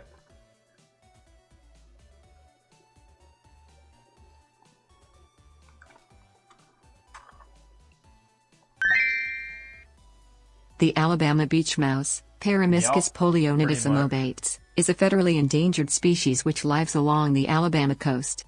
The range of the Alabama beach mouse historically included much of the Fort Morgan Peninsula on the Alabama Gulf Coast and extends from Ono Island to Fort Morgan. Coastal residential and commercial development and roadway construction have fragmented and destroyed habitat used by this species.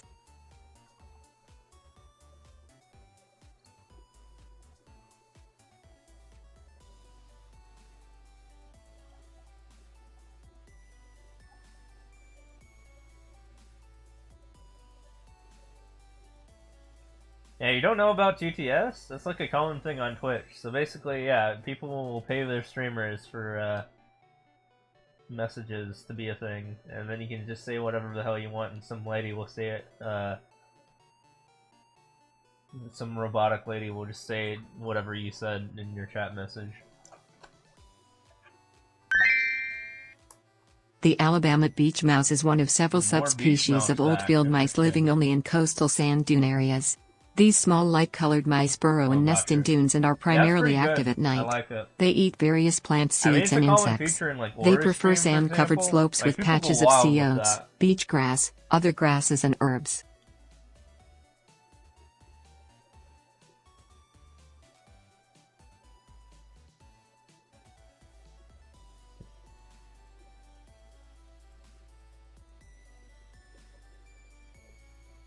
Or even scams people out of it. Could you believe that? GG on 39,000. Appreciate it.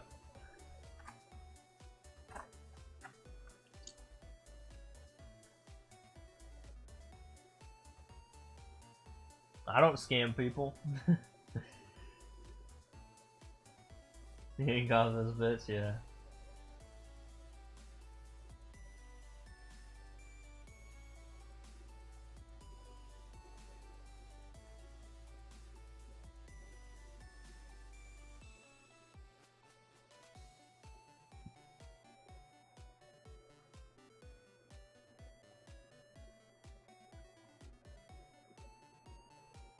This is supposed to be a 10-second level, what the heck? How did that happen? Where's the cheese? It's not here. I'm playing it the long way. Disgusting. Okay, we're out.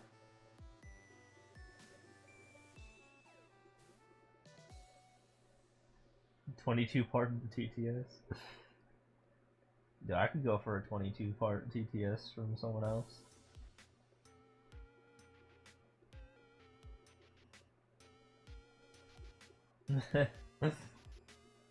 You don't have $11? Man.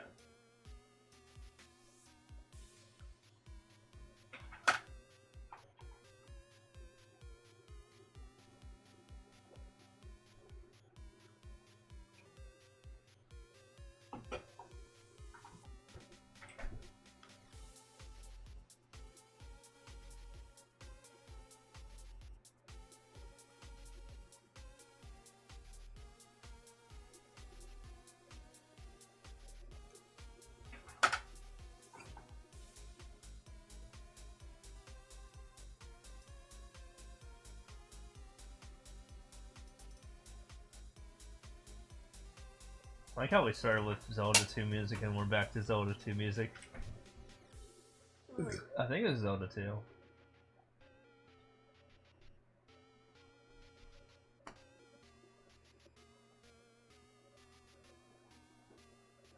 It.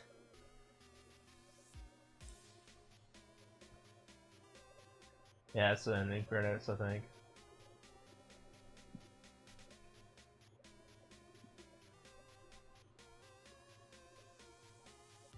Oh, I cut that one close real. Oh my god, never mind. I was like, I was almost proud of what I did, but no, I still died anyway.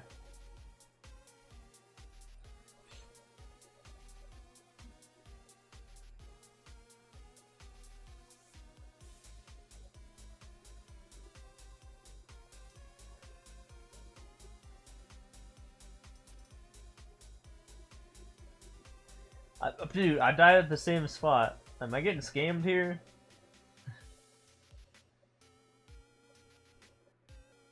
I tried to like drop down on the right spot, but it turns out I might have to be more cautious with this level.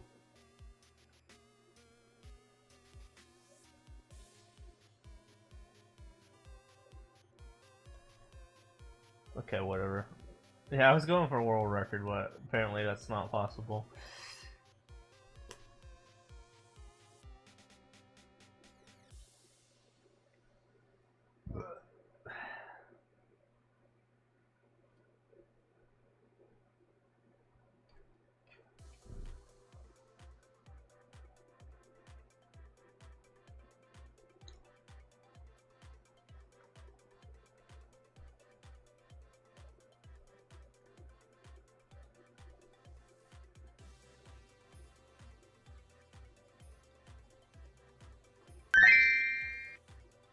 Hamburger, hamburger, French Hey, fries, that's that French one. fries. McDonald's is the place to rock. It is a restaurant where they buy food to eat. It is a good place to listen to the music. People flock here to get down to the rock music. Rock and roll McDonald's. Rock and roll McDonald's. McDonald's will make you fat. They serve Big Macs. They serve quarter pounders. They will put pounds on you. Hamburger, hamburger, French fries, French fries.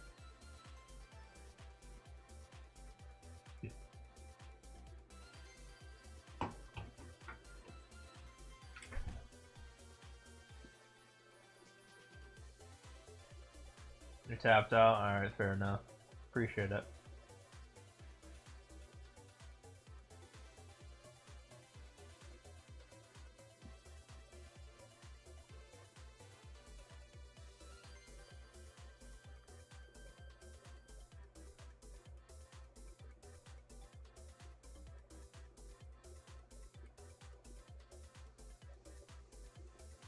What? Where's the other 41? Do we just not get them? What? Okay, no. We're out. I just remember today's Baldman's day off, isn't it? It's Friday night, right? Well, technically Saturday morning.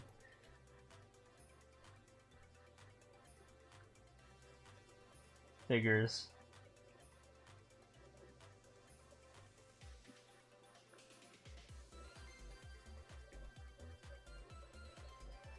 Okay, on my phone, I've had this ad, like, on the sidebar for, like, I don't know, probably an hour now, and it hasn't gone away.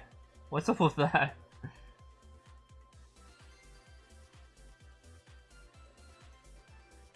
This has just been a permanent ad.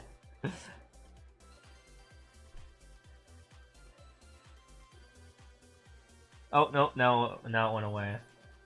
Maybe I just wasn't paying attention enough.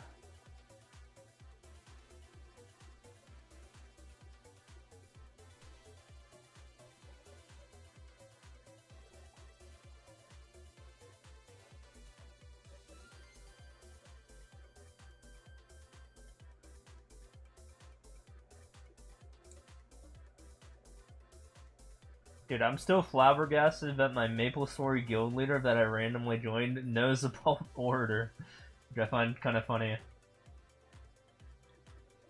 The guy who was here a couple hours ago, who joined the chat.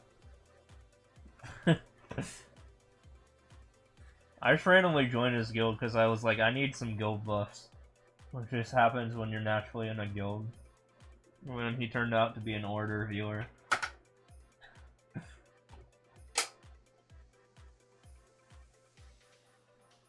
And I told him about the time I met him in person and all that.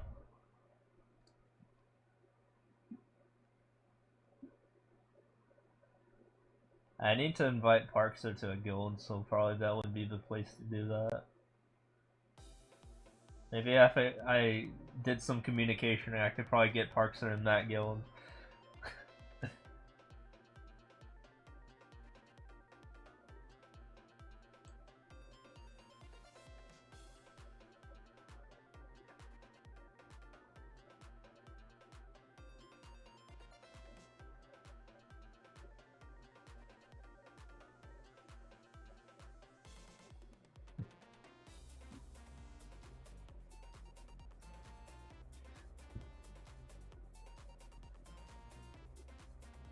We love the shit show in Nora's chat, yeah.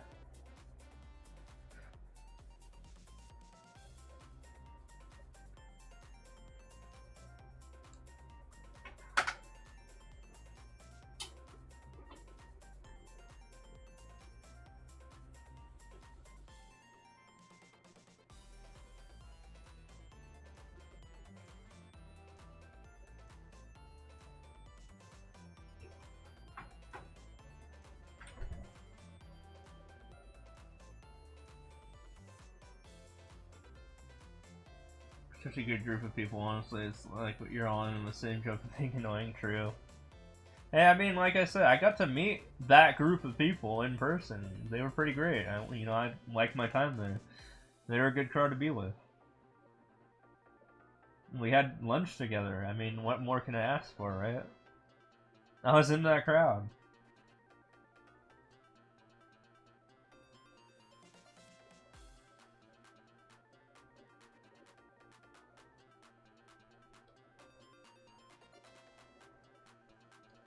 There were like 30 of us too, like there. It was kind of crazy that turnout.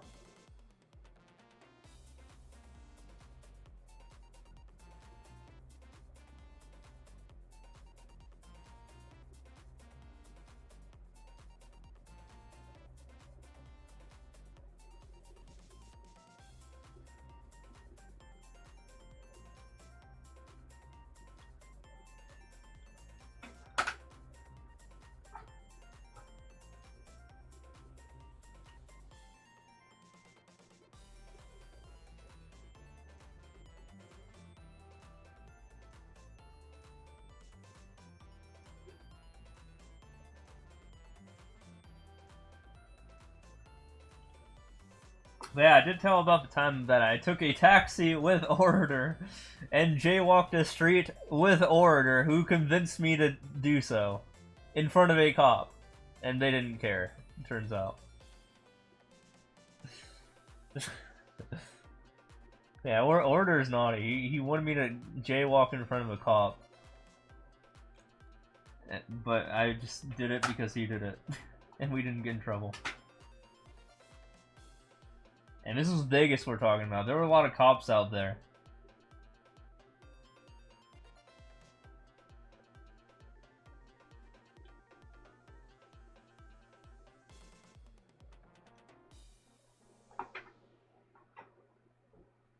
Yeah, I know. They even like invited us to jaywalk, so to be honest, or fair.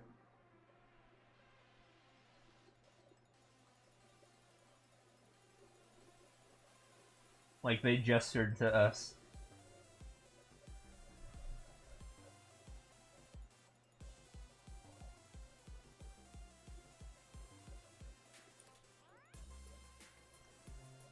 But yeah, woo! Me and Order committing crimes together. Woo!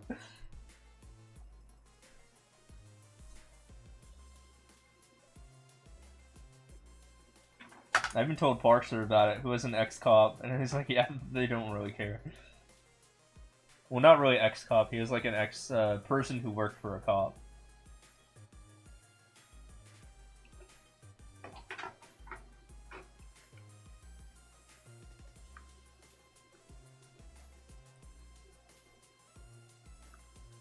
I was like, uh-oh, don't arrest me.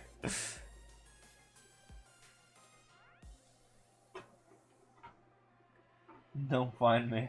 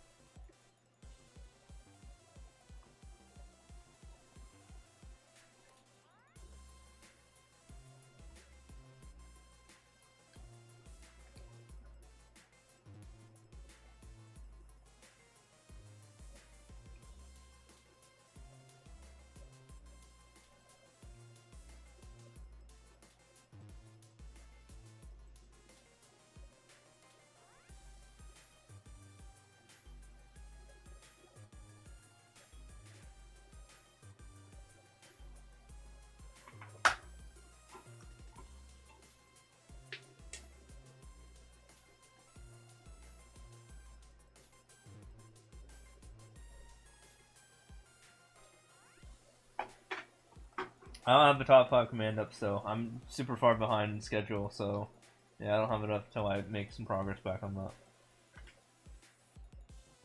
Probably want to get back to like, I don't know, like 15,000 or so lead. That's gonna be a while from now.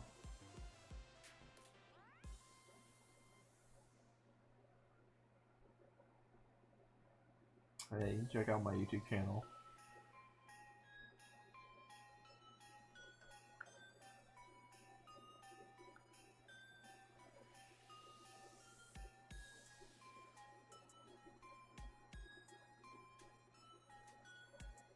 But yeah, the premise behind that is like I was doing other things and I just didn't want to be pestered about it. Cause you know people would do that, you know.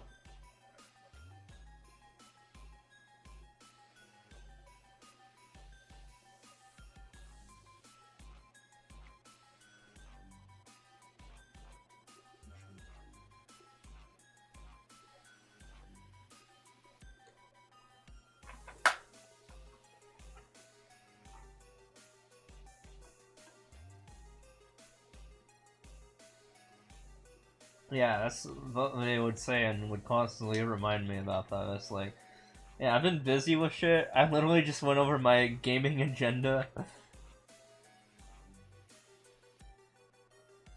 Which is goals. Maple Story dash dailies. Mario Maker 2 dash maintain rank 1. Mario Maker 1 dash unlock everything. Peach Game dash Peach Game question mark. South Park dash South Park Game question mark. Those are my current goals. But originally on that table, I also had Donkey Kong beat the game, and what's the other one? Oh yeah, Pokemon do my once in a lifetime events, and I did those. So yeah, distractions done for the most part. I still have Mario Maker 1 to deal with. I have to beat 5 super expert runs. I don't know how I'm gonna be able to do that, but we'll figure that one out.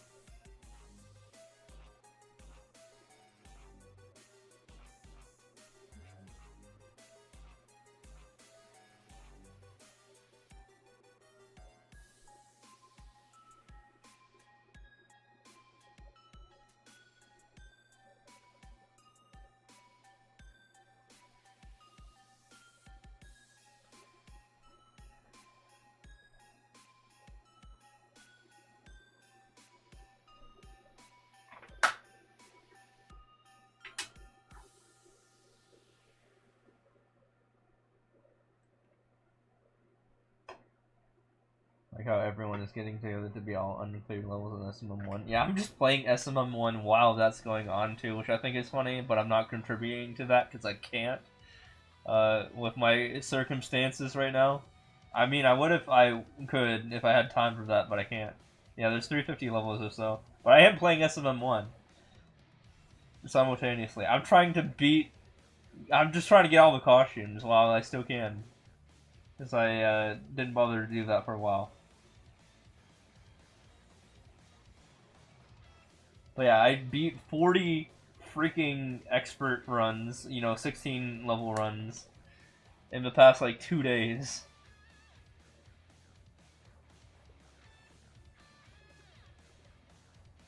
By the way, that's like 640 levels, right? Expert levels, not easy levels. So those take longer to do.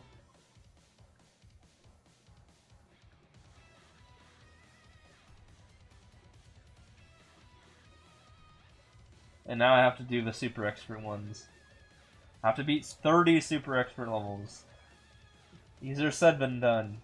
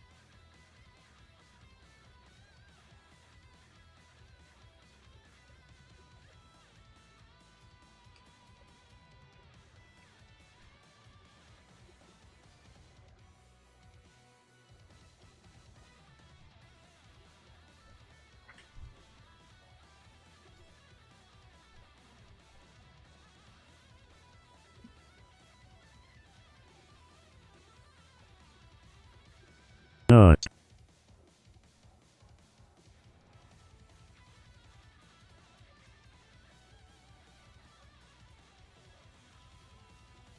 Nice nut.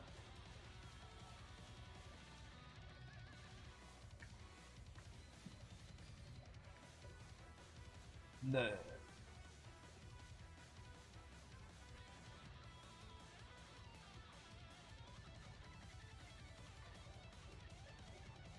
Funny thing is, I don't actually hear the nut when it goes off, but I do read the redemptions in the chat.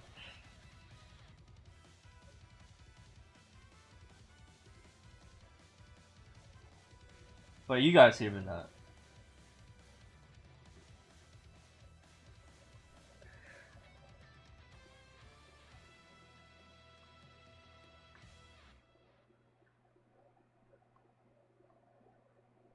Did I heard that the online service for Wii U and 3DS will end? Yeah, that's why I'm literally playing those expert levels because of that I just mentioned. That's why I literally did that stream a couple days ago of me being like, I don't know, like how many runs did I do? Like at least like 7 expert runs. But yeah, it's like I didn't have all my stuff unlocked yet, so I was like I need to do that. So yeah, I know the due date for that.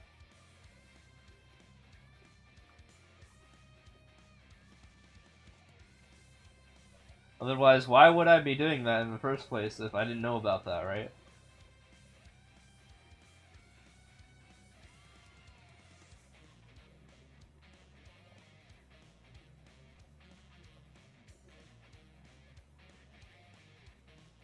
Yep.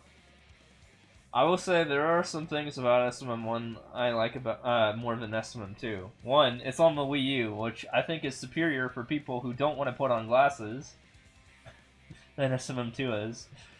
because I can just look at my handheld while I stream. Which I don't know why they didn't include that as a feature in for the Switch, but they had that as a Wii U where you can stream handheld.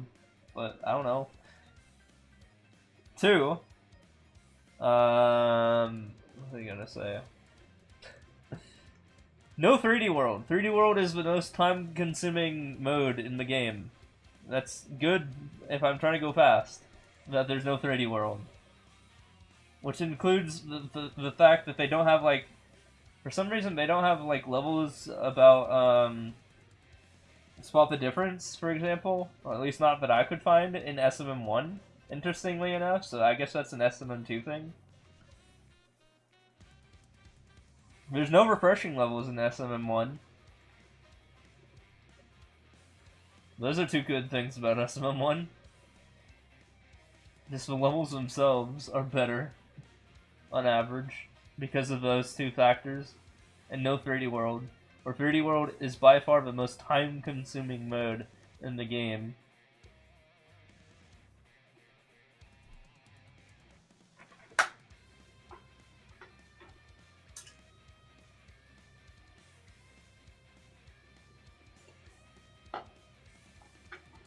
So yeah, there's a couple things I like about SMM1, but there's a couple things I don't like about SMM1 as well.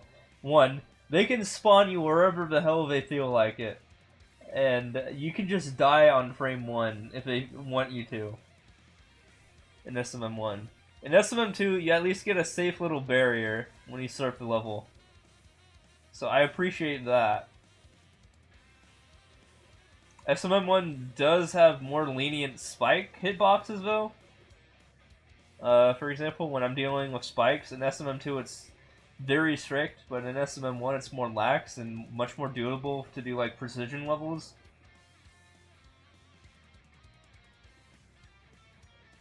So there's, like I said, pros and cons between the 2 games.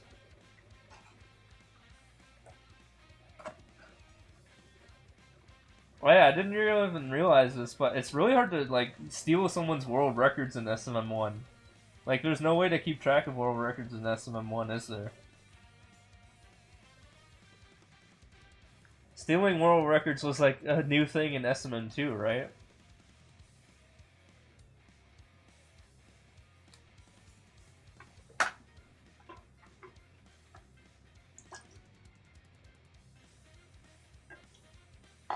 Yeah, I think I have Splatoon 1 downloaded.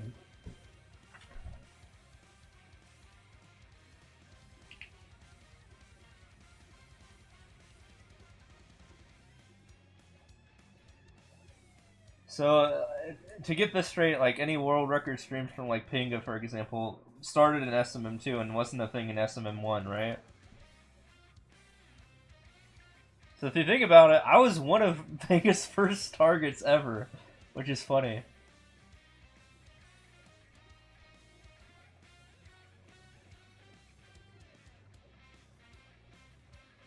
I thought that was a whole thing in SMM1, but I was wrong when I actually played SMM1 recently.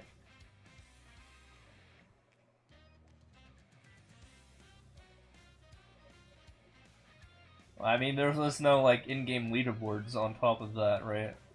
It was all done on that website.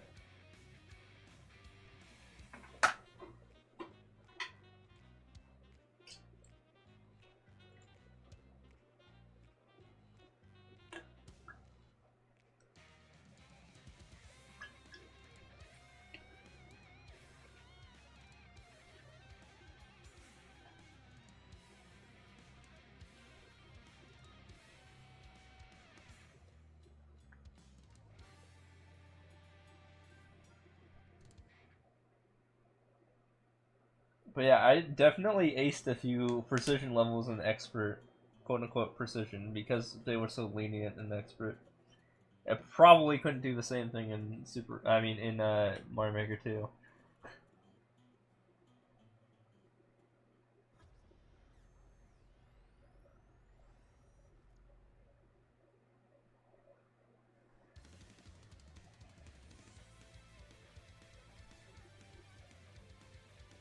I also learned some SMM1 advanced tech based on how many levels I completed that quickly in SMM1. Like, spring jumping and like POW jumping and all that stuff is so much different in SMM1 than it is in SMM2, like timing wise. And show jumping too. Those all had way different times in SMM2. And I learned how to do all of those in SMM1 recently. I was like, holy crap, this is so different.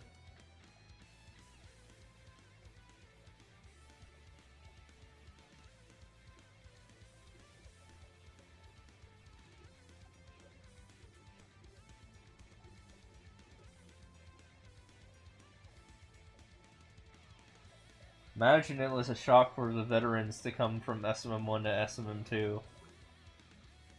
They'd have to relearn mechanics in a different way.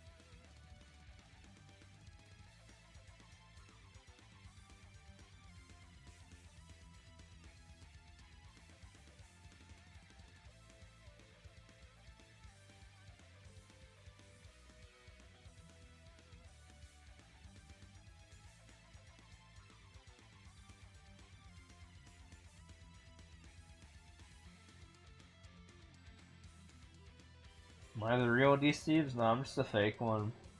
Sorry.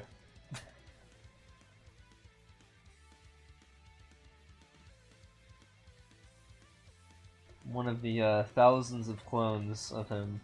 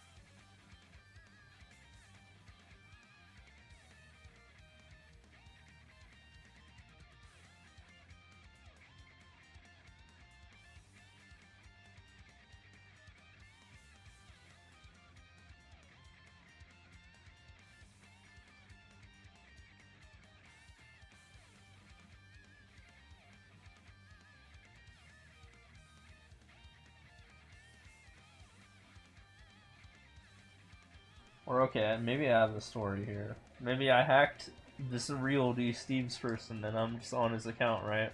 I'm streaming as his username too. Maybe I'm that.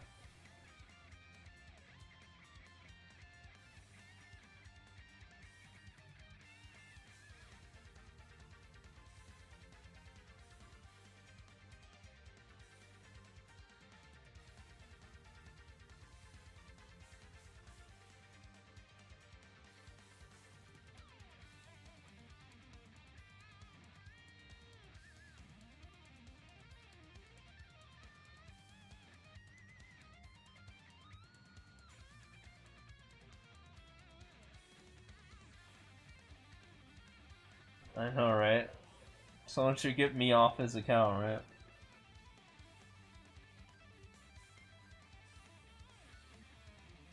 Call the authorities.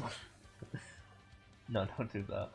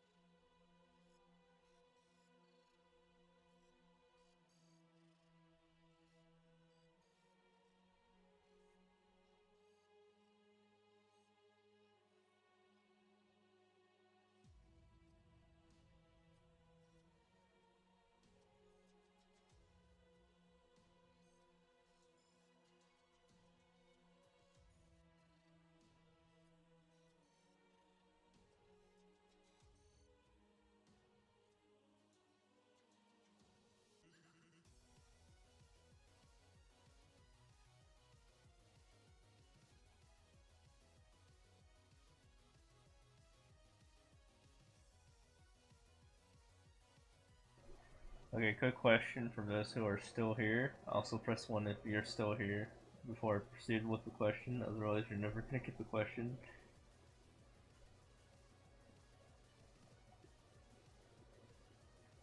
I've gotta get my, whatever it's called, roll call in.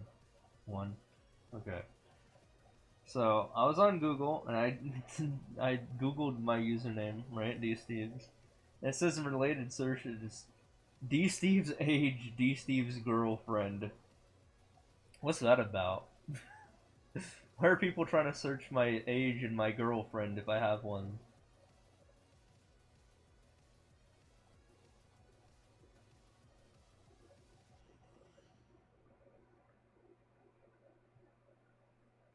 Like, I'm just on Google and I looked that up and I was like, oh my, that's interesting.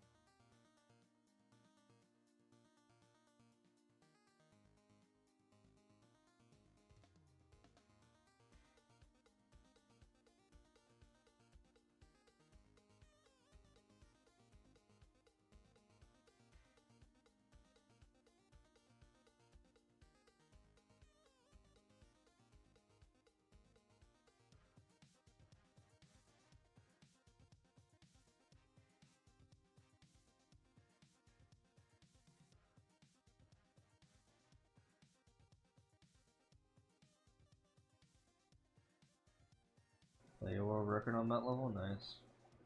It happened.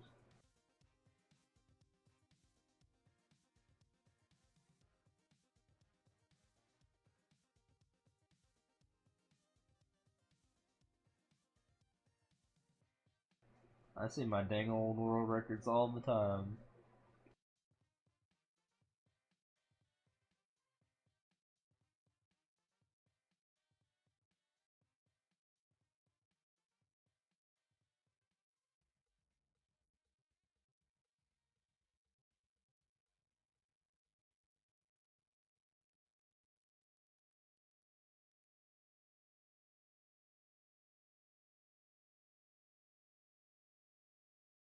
In fact, there's one right now.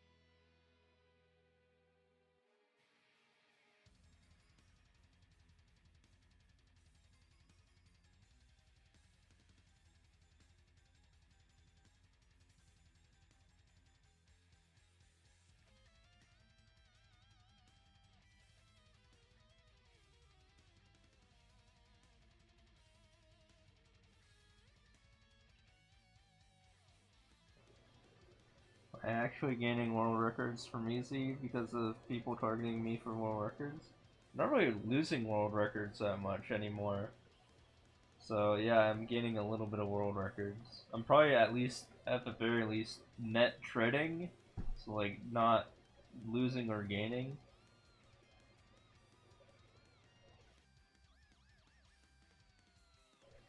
Yeah, it's been an X amount of years since the game first came out, so over time people lose interest in grinding my records, right?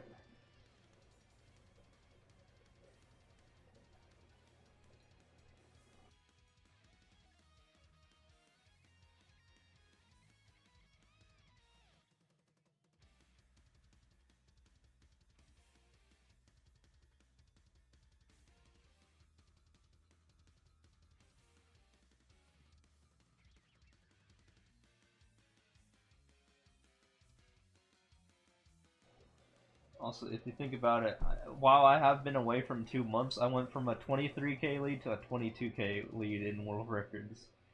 So, yeah, not the worst thing in the world that happened to me.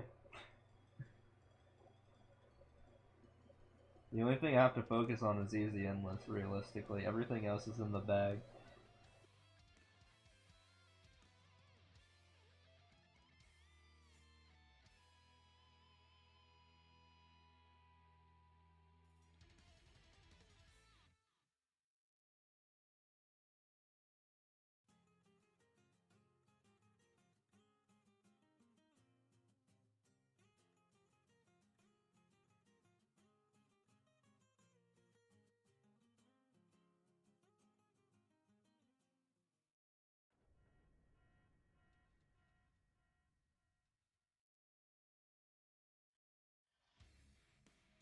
Nobody wants to go for world records? Well, that's a different story a couple years ago.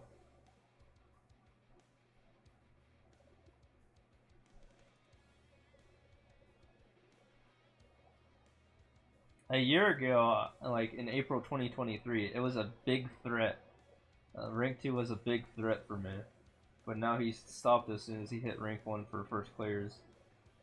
Well, it's a much lesser threat, I should say. He's still going, but like barely at this point. Like I said, he only gained like 1,000 world records in the past like 2 months, so that's like not a huge deal. I mean, I still have to keep an eye on it, you know, a little bit, but it's not anything to worry about. Same with total clears. The only real threat is easy endless. And that's pretty much it. But if we go back a year ago, I had to deal with all three threat. Oh, I mean, I had to deal with two threats at the same time: easy endless and world records. So me only having to worry about one threat is a lot easier than having to deal with two threats, right? So even if I'm that close to like being overtaken, it's not a big deal because I can actually break away from this quite easily if I'm not distracted. Let's just say that.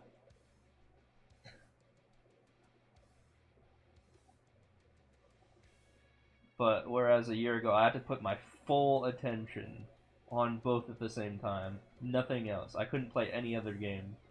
I actually made it.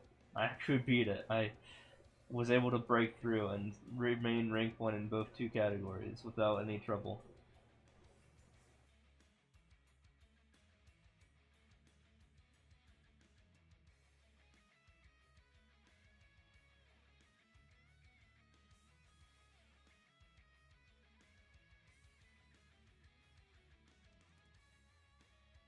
So when it's only one thing I have to worry about, it's not as big of a deal as you think it might be. Like, sure, yeah, I have to do gains to get back to where I was at, right? But like, as long as it's two things at a time, right?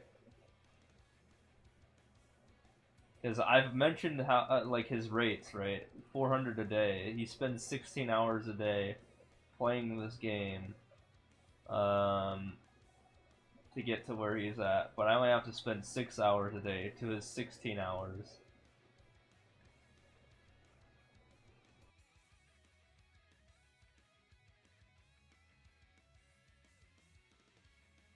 I'm surprised he hasn't wanted to take a month or two off.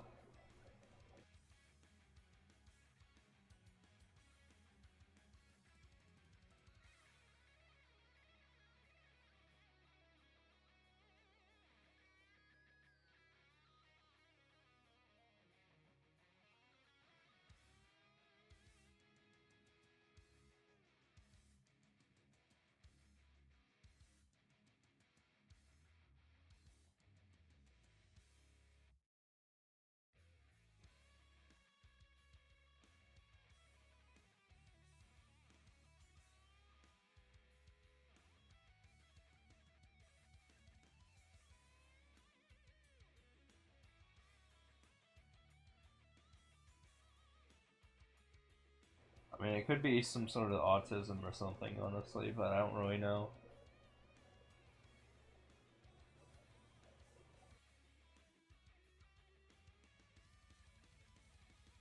They're not making money off of what they're doing, unlike me.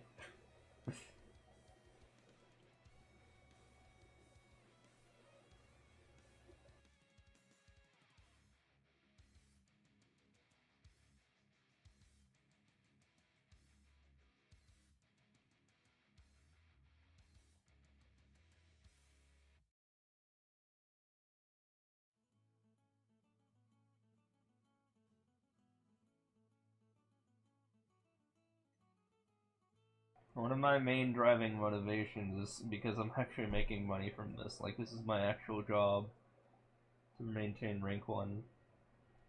Because it gives me coverage, and it gives me, you know, raids from like people like Order and Raisefire and people like that. But I don't really know why the rank 2 is going. He has no benefit of going. No one's giving him any sort of special attention for going. It's just an obstacle for me. This is like the sole purpose at this point.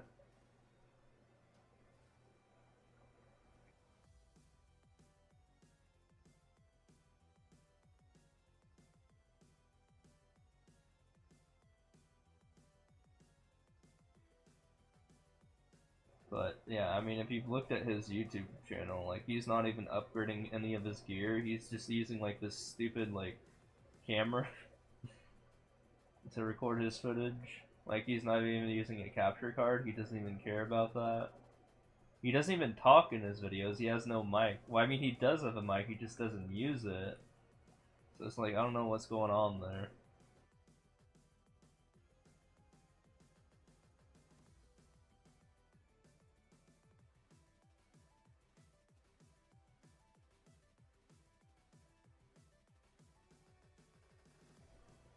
Yeah, I mean, was it at any all entertaining, to be honest? Because there's no, like, he doesn't talk at all. He doesn't have any special music or anything like that, like I do when there's downtime. So I don't know why people, like, on each of his videos go like, oh, great video, because it's like, I don't see where it's a great video, to be honest, because, and I'm not trying to be mean or anything like that. In fact, I keep telling him this. It's like, why?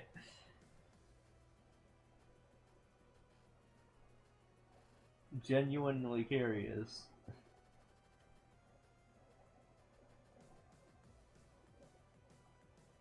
Like, there's no special effort into making the videos. He's not, like, talking or anything. It's just literally gameplay. And he's not even going that fast in the gameplay, so there's nothing super special about it, and it's low quality because he's not using an actual capture card. So it's just someone playing easy endless, not anyone particularly special at that point.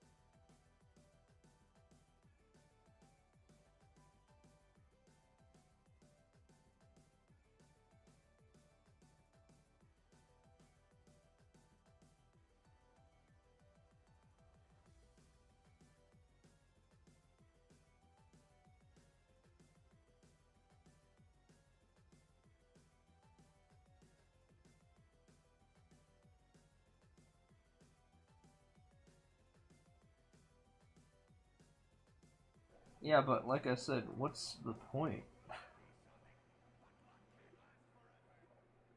It's just gameplay. Like, there's nothing special about it. It's not even in good quality.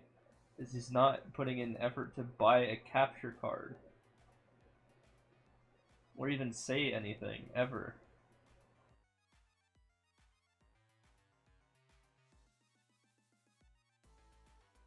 Like, what is he going with his audience?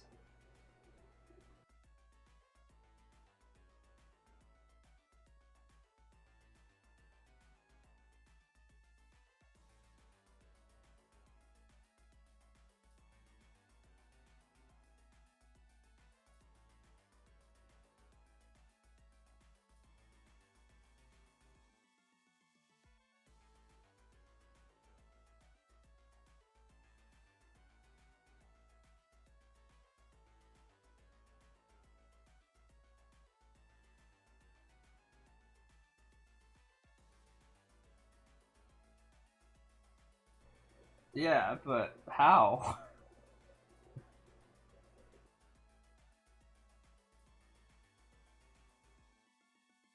You mentioned the word somehow, which means that's not of the norm.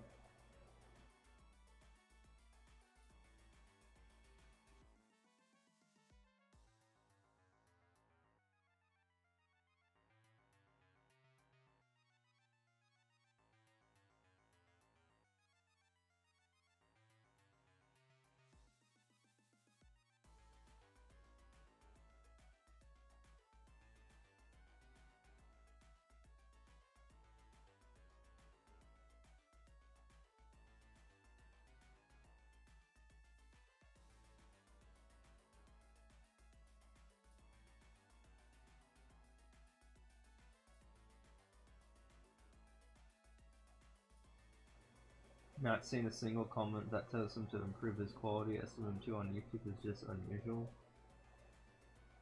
I don't know.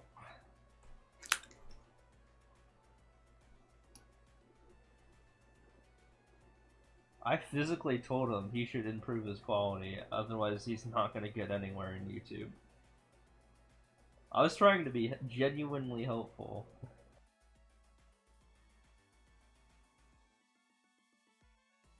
But then he also told me he couldn't afford it, and I was like, okay, then go work for it. He's not doing anything to advance his life. Because he's literally playing this game for 16 hours a day and not doing anything, like even streaming or anything like that, making effort to improve his lifestyle. So it's like, I don't know. I don't know what to say about that. And I have to compete with this.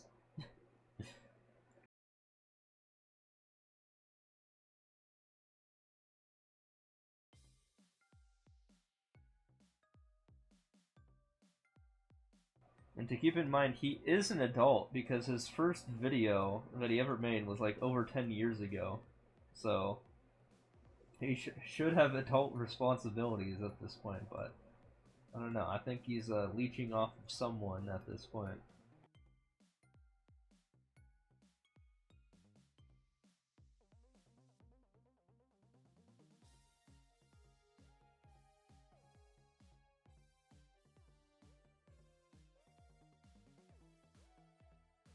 Like, keep in mind, he had an original first channel, and that first channel, he had, like, uploaded a video, like, I think, like, 11 years ago or something.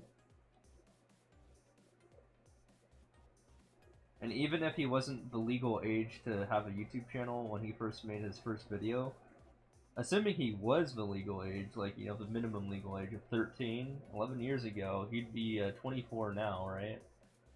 Even if he was, like, 9 or 10 when that came out, he'd be, like, 20 or 21 at this point, right? Assuming that.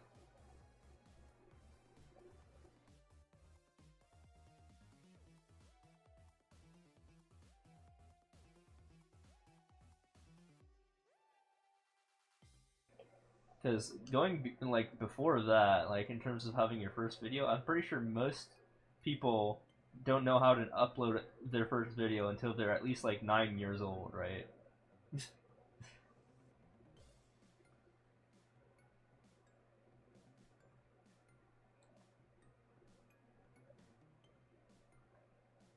Most people wouldn't even know what YouTube is until they're about 9 years old, let alone having a channel. So he has to be at least in his 20s at this point.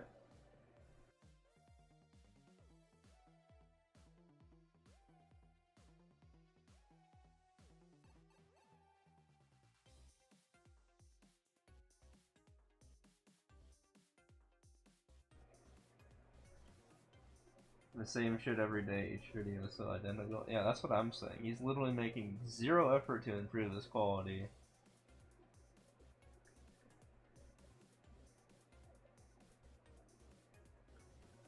So I'm surprised he has subscribers in the first place. But me not uploading any videos, I have more subs than he does.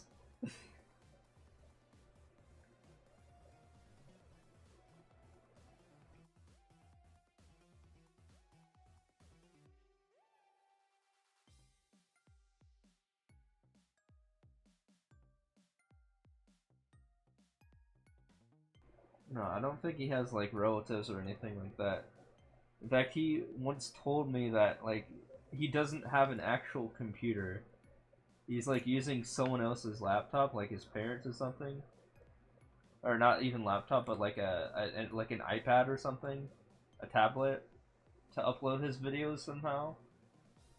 He does not have access to a computer or laptop, apparently, according to what he has mentioned to me directly.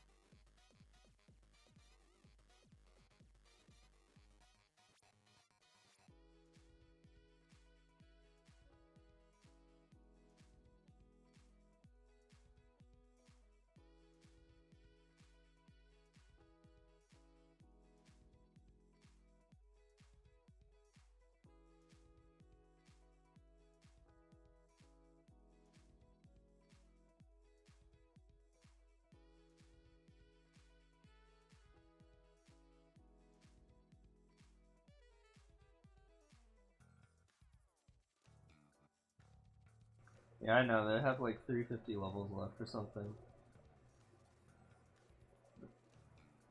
I mean, I see the notifications whenever the Beast 721 goes live, how many levels are left, so yeah, I believe it. I mean, they have a month left and they only have 350 levels left, so they only have to beat like 10 levels a day, which is like nothing.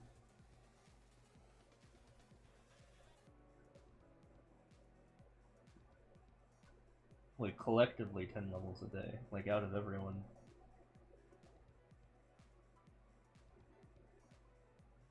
And it seems like they're clearing about 40 levels a day, so I'm pretty sure they got this. And they'll probably be done within a week or so.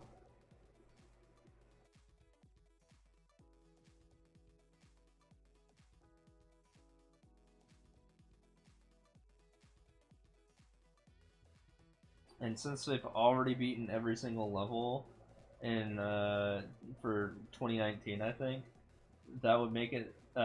What people don't realize is the earliest uncleared level ever will jump up from like 2017 to 2020 instantly once they clear all of them.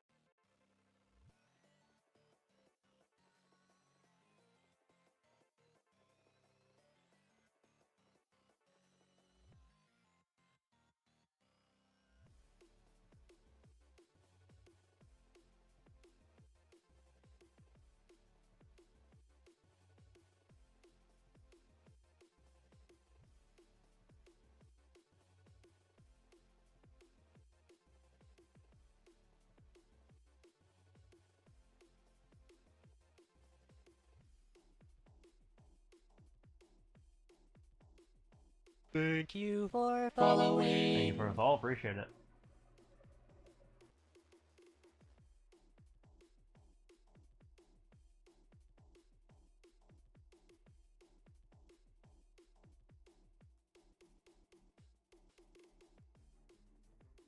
We're super close to 615k, by the way, as you can tell.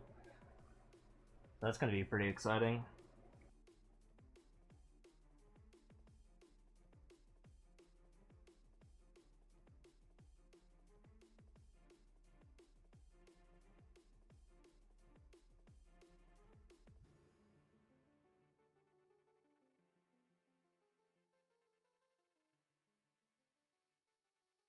I might be, perhaps.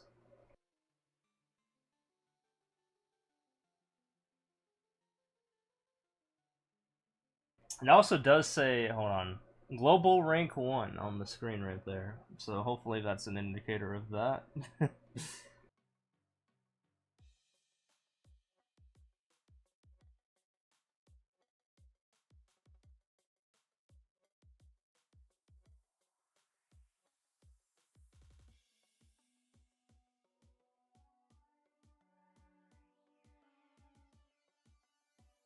That's all good.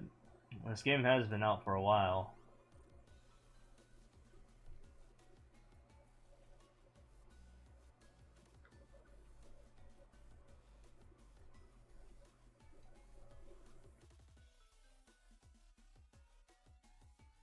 Yeah, I got it on day 1. I was not expecting to go in being rank 1.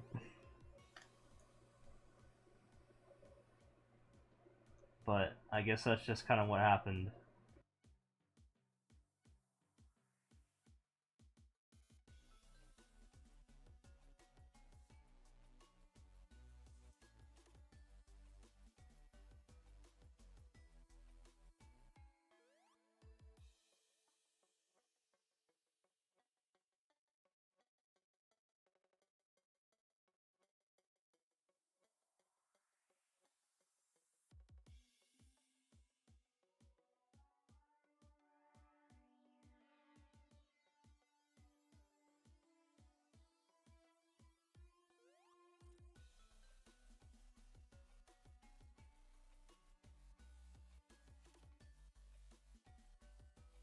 Surprised I'm not more popular on Twitch. Yeah, I don't know how to make that happen. Maybe like wait till I'm blind or something like that.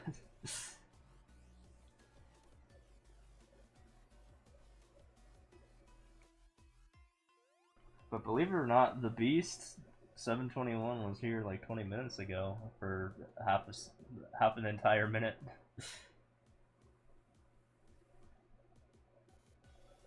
I saw them the login thing or whatever it's called, the logs.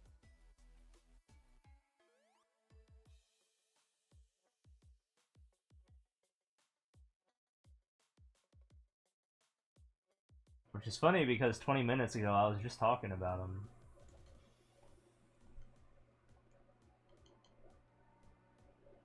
Because someone mentioned 0% stuff. The 0% clear rate team.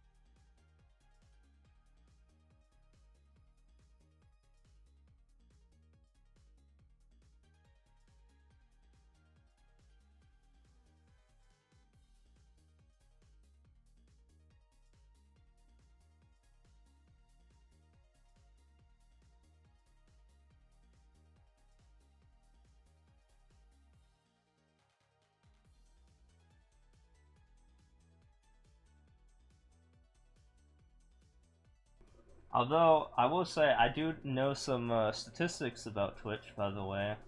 And while you are surprised that I'm not more popular, I am still somehow in the 97.3 percentile for number of followers on Twitch, at least according to my data.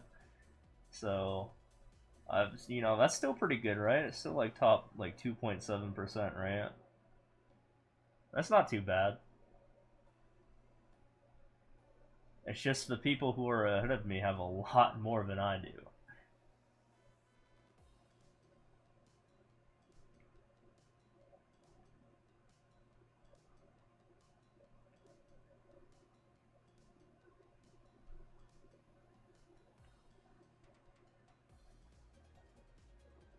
Is Twitch is if you think about it, things are like quite exponential when it comes to channel growth in terms of like rankings on the site.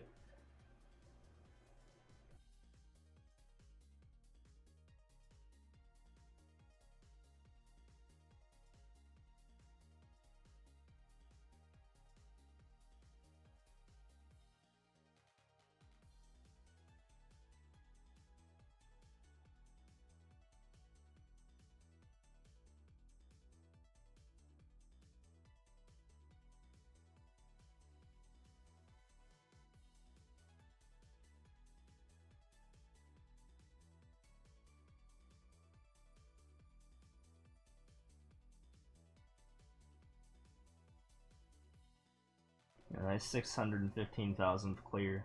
Let's go.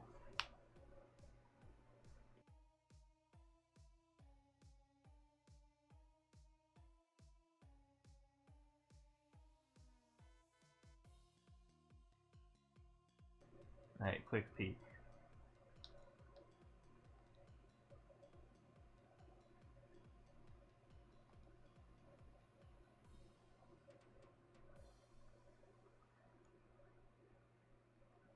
Alright, back in there. Oh wait, there was one more screenshot I needed to take.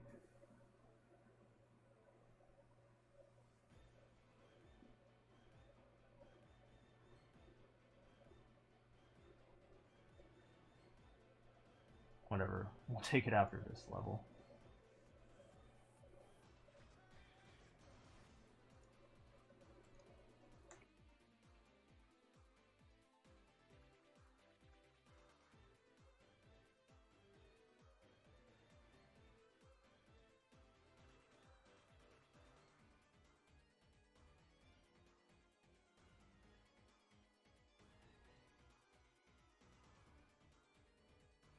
Okay, got it.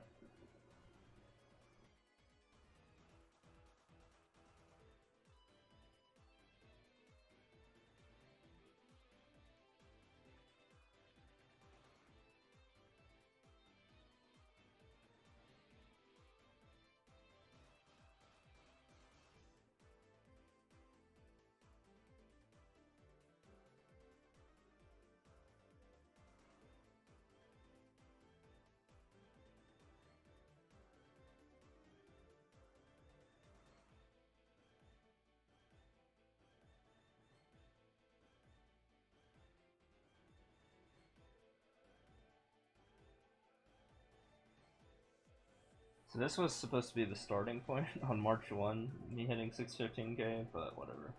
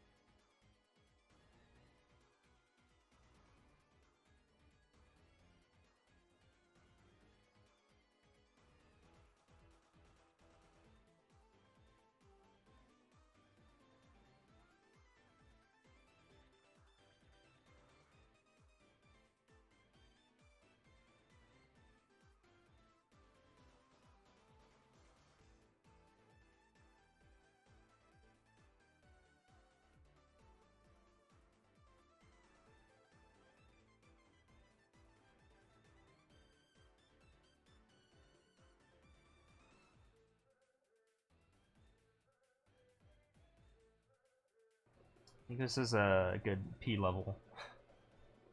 Me go to the bathroom sort of level.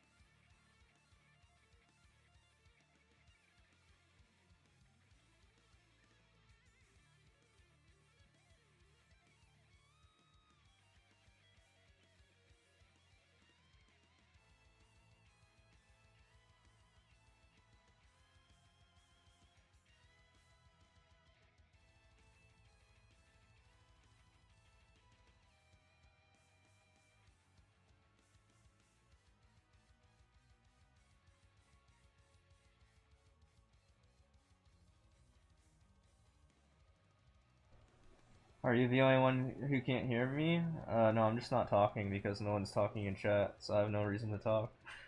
I should really put that in my description, shouldn't I? Like, I don't want to just, like, ramble if, like, no one's gonna talk back, you know what I mean?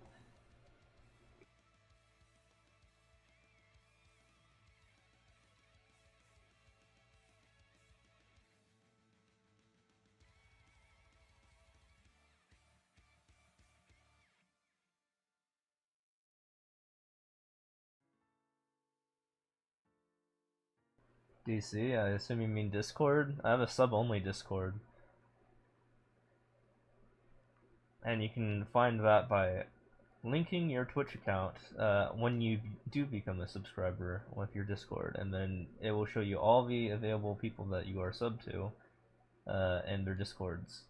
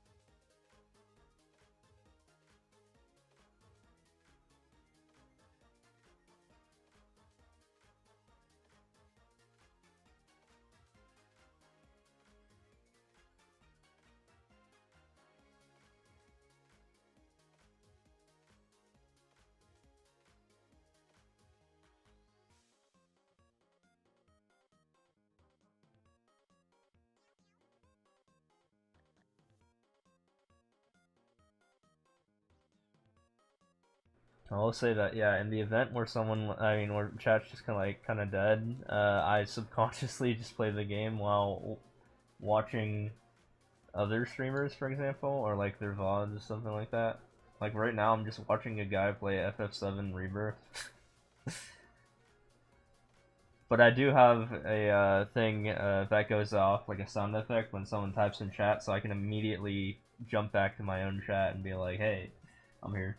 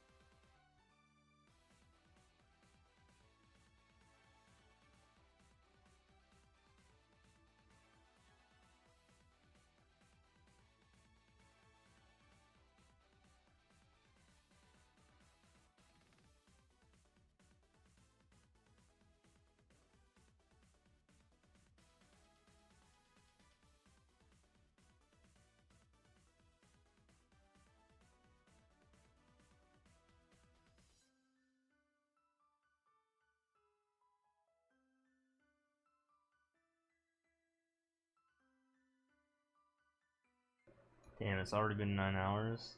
I think this might be it for me for now. I think we'll get back to this. I know day 1 was kind of short, but I did do some extra shit along the way. But yeah, I'm probably gonna continue playing off stream, but for a little while. But there's some things I need to do off stream. But yeah, I'll be back tonight for day 2 because I plan to stream like every day. So yeah, 9 hours I think was pretty good for first day. So this isn't gonna be like my previous like athons where I'm like, you know, streaming everything that I do. I think I'm just gonna play regardless, but also stream for a long time on top of that. So I'm gonna plan it like that. I think that might help me out in the end anyway. But yeah, hopefully by the end of day 2 we'll be at 840,000 courses cleared. That's ideal. And I think that's totally possible. So yeah, we'll work on that. Anyways, yeah, I'll be back tomorrow night. Have a good one.